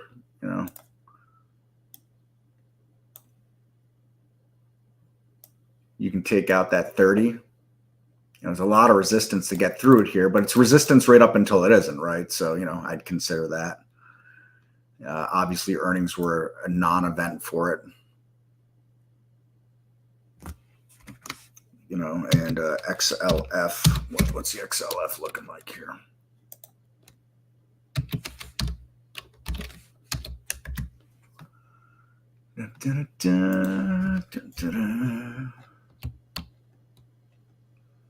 So, the XLF does not look bullish to me. That was a ridiculously horrible line, Christopher. Why don't we just use the drawing tool, right? It does not look bullish to me right now. But again, someone might have a completely different interpretation of that right now than I do. But that doesn't look bullish to me for the moment. And again, I'd use examples of how things can change real fast, right? That doesn't look good, right? That IWM doesn't look good, and then just comes shooting out like a cannon there, right? That's still got a lot of overhead resistance on it, right? So it doesn't mean that in the trend and the long-term trend, short-term trends can't exist and change what and how we're seeing things. But it's very important to keep in mind long and short-term trends. When I refer to long and short-term trends, I'm generally referring to, let's call it Dow theory. And, long-term trends are months to years. Short-term trends are weeks to months. And you have real short-term, you get the real short-term trend stuff, obviously. So, with winter coming was why I was looking at UNG. All right, but I'm going to throw this out there, Michael Anthony. Last year, if you follow certain internet personalities, Zero Hedge, going to throw them right under the bus right now. If you had followed most of these personalities that love doom and gloom stuff, everybody in Europe was going to freeze to death last year. Energy prices were going to be so beyond through the roof, it was going to bankrupt everybody. And I'm not saying some bad stuff didn't happen because the energy prices over in Europe, specifically natural gas and things like that, it didn't turn out at all what anybody thought. Natural gas prices completely fell apart. So, again, this is why I don't pay attention to the news. This is why I just don't care. Give me the charts, right? Give me the charts. Right? If we were looking at natural gas and if I was trading the chart with news and everything last year, I mean, come on, man. Look at this right here. Natural gas goes like this. People in Europe are going to freeze. The Northeast and the U.S., we're all going to freeze, and it's going through and heating oil and natural gas and all that stuff like that. And as we came into the fall and in through the winter, look what natural gas did. So if I was trading the news last year, I'd have lost all my money. I lost all my money based on that news. Again, does that mean that the opposite will happen this year or won't happen this year? I have no idea. That does not look like a bullish chart as far as I'm concerned, though. And again, that's why the only thing that matters is price. News headlines, garbage. Well, wait a minute now. Garbage. Oh, I don't think Chris has got me. Only thing that matters is that chart. There he is. That's a really loud. I didn't realize I turned that up that loud. Usually I catch it before it actually goes off. Chris? I'm back. Yes. Just put it in. Yeah, I just started talking about 15 seconds before that happened. I didn't know you were still doing that. So Argentina, though, Chris, come on, man. The news. Yeah, well, it's there. It's funny because, my wife became an Argentinian expert over the last 5 months following this whole election process. Sure, yeah. Delay, the whole bit. And it was, I've been listening to it. My, sort of picking up the odd Spanish word here and there from there. But, it is amazing. It truly is amazing. This guy comes out of absolutely nowhere and, wins. He's now the Argentinian president. And look what happened to the Argentinian stocks today. Now, whether that's going to last, because his hopes are, I'm going to do this and that. But you Yeah. know what, Chris, you know what can happen is Everybody that, has big plans right up until they get, right into, I know the Mike yeah, Tyson thing too, but right up until they yeah, get in there and start to find out how messed how it up actually everything works. is. Yeah. And it's not because he doesn't want to. Yeah. That's the whole thing. And It's not because he doesn't want to, but it's a you're trying to it's a slow moving ocean liner that you're trying to turn around, it, and it's not a it, speedboat. that's exactly. I So, have no idea about the guy, to be honest. I didn't even know. I don't know any of this stuff. My ex-wife tried to explain it to me one day, and I just said, I don't care. well, I don't care. I mean, the thing is, he's been a rock singer. He's been a comedian. He's Uh-huh. been, I mean, he's all over he's got the weird hair. I know who he is, actually, It's because I used to it's see him kind on of TV down crazy. there all the time. I Yeah, know yeah, exactly yeah, who he is, but I don't yeah. know his like political beliefs or anything like that. He was very funny on TV down there. Like I love Oh the shows yeah. that he was in, Oh and yeah. I like, a lot of it was like, is this for real? And like as you know, I painstakingly avoid the news. And the only thing that I could comment on it is this YPF chart. Here's the event that caused the gap. As far as I'm concerned, it's traded technically since then. I mean, look Mhm. at where it came back down and traded to, and look at where it got rejected. I Yeah. don't think it's any easier than that. We got the news, it got everybody interested in it, traded technically after that. Hmm. And that's it, and $15 has been the challenge now. If it gets up above it with some volume and interest, I might be interested. Outside of that, I mean, I know that a lot of people are, I can't avoid all news and comments, but on Twitter I see people, oh, that's it for Argentina, it's going to fall apart. Like, listen, how many times that country's fallen apart in the last 45 or 50 years or whatever it Hmm. is? I mean, in 2000 they froze everybody's bank account in Argentina, and they gave them basically a note saying, oh, well, you've got $10,000 in the bank, you don't anymore. But each year you can come back and get $10 of your $10,000 up until we Yeah. pay you back. That's literally Yeah. what they did. So I'm Hmm. paraphrasing some of it. So Sure. I, Well, how can you get that worse than country's total. 1,000 or 1,200% inflation, though? Also, I mean, That's exactly it. so I mean, it's not that he's a conservative economist. That's how Right. he's billed. Okay, just wants to get all. I think he wants to, like, there might be 15 government offices or government Yeah. departments. He wants to get them down to like 5 or something. And I don't know. I mean, listen, it'll be interesting to see what like how it happens going forward, if and in fact anything really truly does happen. He Yeah. wants to get the country back onto the dollar. Yeah. Because the peso, I mean, we're going way off the off tangent here, but I mean, when we went to Argentina in October, we Mhm. didn't realize all this. We thought, okay, everything is so pegged to the U.S. dollar, not even Mm-mm. remotely. Yep. So we should have been bringing U.S. dollars as Yes. opposed to paying with my credit card. But anyway, so we'll see what happens. We'll see what happens. A lot of excitement today. Virtually every Argentinian stock went Yeah. crazy. So we'll see what happens tomorrow. Exactly. The best part is we get a front row seat to it all. We do every morning. It's like it's the best reality TV show in the world, the I stock couldn't market. agree more. I couldn't agree Okay. more. Thank you, Chris. Again, Thank thanks for you. the effort this morning. Getting answering all the emails, all the people Yes, concerned yes. about not getting I their forgot data. all about that already. I'm on to the next one. Okay. Well, hopefully there isn't one, but you know what I mean. There always is. All right. There Thank you, always everybody. is. Thank you, Barry. And everybody have a great holiday week ahead of us here. And I know you guys already had your Thanksgiving in Canada, but all the same, enjoy the day off. Back. I'm back. I'm back. Both rooms now. Music is going. Take a look at Shot, guys. Shot is, might be trying again. Now, the trend is up, obviously. You can just look at a 15-minute chart.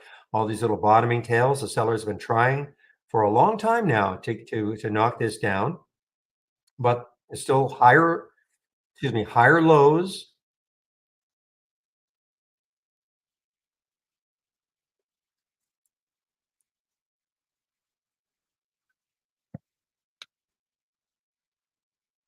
Hmm. We were just talking about Argentina with Chris in the YouTube room, and YPF, it may not be over. YPF is now back over 15, above the VWAP.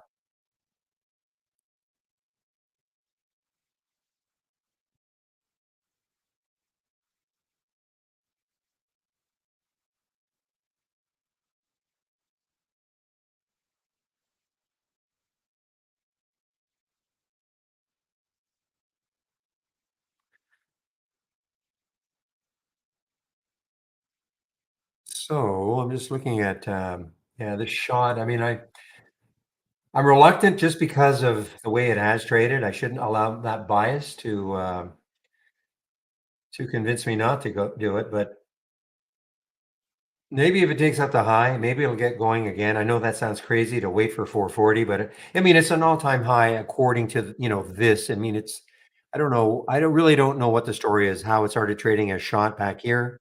This is a weekly chart. This is on August, sorry, September 11th. That's when it's, or the week of, that's when it started to trade as shot. I don't know really what it was before.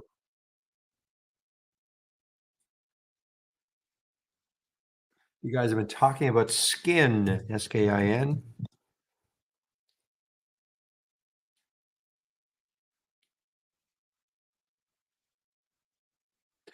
Well, yeah, I mean, look at that. It's got a lot of room. Obviously, $4.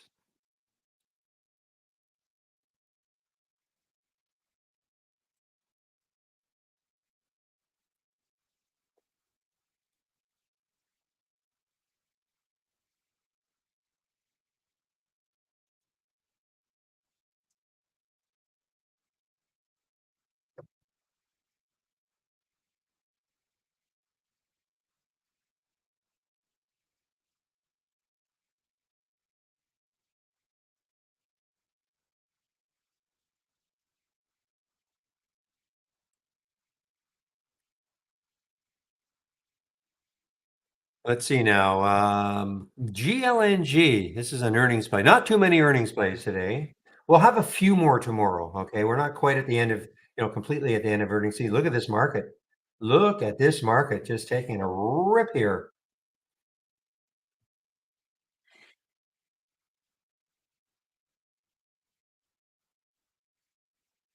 Yeah, I remember when this was happening at 7 o'clock, and we had 45 minutes down. Didn't look good for the market. Then we had this. That was that 9:15 candle. Looked like uh-oh. But next candle green, and ever since then we've had minor pullback here, minor one here. The bond action. Somebody mentioned that at 1 o'clock. Yes, good to know. How often does that happen, Casa? I mean, I think it's at 1 o'clock. About what, like how many times during the week, or is it random? Well, we no, I shouldn't be random. Obviously, we know when it's going to happen. So, what? But for instance, when is the next one? I guess.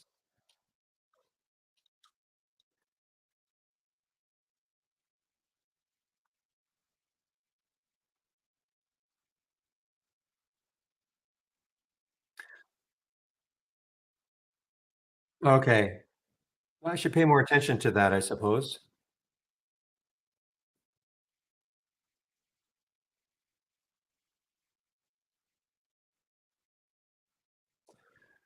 Okay, William, no problem. I mean, if you can't, you can't. But thank you for. So typically, William keeps his room open till about 4. After I take off at around 3. So he's going to hope to do that. If not, I'll be shutting the room down a little bit early.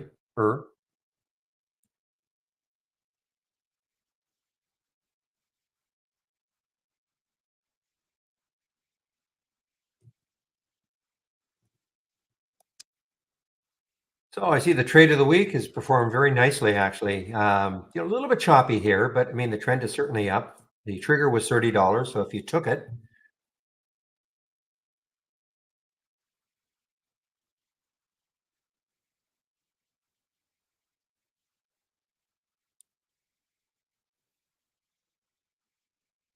you know what? I'm going to check my email. The email that I get, if I didn't delete it.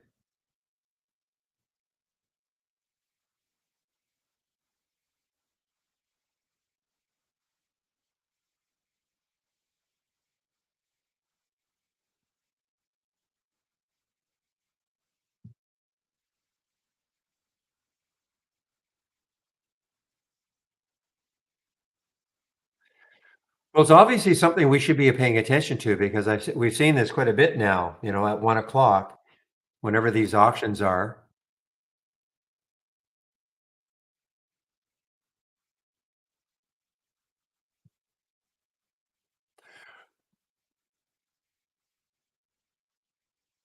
Well, Michael Anthony, I mean, obviously here we go. I want to see what this says. Just give me a moment. I just want to take a look to see if,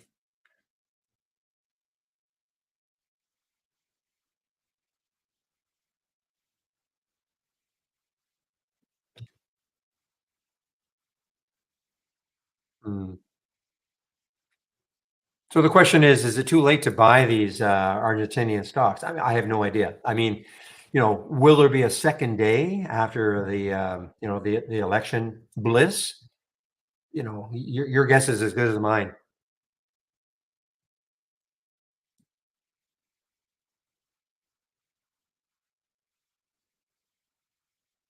I mean, if I were just keep an eye on ARGT.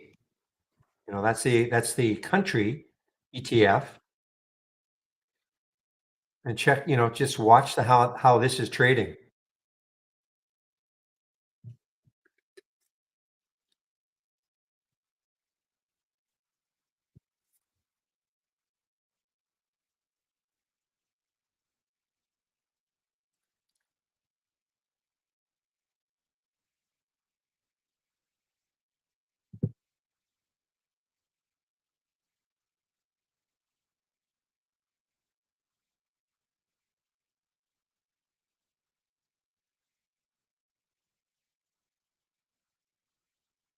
All right, Tiptree. I wonder what the heck they do. Insurance, specialty insurance. Okay, all-time high. Not a lot of volume, but this is an all-time high for this company. TIPT. Thank you, Ori.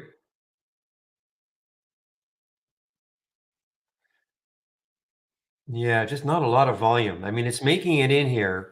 My minimum volume is 100,000 shares. Normally, though, by the time I see these, they're well over 100. But this just showed up now at 108, the time.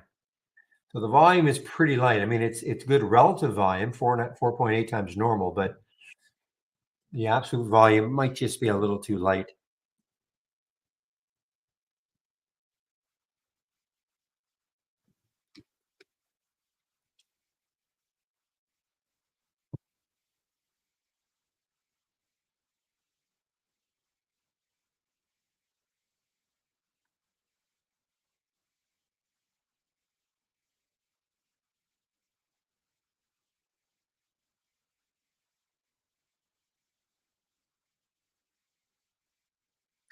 See how shot is trading?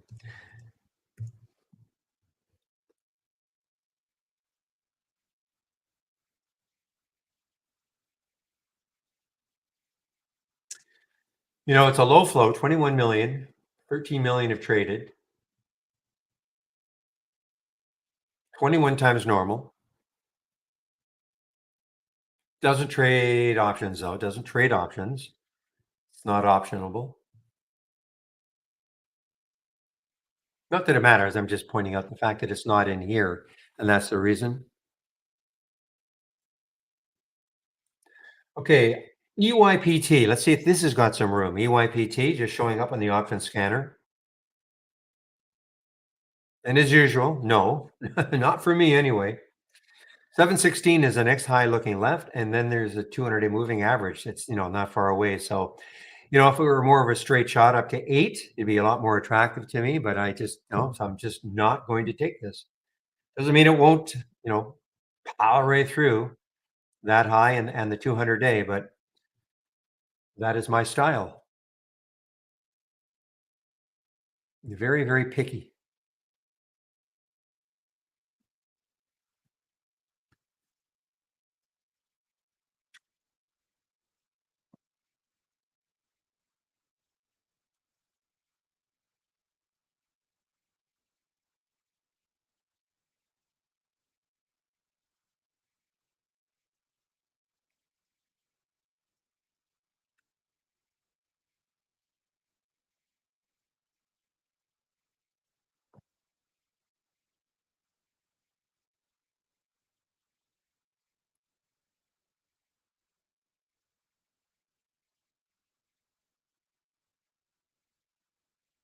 This one has not this Argentinian stock really has not pulled back that much at all. YPF probably pulled back a little bit more. This one though, it's a bank, isn't it? So it's a bank. So maybe a little more other than this right there. But since then, we haven't had any kind of a pullback. Next high looking left on the weekly is 26.20. So some room, 50 cents.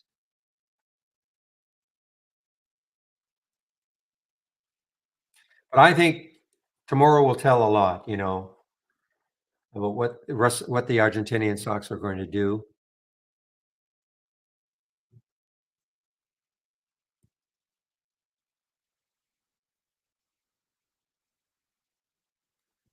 No, I am here, Michael. So you must have me on mute or something. You guys can hear me on YouTube, right? I'm not muted in YouTube that I can see. My mic is on. I know they can hear me in the main room.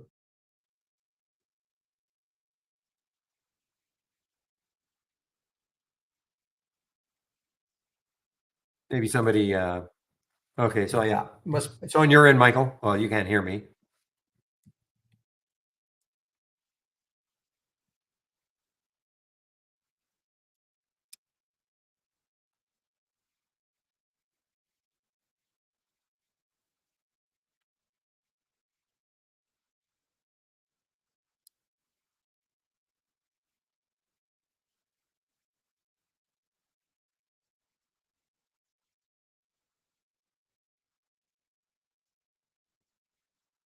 Yeah, I would yeah, it is a holiday. You're right. It is a holiday in Argentina today. So their market is not open. But I mean, I think the yeah, I would never ever suggest people to hold this anything overnight.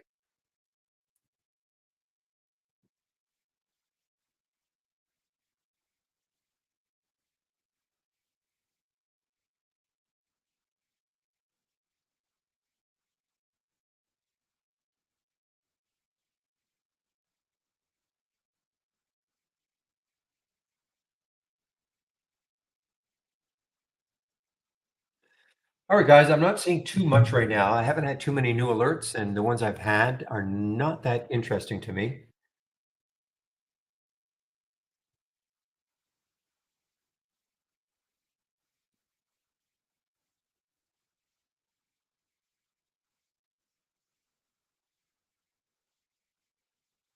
Yeah, I think there was a mistake, obviously, Justin.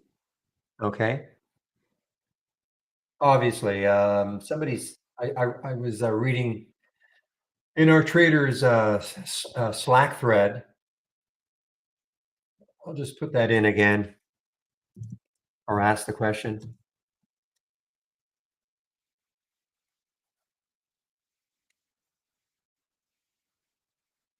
Obviously, a typo. If Chris is listening, he knows, I think.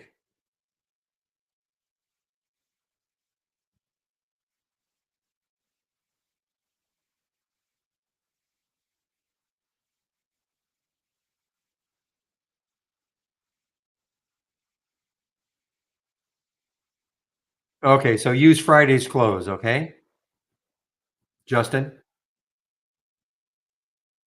So I guess he's saying, so the suggested entry should be Friday's close.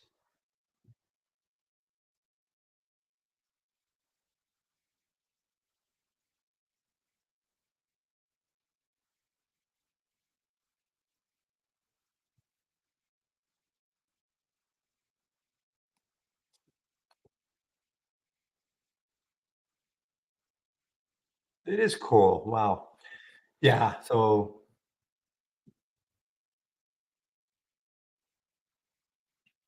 Friday's close, I guess, was 53.80.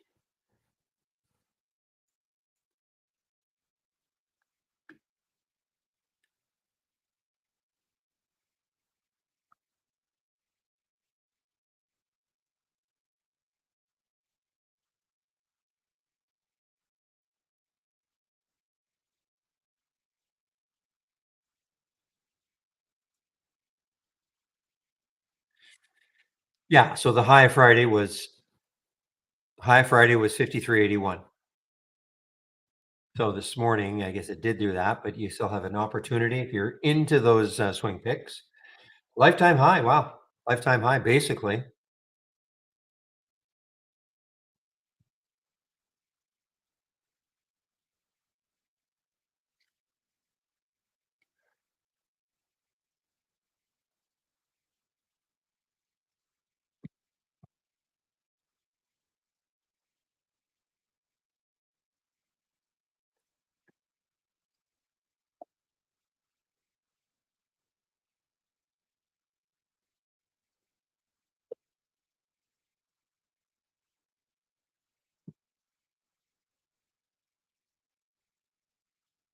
Okay, guys, as I say, things have really slowed down for me, and I can tell that because I'm not getting any too many new alerts. Stocks making new highs or lows based on my filters. So,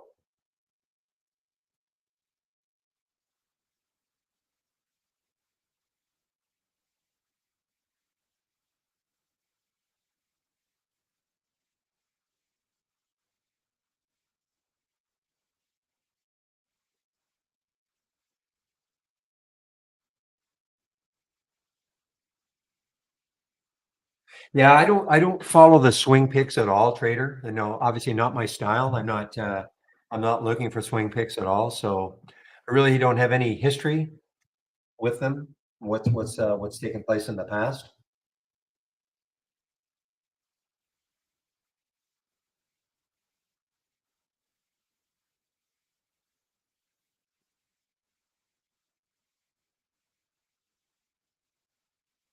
Oh, I doubt AI is making money, Michael.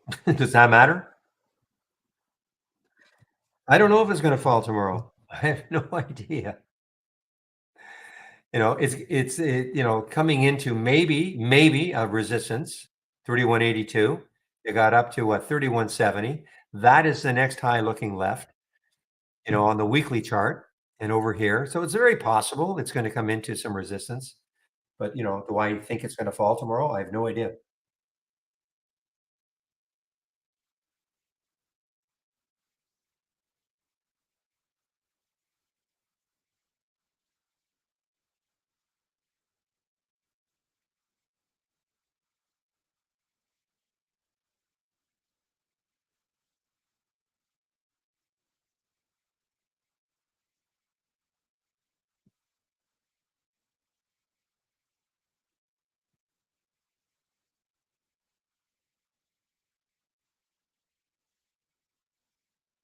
All right, guys, it is video time for me. So time is it? 119, let's say 120. So should not take this long, but just in case.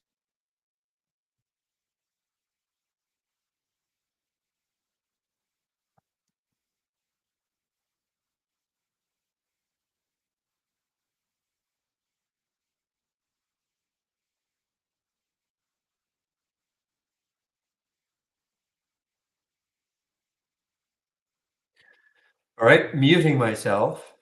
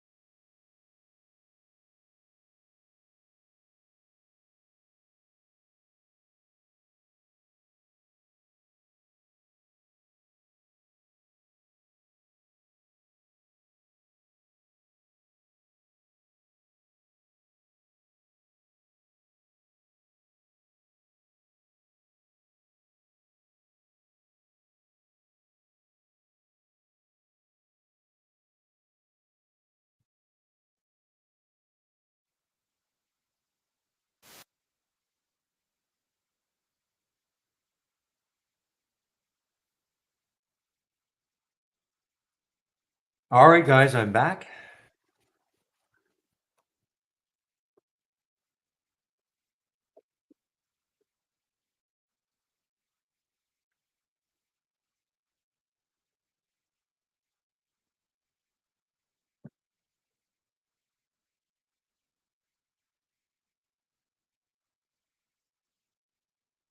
Okay, there's my little favorite one, Duolingo.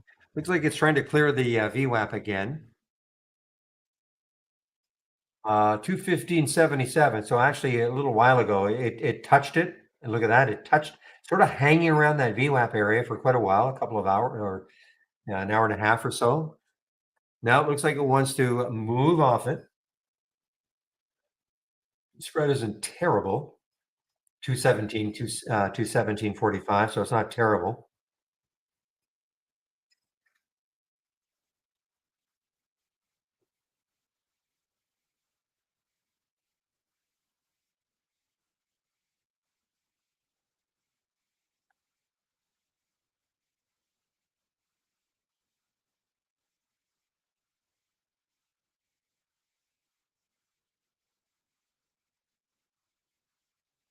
Well, this one's got room, guys. Gyre. I don't think I've ever heard of this one before.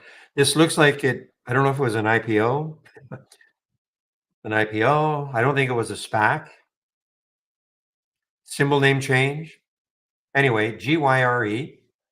Looking left, the next low is 13. So there is room.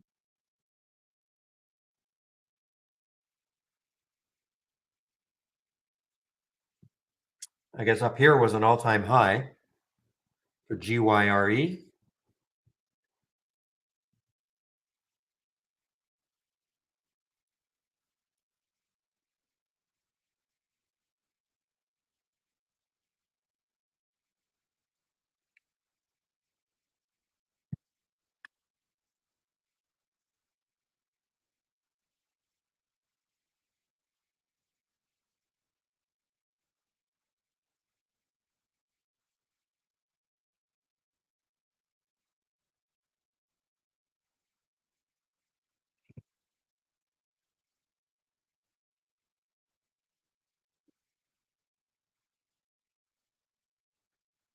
Okay, guys, 128. I'm just going to take about a 5 minute break. Okay, I'll be back. Just want to take about a 5 minute break. Not much is happening for me.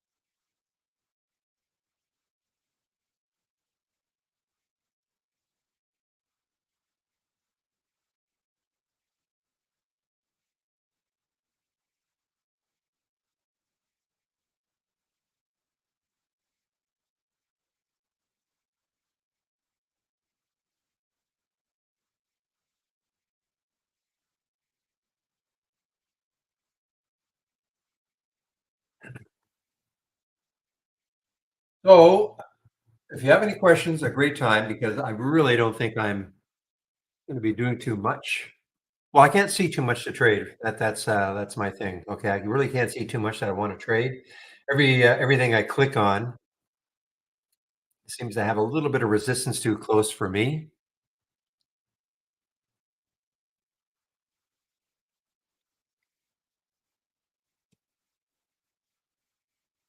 I mean, the YPF could, it could have a run into the close, I suppose. YPF back over 15,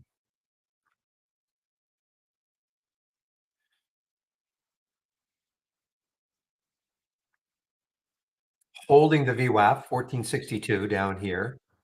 Sorry, holding the ADMA and the 10 SMA. So running up. Steve would love this.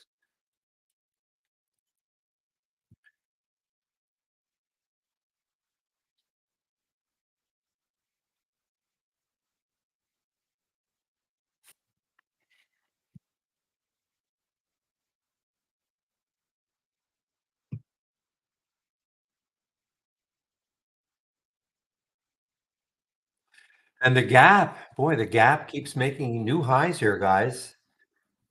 After earnings last week on Friday actually, big gap up for the gap GPS. And a bit choppy though, but has had a nice little run.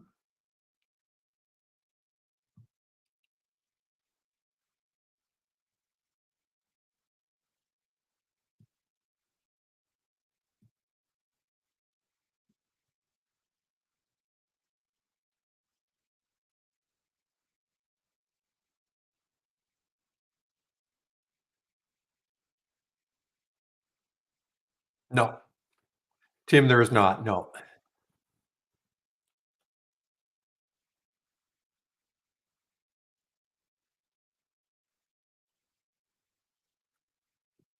sorry.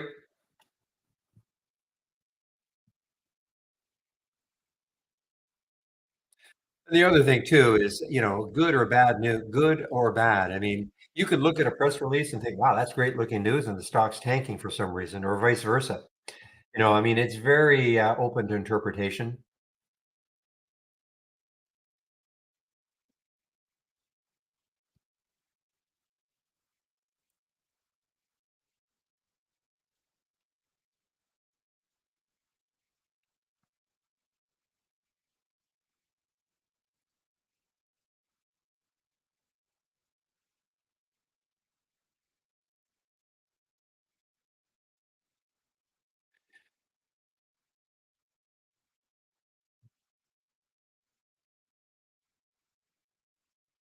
Well, GPS guy is making new highs now, new highs.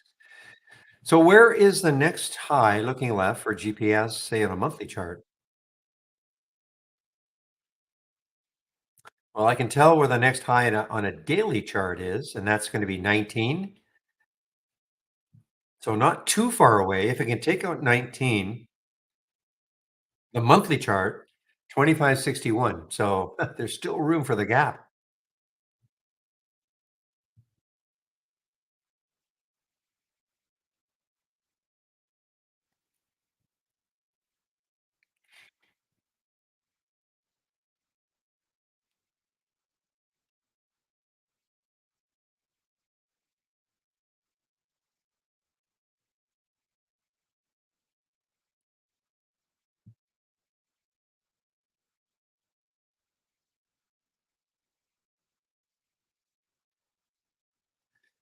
Skechers. So Skechers, for whatever reason, Skechers is having a run. I wonder if there's Skechers responds to the Nike patent lawsuit, and that was on the 16th. So that's not today.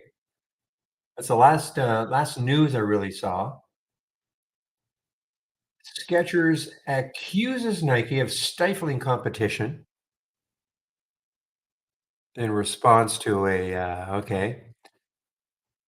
That was on the 15th, and then on the 16th, responds to the Nike patent lawsuit. So I don't know, maybe something's happening.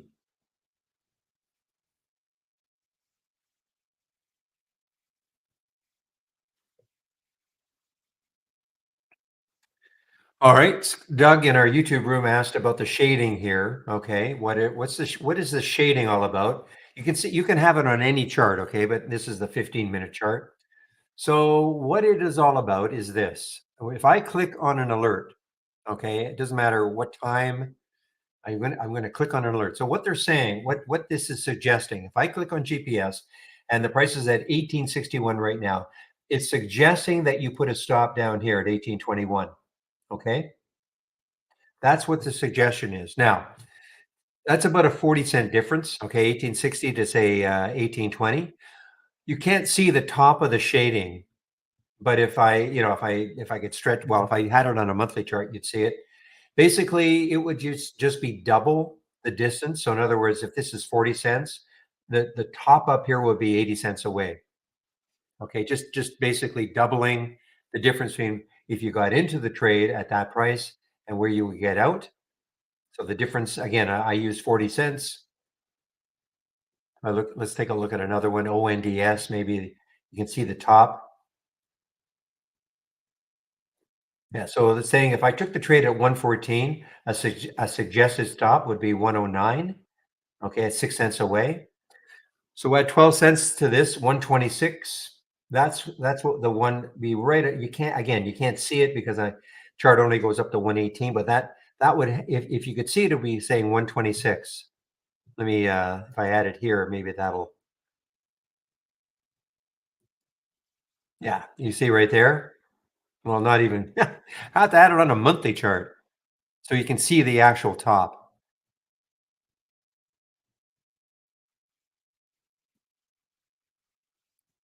But now it's so yeah, but so that's the idea of it, okay? So I mean, it's a guide. You don't have to follow it, of course, but it's a guide.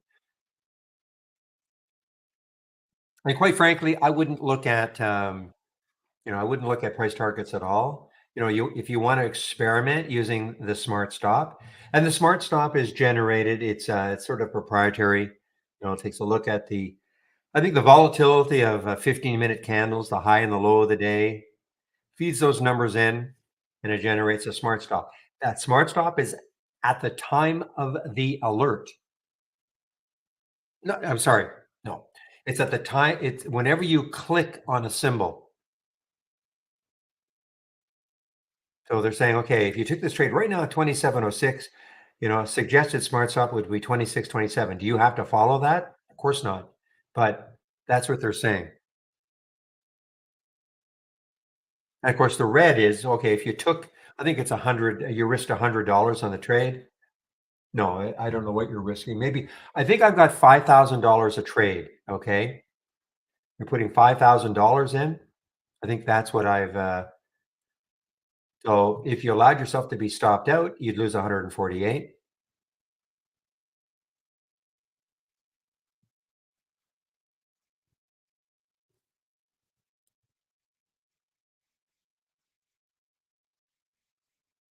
Let me prove to myself that's correct.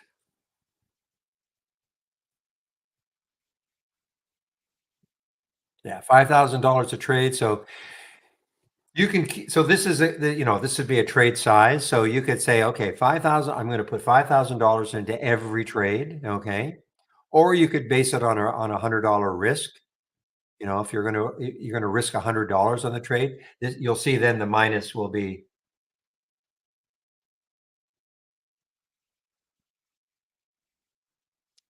Oops, am I hung up?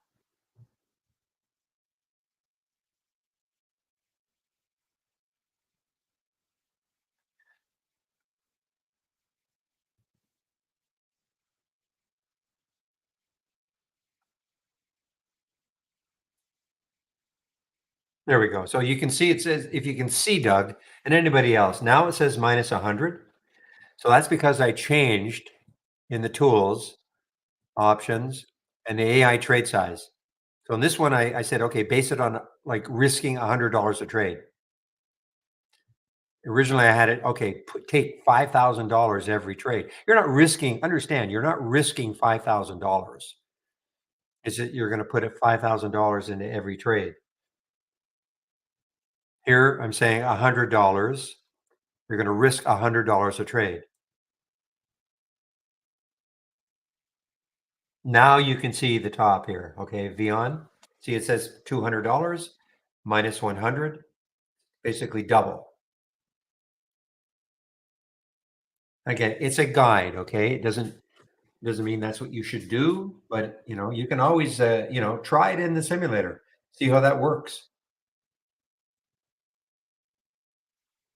So, Doug, did that make sense? Clear that up. What it all means.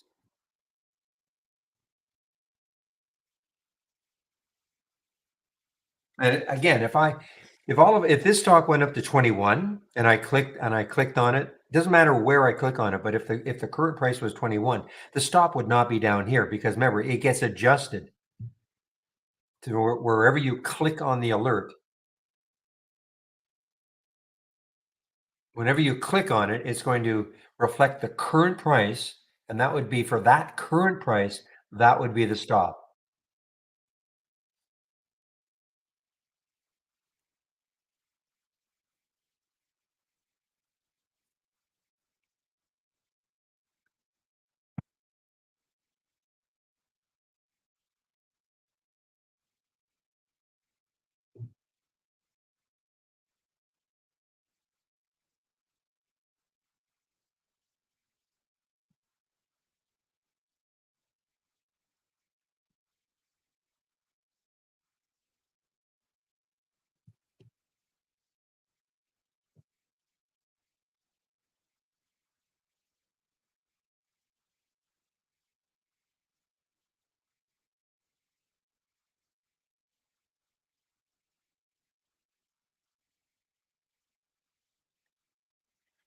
Yeah, so the swing trades have nothing to do with the AI. Okay, the AI are just past AI alerts. Okay, that's all they are, but that's what they are. The AI has nothing to do with the TI swing trades. Okay, so the AI, those are just past AI alerts, and how they make them in there, I'm not 100% sure. I mean, they have to have some positivity going forward. But the long term, the TI strength has got nothing to do with the AI.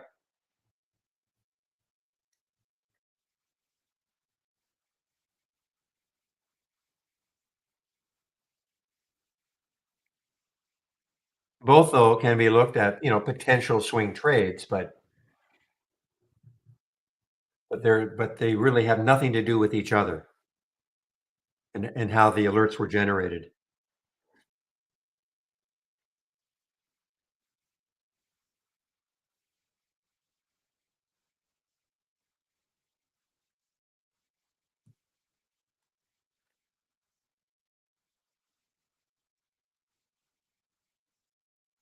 So this is not in Argentina, but it is in Brazil. So close enough.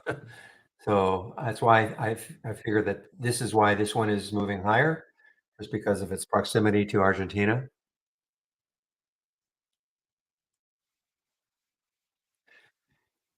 Well, Mike, it'll be interesting to see what happens to Nvidia tomorrow after the market closes. So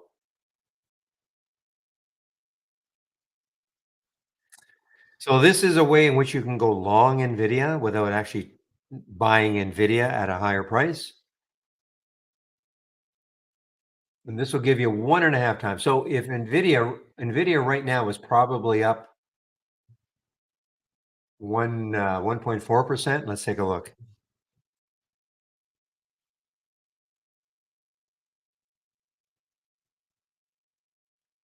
1.4. Okay, excuse me. Yeah, well, there you are, 1.4%. Okay. So the other one is 1.5 times that. That is well, they're shot, guys.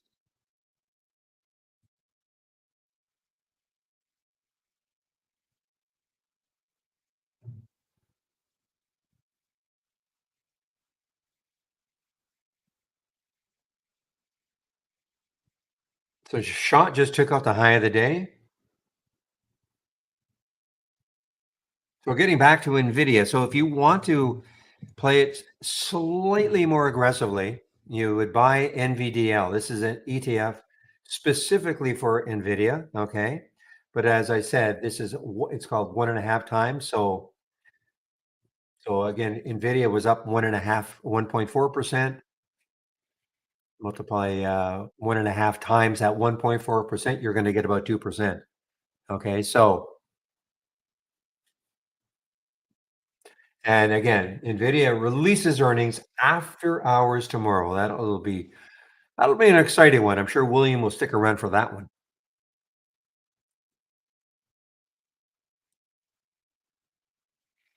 And conversely, if you thought, you know what, I don't think, well, after it comes out and you wanted to short Nvidia,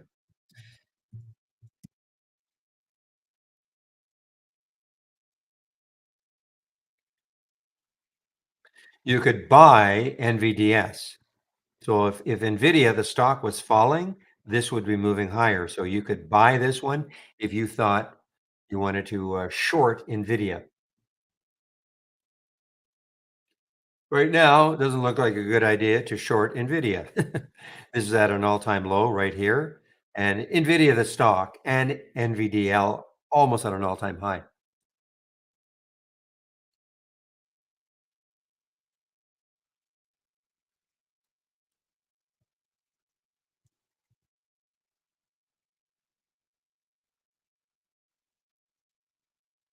Anyway, I don't play earnings. In other words, I don't take a stock ahead of earnings and hang on through earnings ever.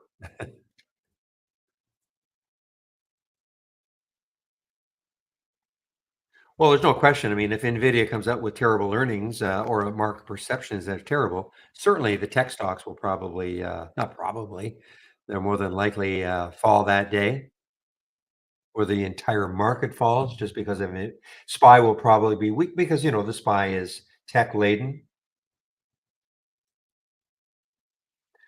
but that's what makes it fascinating. We just don't know.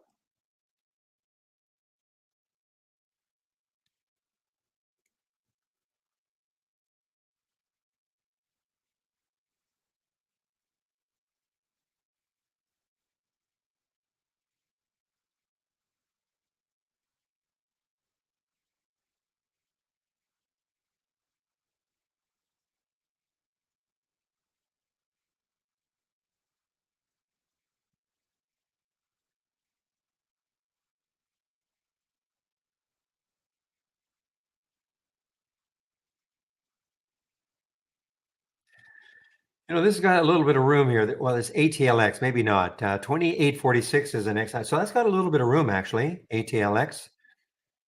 Next high is at 2846, and then after that, you've got a couple of highs at 2941. So this has got a little bit of room actually.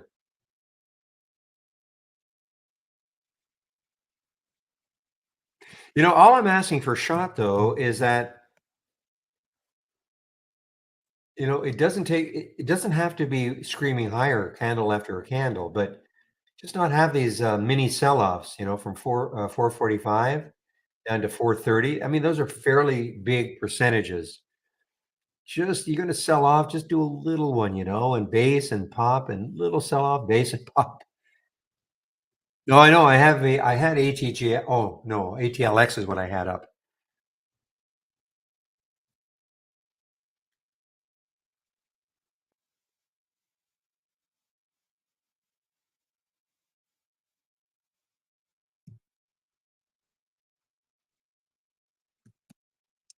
ATGL, yeah, this one had a horrible spread early. It's still not great. 28.75, 29.30. The last time I looked at this, it had a dollar spread. Now, does it matter if it's going to go up $3 or $4? Of course not, but very choppy. Very, very, very choppy. Up, down, up, down. All-time high, of course, back here.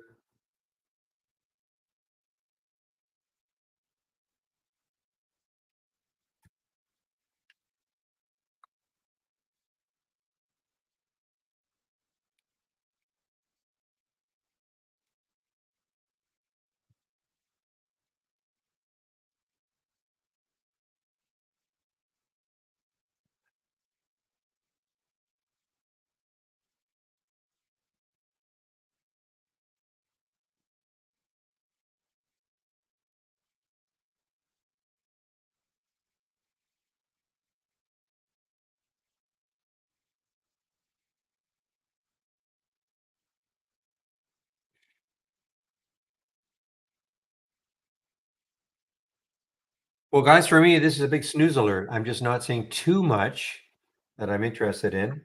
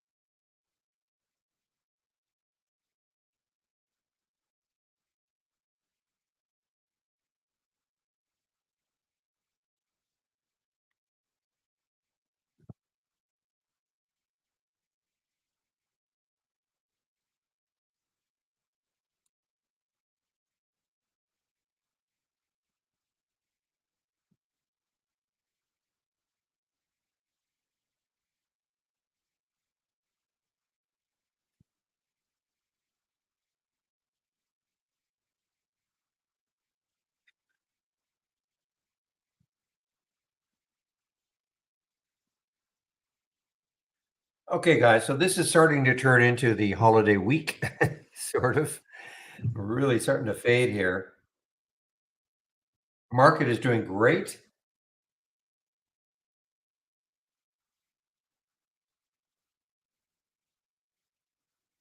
I don't mean the market was fading. I mean, just a lot of the things I'm looking at, they're just really not moving. Look at Urenda. Look, a couple of days this one's had. YRD, China stock.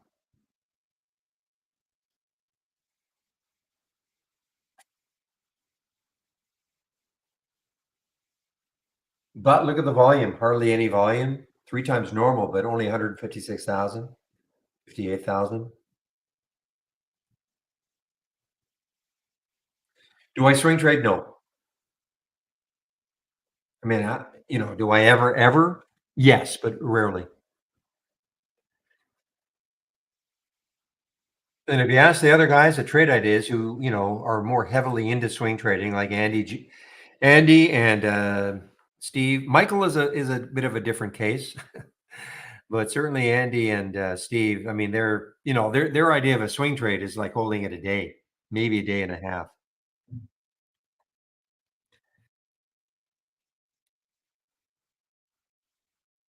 What scan would I use? You know what? I mean, maybe just take a look at this channel. Click on Doc Channel Bar and then look at swing picks. Just take a look, see what you think. Part of the standard service. It's all laid out.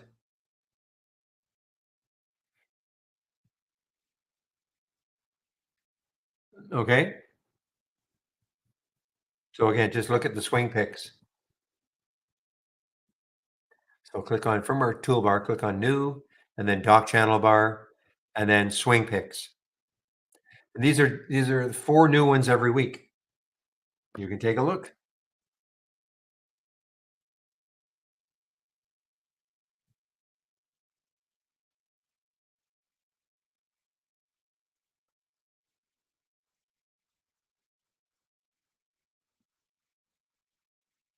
Did I say four? Five new ones every week. If I said four.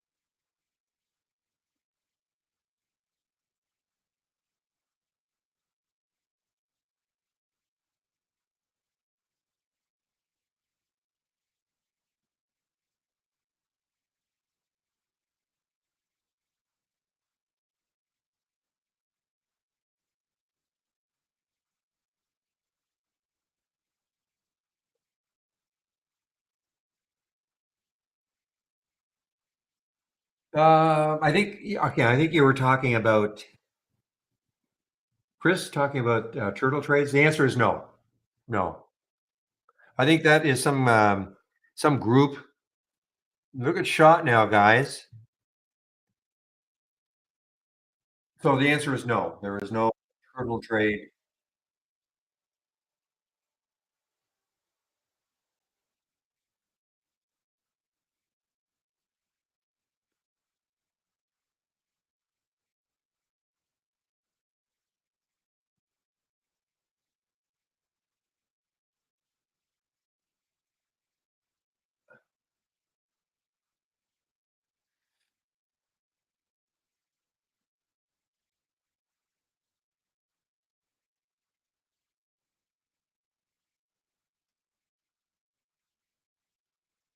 Well shot, guys. Shot, shot, shot, shot. This is a lot of volume that came in also.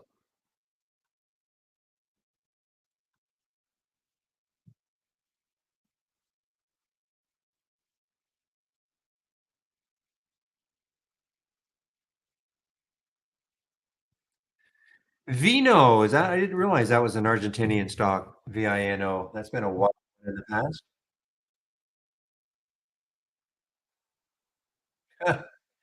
Yeah, cheapy.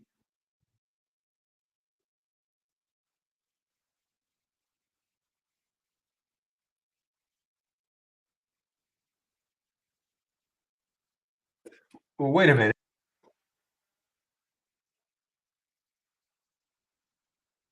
So what do they do? They operate in Argentina.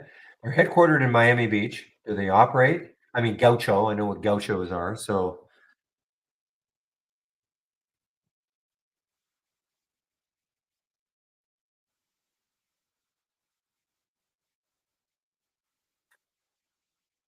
shot, guy, shot, shot, shot.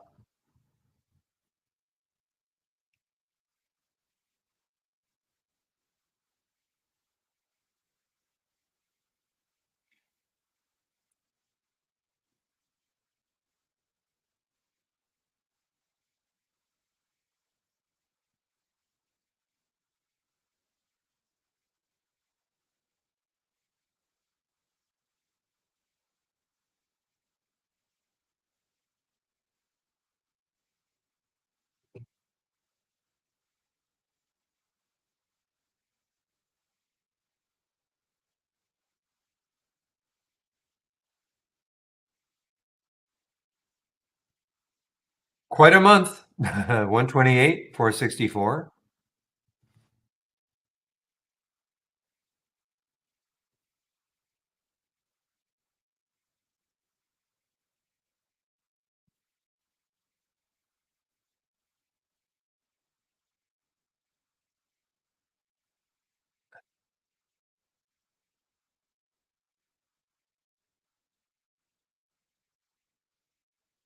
Well, don't read this.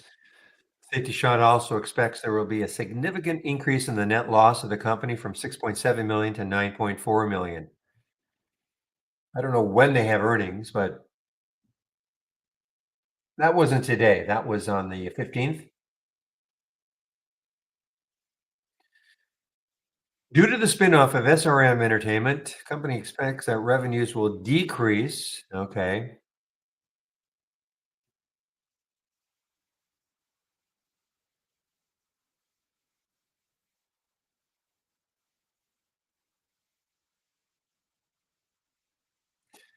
This is what got it rocking here, guys. This is on, well, no, this is earlier. This is actually earlier. Safety Shot drink samples to be given to concert goers.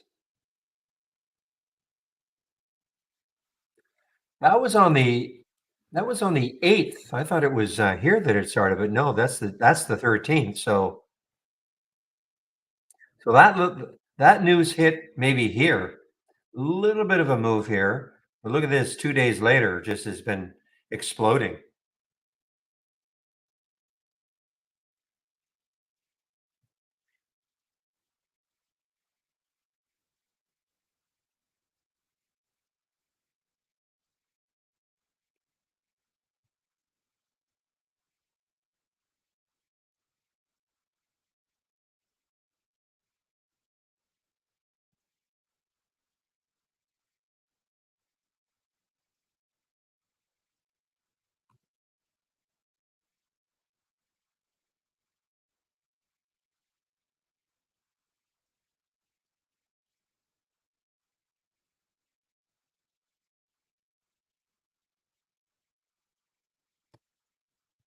Imagine, guys, IMGN. So this triggered on the way down, okay?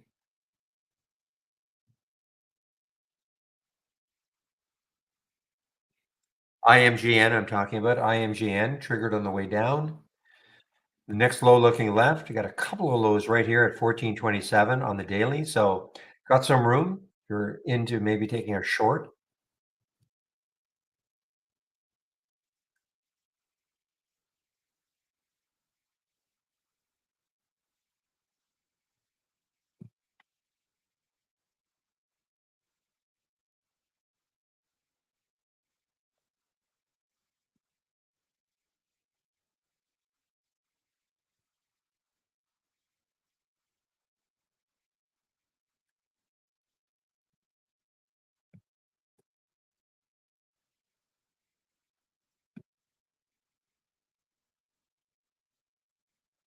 Yeah, still a good IPO, really. I mean, all things considering, IPO, this ARM IPO'd at 51.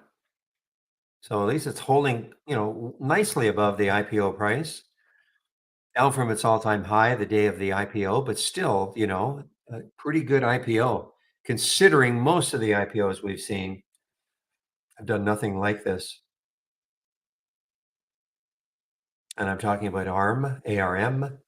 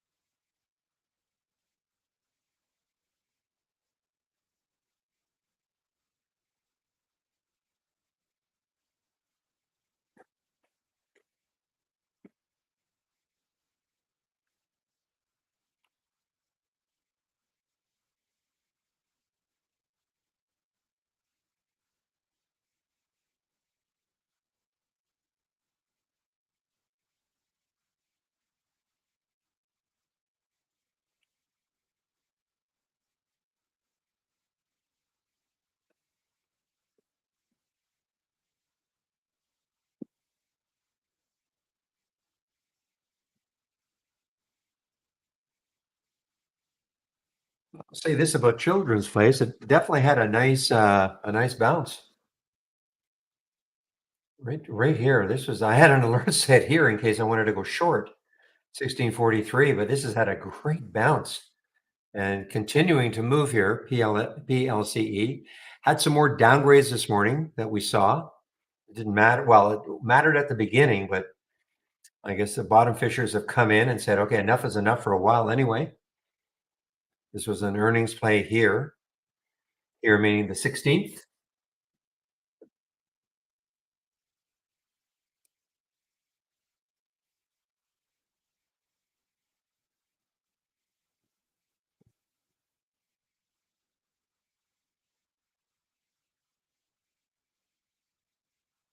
Probably a good thing regarding no shorts available at Interactive Brokers right now for shot.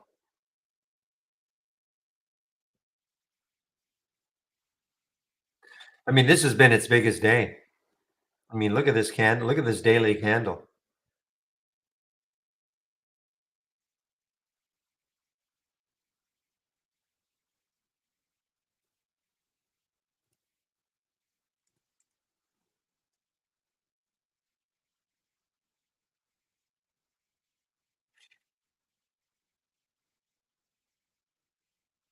Yeah, look at NVDL, guys. I mean, NVDL. Again, you want to buy Nvidia, you can buy this. Pretty liquid, 626,000 shares have traded.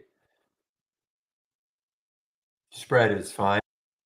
Not saying to do it, but I mean, spread is fine. 103.20, 103.24, so that's fine.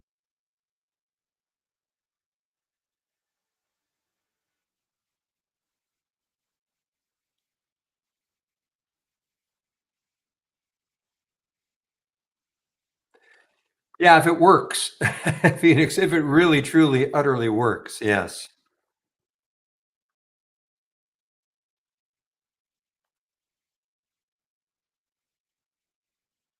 I mean, they claim it works, of course, but they let me just see if I can find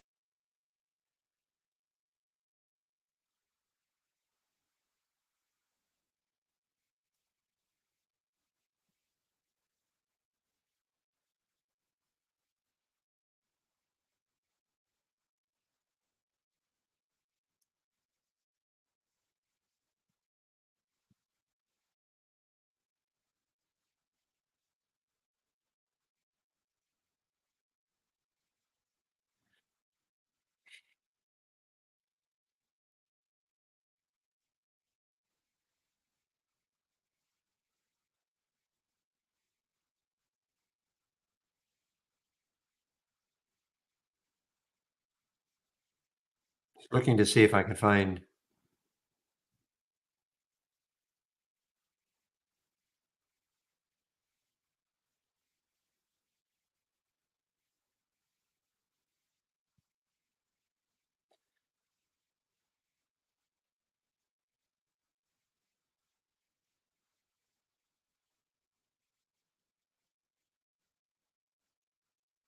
meanwhile,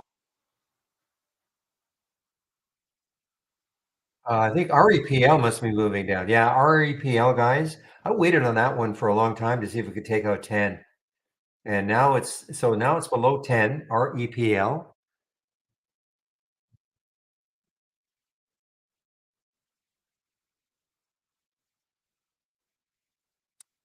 Alright, so the product will be available for retail purchase in December on Amazon, and that is Safety Shot. Hey, listen, I mean, our recent study showed a significant reduction in blood alcohol content and boosting clarity.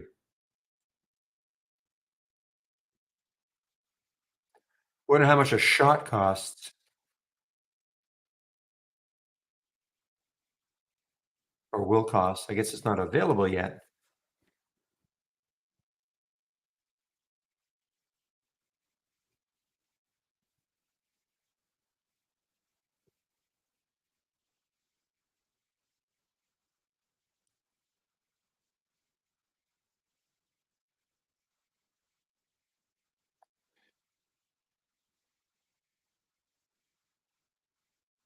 Ah, too bad. I mean, I look at this higher rate, looks really interesting, but the next high is right there on the daily chart. It's right there, right above it. We're on 12.89, 10 cents away.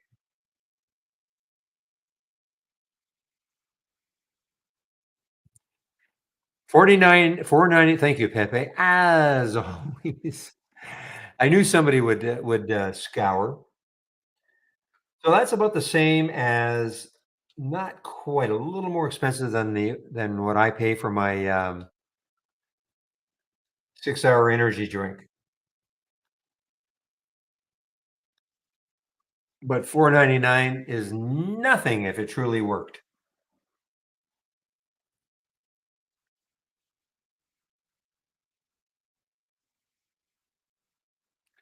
It'll all be about the reviews. I guess the only way you're gonna know it works, for you, you're gonna have to drink a lot and then, take it and see.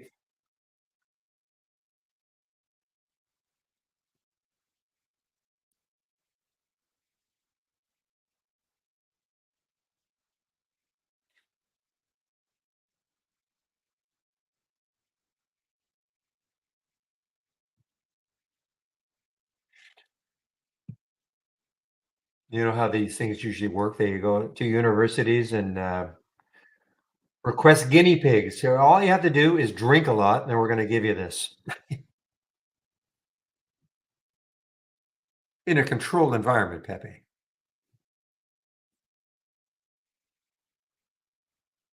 We'll Uber you in and Uber you home.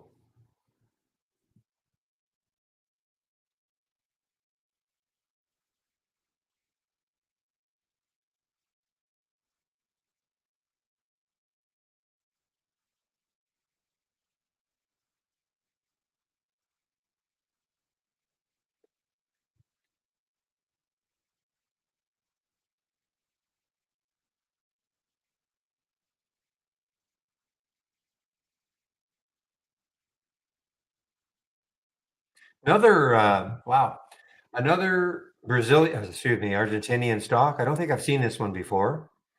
EDN, another huge move. Not much volume with this, but EDN, another Argentinian stock.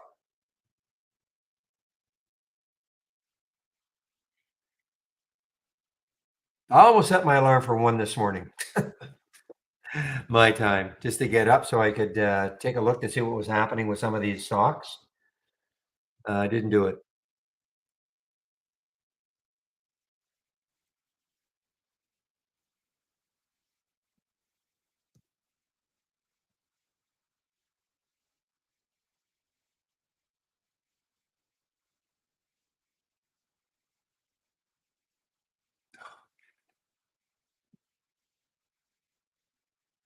Yeah, so I mean, here you go. At this is 4 o'clock Eastern time. Okay, this is when it first started trading.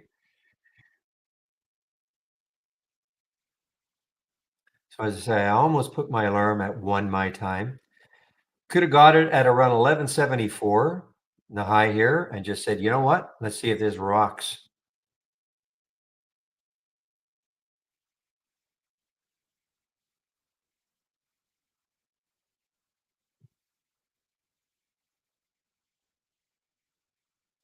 I mean, the volume was 6,300 shares at that point.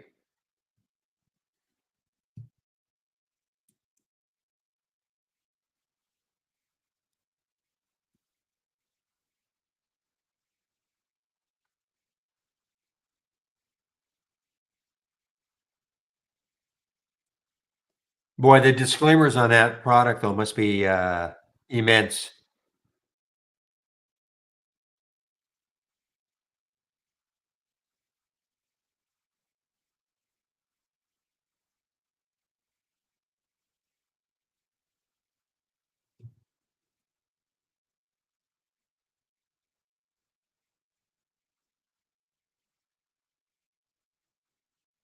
It may be perfect.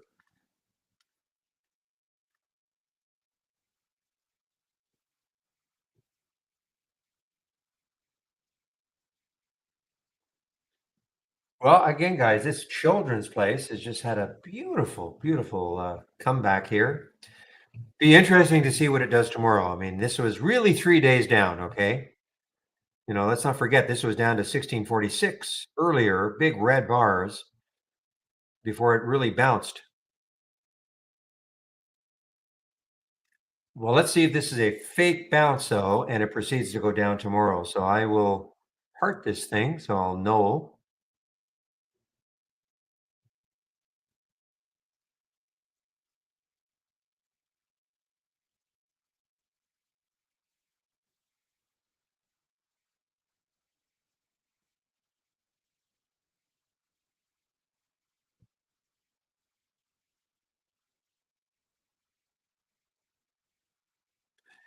Whoa, TGTX guys, this is a wow. So this is a monthly chart. Okay, let me get to the weekly chart for this one. Ah, man, what a lot of room, lot of room. But hammer down that week.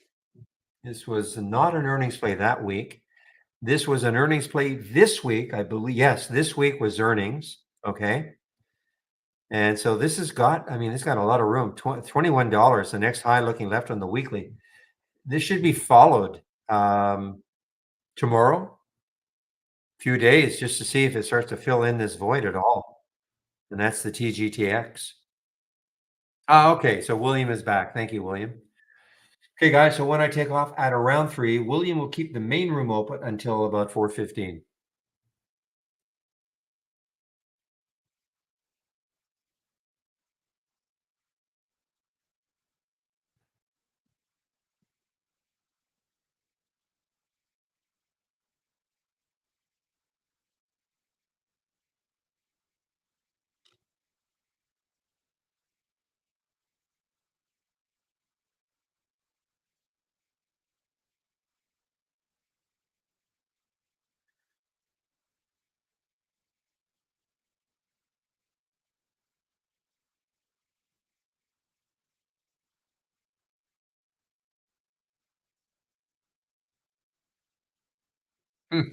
Interesting. Okay, guys, 2:20. So one last look at my homepage and all the information you can find there.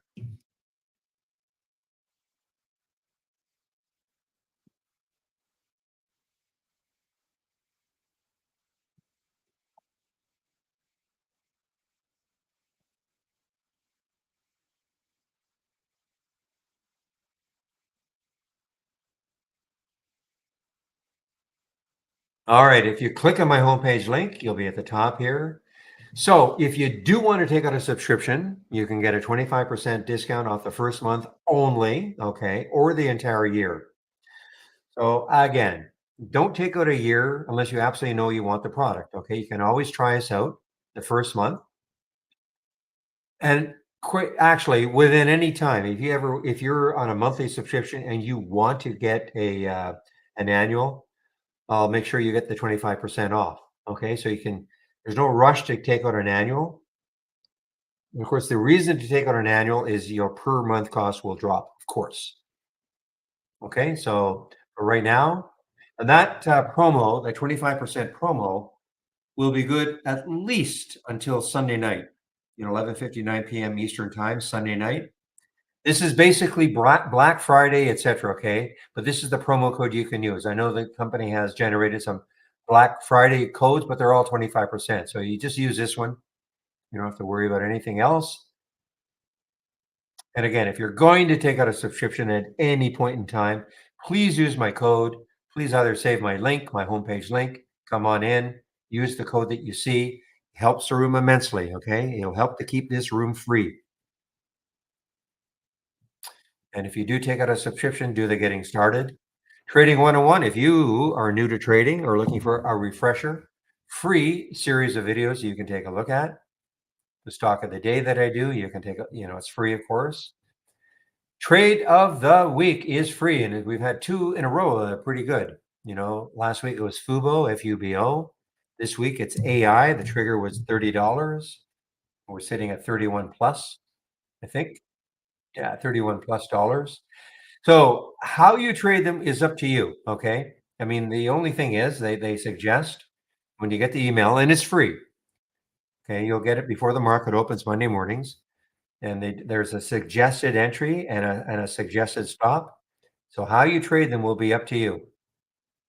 They're generally designed for longer term holds, but again, how you trade them will be up to you if you trade them at all.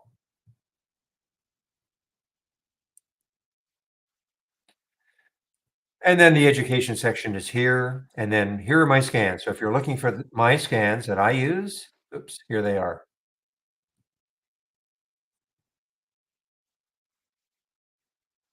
Okay. And some of the ones you can see the momentum scan, abnormal option activity. It's not really, it's a sort of a scan. It's more of an alert information than anything. Halts, when stocks are halted and when they start resuming after the halt. This is a single stock window that I use. Single stock window is all customizable. Okay. These are just filters that you see in here are normal is what I like to see. If you wanted more financial information, you know, earnings per share, quarterly growth, things like that, of course, you can add that to or have that as part of your single stock window. This is just what I like to see. And again, pre-market actives up and down. That's what I use in the pre-market. These are the gappers from the day before, how they closed, whatever they closed at, what they're up the next day, or down the next day. I'm looking at all this in the pre-market. So a lot of scans in here. So again, if you save my homepage link, then you can take a look at my scans anytime you want. Look at YPF now.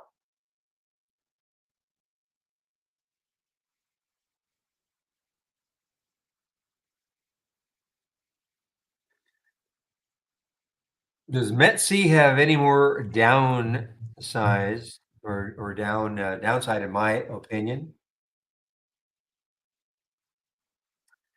Well, you've got a couple of daily charts right there, or daily candles right at 1587. So I guess in theory, you could take out 16.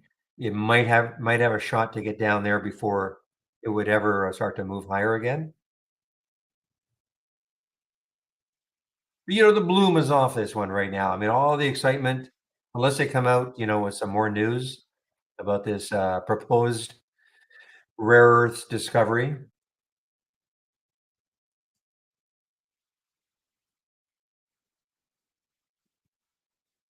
But just looking at a chart, you can see there could be some support right there. If it took out 1580 though, look out below.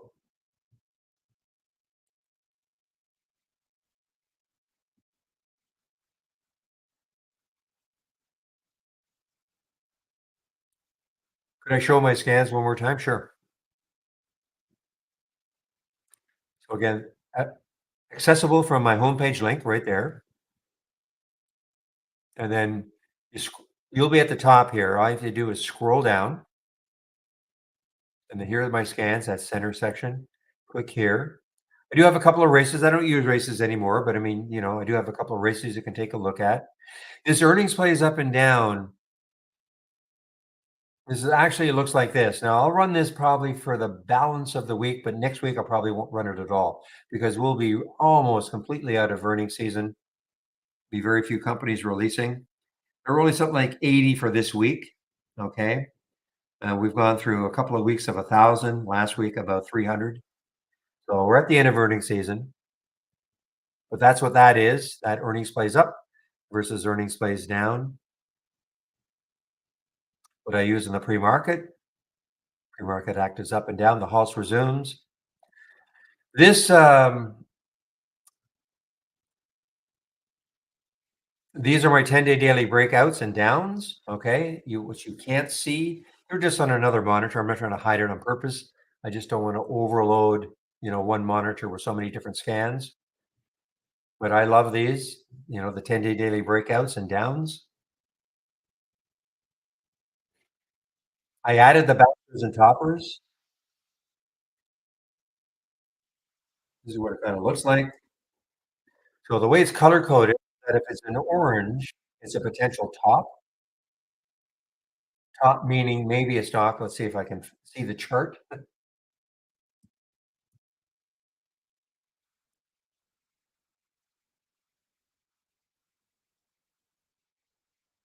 Yeah, so this is looking at a stock that might be going a little bit parabolic.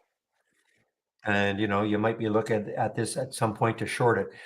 Top bouncers and toppers are probably the hardest thing you'll do. Okay, try to figure out. And if it's in blue, it's a potential bounce play.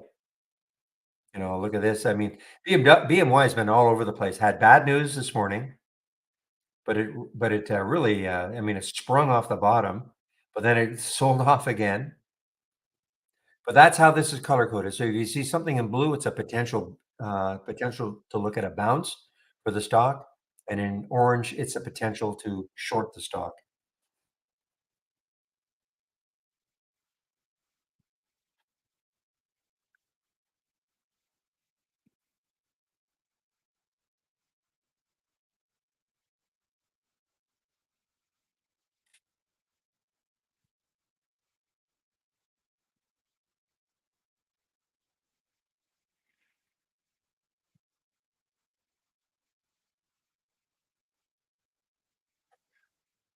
Well, it depends what you're looking for, science. Okay, I mean, I'm a very simple trader. Okay, I mean, look at this momentum scan as an example. Okay, so if I right click on it, this is going to tell me what it's looking for. So if I right click, configure, and summary,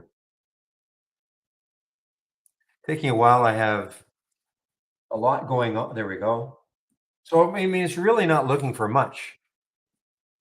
I mean, the price is between $1 and $100. I use this filter, this current volume, relative volume filter all the time.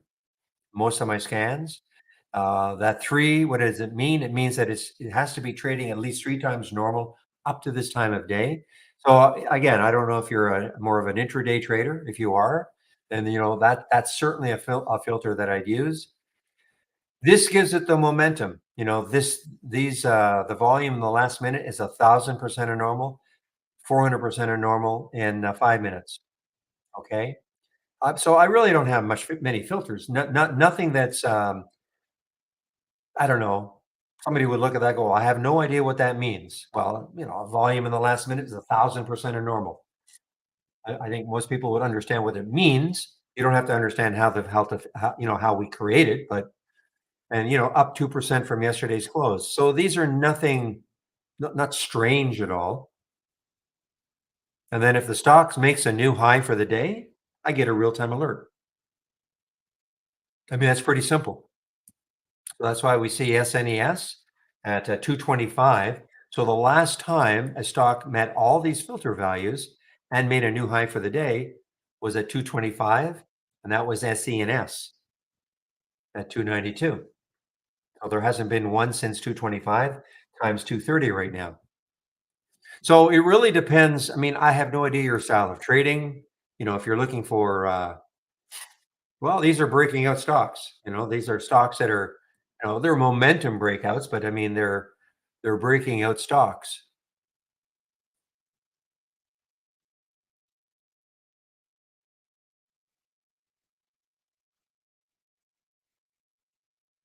These are super active stocks, which of course, if you're intraday trading, you should probably want. But it depends what you mean by a breakout.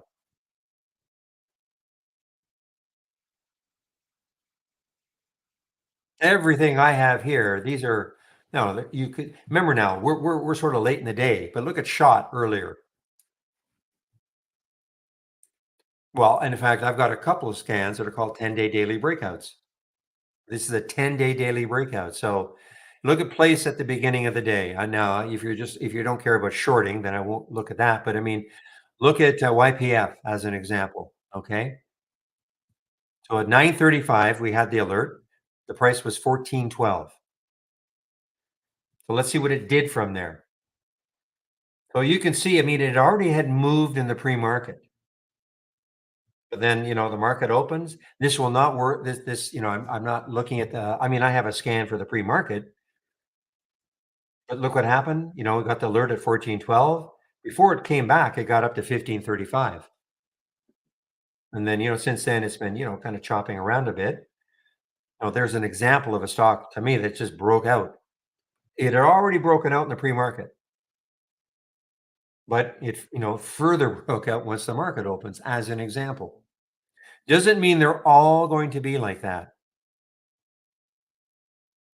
And if you're looking on the downside, look at Place PLC. Before it had its big pop, we had an idea to short it at 1691 at 9:49 Eastern. So before it popped up, it got down to 1646 from 1691. Not bad. I was actually short this one, but then it had a tremendous run. No lag. This is all real time. All real time. That's what we are really, really good at. Real time alerts. Okay. I mean, I'm using if I right click on this alert window again, I usually do this around 10:30, but I don't mind doing this now. I mean, there are many screening programs out there. This is the screening aspect of this scan. Show me stocks between 1 and 100 and where the current volume is 3 and. These are all ands. So all these filter values have to be met. The screening has to be met. And if the stock makes a new high for the day, we get a real-time alert. Okay. But we have a lot of different real-time alerts. Then I almost just use exclusively though new highs and lows of the day. But I mean, there are a lot of other real-time alerts. And I would not want somebody to look, if you're looking at this for the first time, meaning, wow, I have no idea what all those mean. It doesn't matter. You don't have to learn them all. You don't have to learn any of them.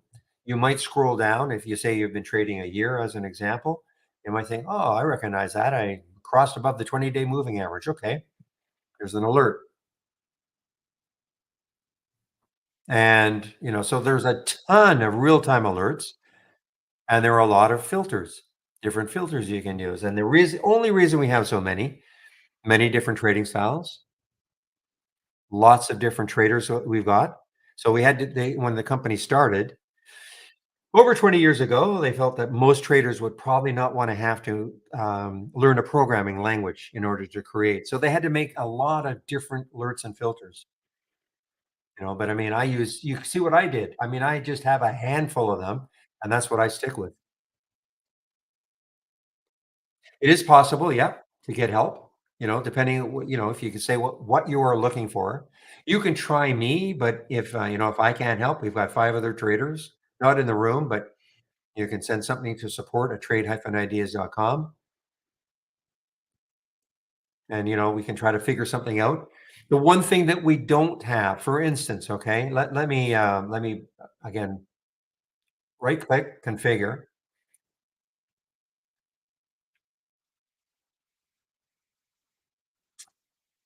Again, there is, oh, yeah, there's a guide. Yeah, there's a guide to all of this.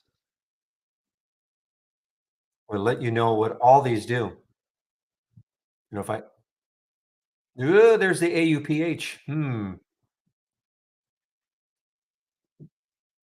Yeah, the guide shows you exactly what every one of these filters means or alerts means. Some of them are so obvious. New high of the day. Okay. I lost my train of thought.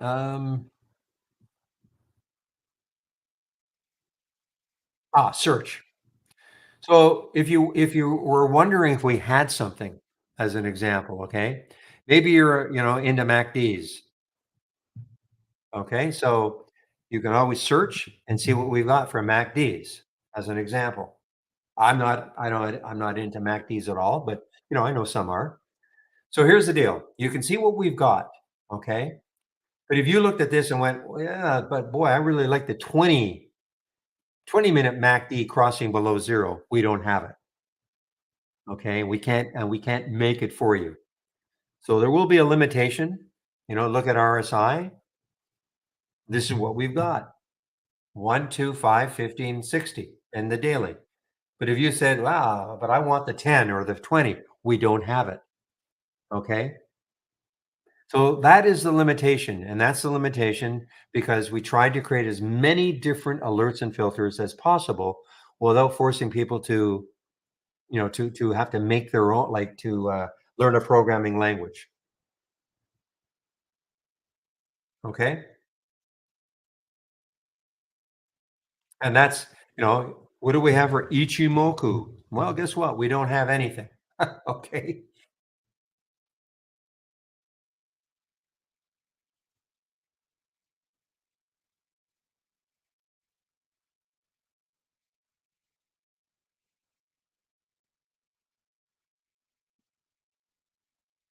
But yeah, every alert.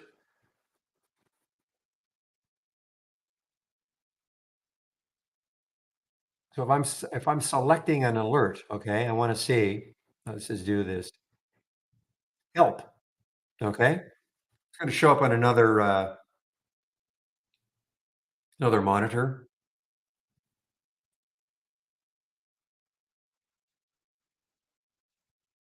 This won't take as long, but here we go. So here is the help, and you can see everything about that particular alert. Okay, as an example.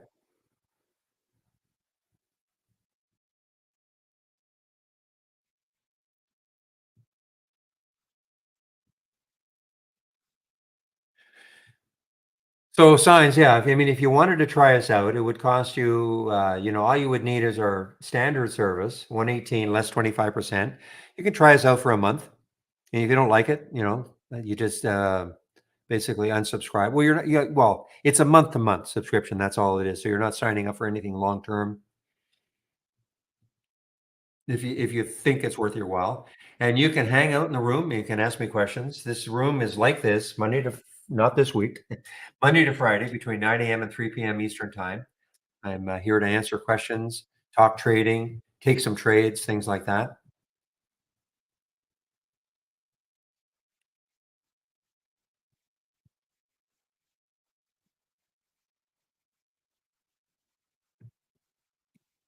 And we have other traders also, and with different trading, a different trade, different. We all have different trading styles. So typically, what happens is I take a break between 12 and 1 Eastern. One of the other traders takes over for me in our YouTube room, and 5 days of the week, five different traders, all have different styles.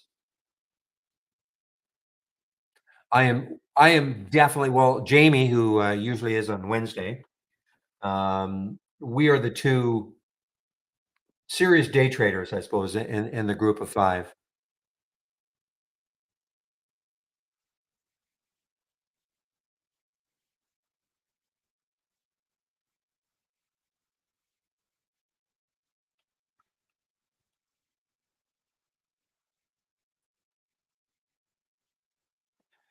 Look at the market, guys. What a great day after that little start here, where that was a big red candle. It didn't look that great, and then but the first 15, 30 minute candle. Sorry, the first 15-minute SPY candle, green, and we really haven't looked back all day.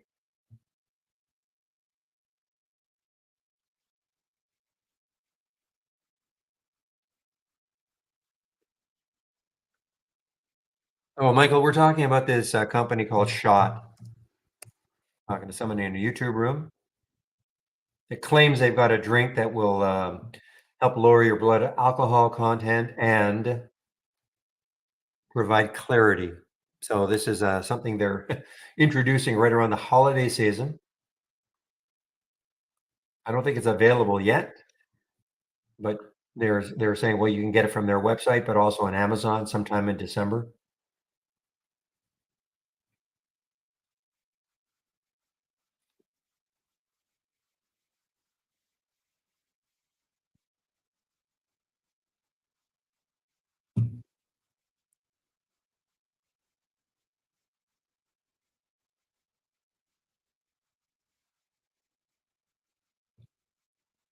Yeah, HRT, yeah, continues here, doesn't it? HRT continues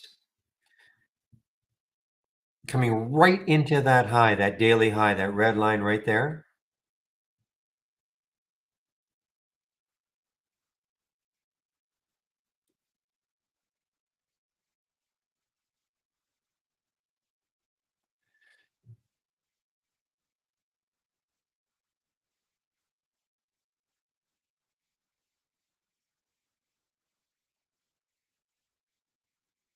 Yeah, I mean, science.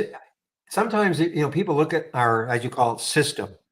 I mean, this, all the different alerts, all the different filters that we have. And I think people look at that and think, my gosh, that is way too hard for me. I cannot learn them all. But I try to tell people you don't have to learn them all. You don't if you're scrolling down just, out of curiosity to see what we've got, and you see a bunch of things you don't understand, don't worry about it. You don't have to learn everything. I don't know 90% of them. Okay. So you just don't have to learn them all. The only reason we have so many is because, there are all sorts of different trading styles out there. And so the company had to create enough different alerts and filters to satisfy all the different types of trading styles. But well, a pre-market list, I mean, I've got my, you can always take a look at my pre-market actives up and down. That'll show you, this is what I do in the pre-market. Let me just show you what I do in the pre-market. And I'm sharing all this.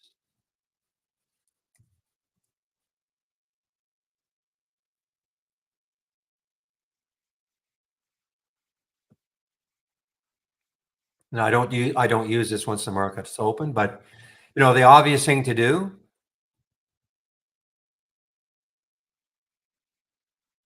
okay, the obvious thing to do to begin is to sort on the change from the close. Okay, now these are the ones that are changed from the close. Remember, this, I'm looking at this in the pre-market. I mean, it still runs. You can still use it, but I look at this in the pre-market. So this is basically going to show me the biggest gappers on the way up, the biggest gappers on the way down. Looking at this in the pre-market. We start getting our data at 4 o'clock Eastern time. So I don't know what time zone you're in, but you can start looking at our data at 4 in the morning Eastern time.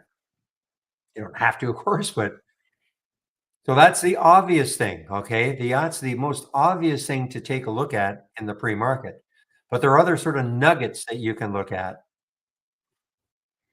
For instance, we've got this volume today, percent scan or filter. So what this does, it says 37,942%, but if you're looking at this in the pre-market, let's just say that's at 50%. So what that's telling you is that that stock has already traded 50% of what it normally does all day long, and it's done that in the pre-market, as an example. Okay. So that would be pretty abnormal. If you're looking for stocks that are breaking out over the position in their 10-day range, or if, we have other position and range type filters, 5 days.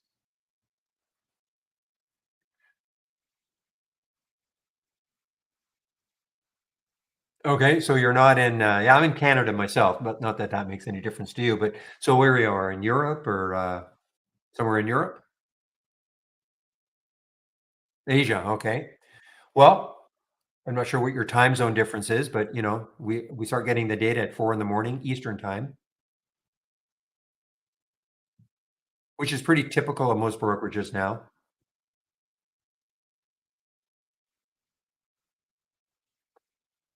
All right. Well, it might work out for you in terms of the time zone. I don't know.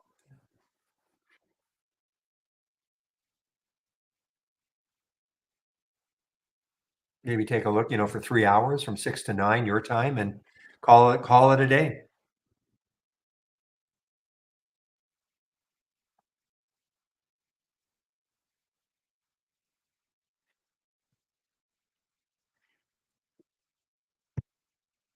So this is obviously what time is it for you right now?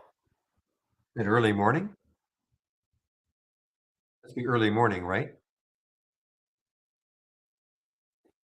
2:47 Eastern time. So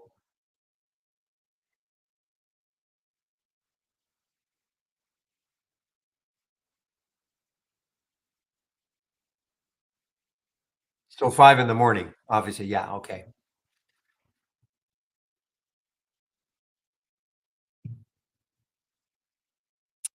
Well, so there you kind of have it. Okay. So you can always start off with this. The pre-market actives up and down. You'll see the ones that are really moving. You're in a nice position because, I'm on the West Coast. I'm not going to get up at 1 in the morning, my time, for that 4 o'clock Eastern time. But you are in a great position to start seeing the active ones right off the bat.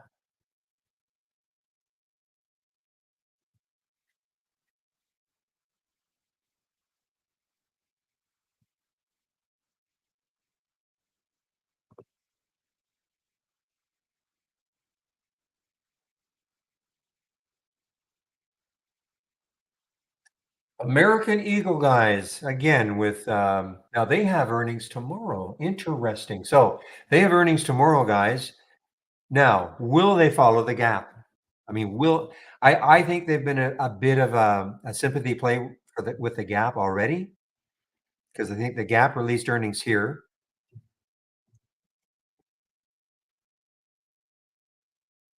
No, they released on Friday. So, will American Eagle have be a sympathy play tomorrow? Well, it won't be a sympathy play. I mean, they're going to have to rest on their.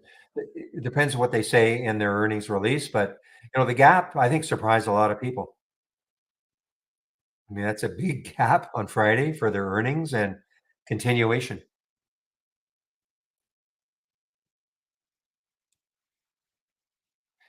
Yeah. So again, you can try us out. That 25% will be good, I think, until 11:59 p.m. Sunday night, Eastern time zone. Okay.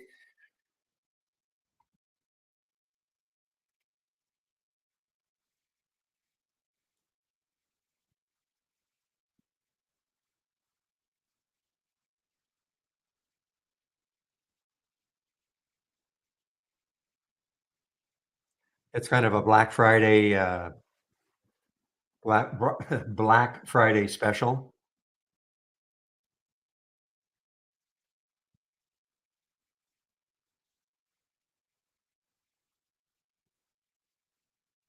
What do I think of Bill?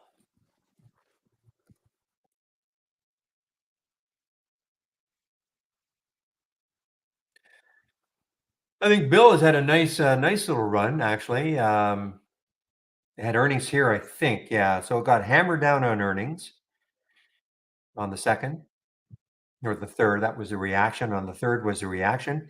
Kept moving down. I mean, it's having a little recovery. Whether I think it's going to start taking all this out and fill this void, and I don't know.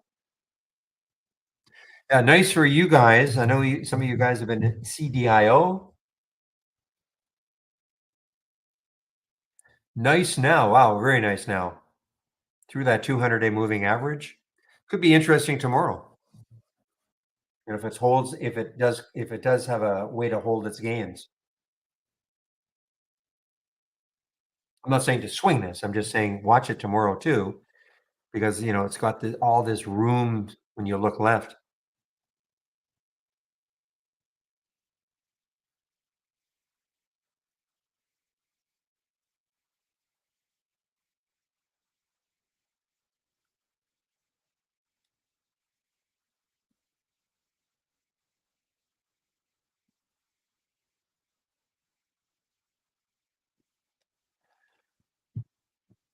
What happened to the bear market, guys? Yeah, the SPY. Look at that. There's the all-time high. I mean, look at this. The all-time high for the SPY back here, 459. Look at the weekly run this has been on.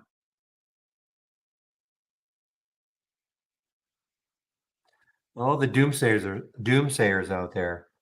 And I know there are people, oh, it's going to come. It might. Listen, it might, but it doesn't really matter right now. The market is just saying, we don't care.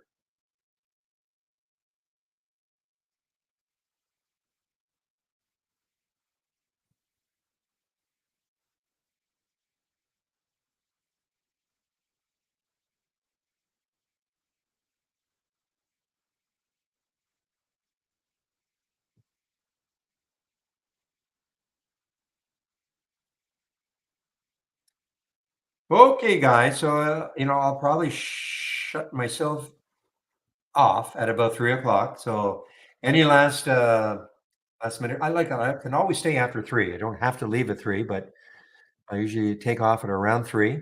So, if there are any questions, ask them now.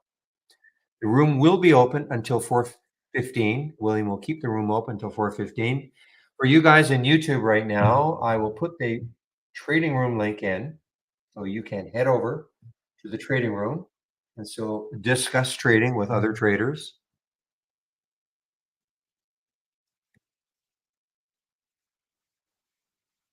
There'll be nobody on the mic, and you won't see my screen anymore, but you can still talk amongst yourselves in the main room.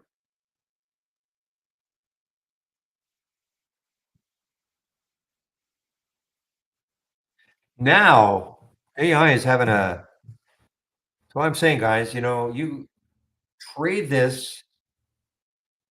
AI is having a quite a sell-off here, like a huge sell-off here for some reason.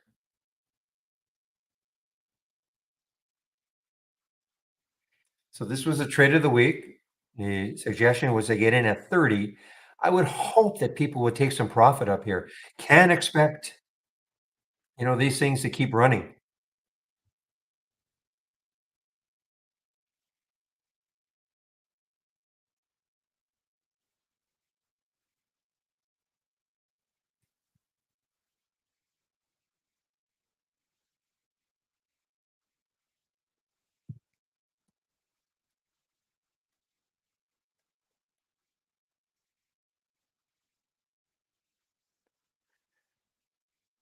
Rare earth, SBSW. Let's take a look. I know the symbol. I just don't know if it's rare earth or not, but it's pretty simple to find out.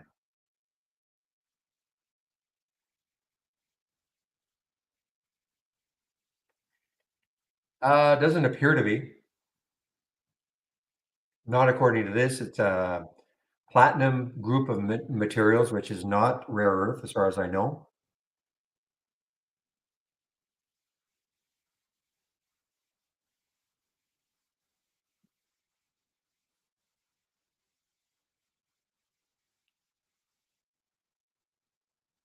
Well, it is. It's designed for a swing trade, but as Steve says all the time, his swing trades now are like a day and a half. Pretty tough to swing trade. All I'm saying is that if a person had taken this at 30 and had the stop where he was talking about, a 2 to 1 for sure would have given was probably up on this level here, 3160 or so. And the minute you start, for me anyway, the minute if I had been in this one, the minute I would start to see a little bit of weakness, I would have taken some off. Okay, absolutely 100%. Just can't trust swing trading in this environment. But there is a big sell off on this.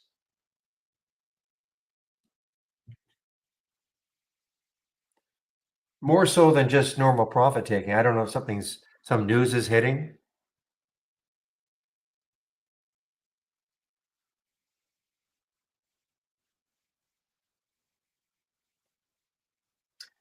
Anybody see anything? I can't see anything from our news. No, certainly not our news, but Interactive Brokers. I don't see anything or traders circulating something about it.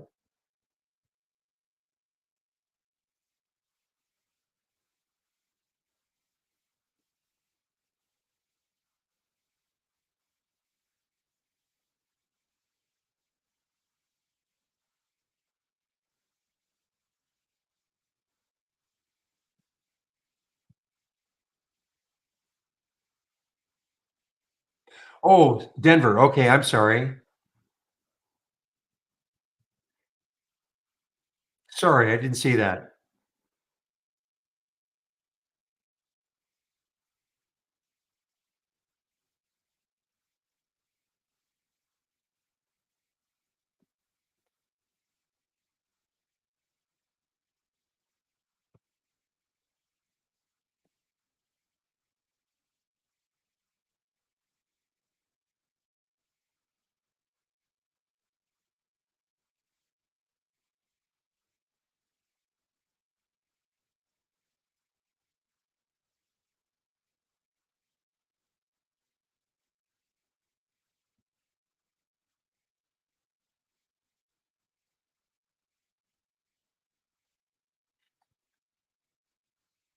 Yeah, yeah. I mean, that's too bad. Well,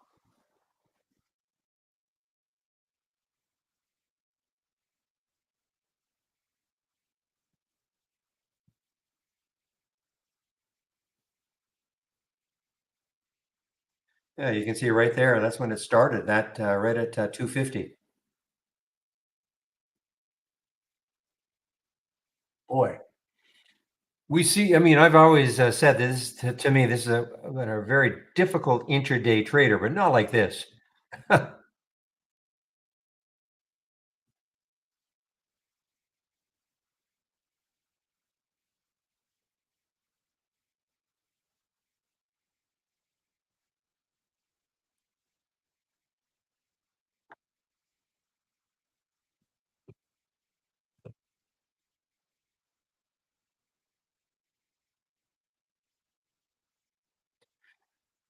Well, it's too bad, guys. Anybody who was in this one and didn't take any profit, that's too bad.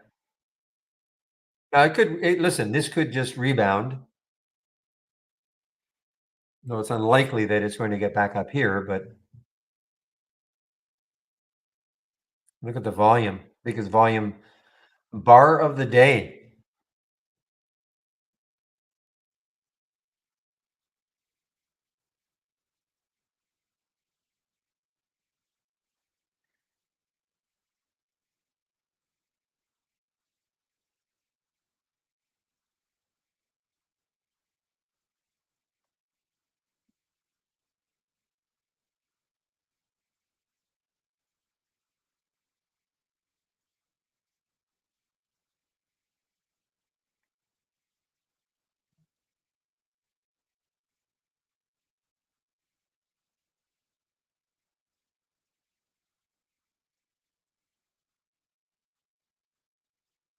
Thank you, Willie. What was it that? Matt?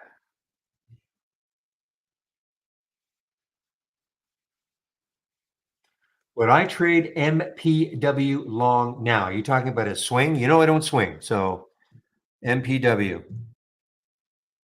Only have an hour left in the market, so you know I don't swing trade. So let's take a look at MPW. For me, it would have to take out five. I mean, you're already trying to chase it. It's pretty extended right now. And look left, 489. For me, it would have to take out five, and then even then. So for me, no. I mean, I wouldn't, but don't let me stop you. It would not show up on any one of my scans because the relative volume is only 0.94, so it's not trading even normally what it has done over the last I guess 30 days. I guess that's what Chris told me. It's 30 days relative volume.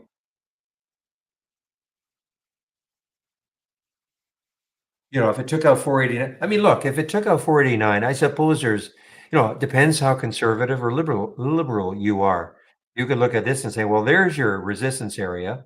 So if it took out on the daily chart, so if it took out 490, and if you want to look up here, I suppose it's got some room. But if you're talking about trading it like literally like right now, I wouldn't. I always look at five as being a psychological number to get through.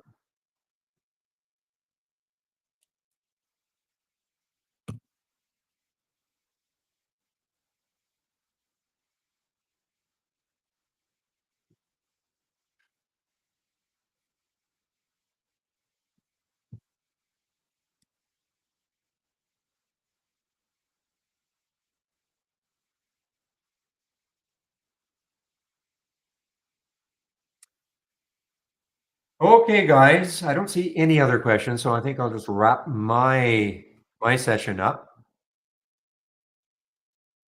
Thanks a lot for all of the help as usual all day long. I'll open both rooms. I'll be on the mic both rooms at 9 o'clock Eastern time. So have a great evening, and we'll see you tomorrow.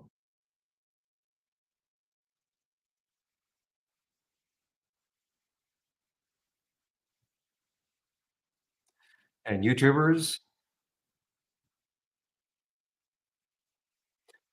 well, I mean, I don't know about shorting it now. I mean, it's already had a tremendous plunge. I mean, if it took out $28, which is the low of a few days ago, maybe. But I mean, it's already had you'll know that there are going to be people trying to bottom fish this more than likely.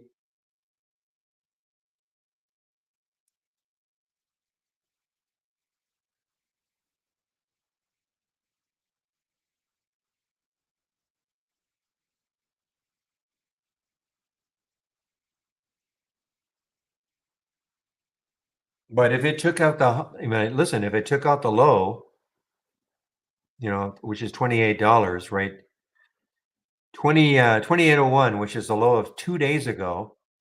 I mean, then the next low is down here around 26. But will it take that out? I have no idea. All right, YouTubers, you're next to for me to shut you down.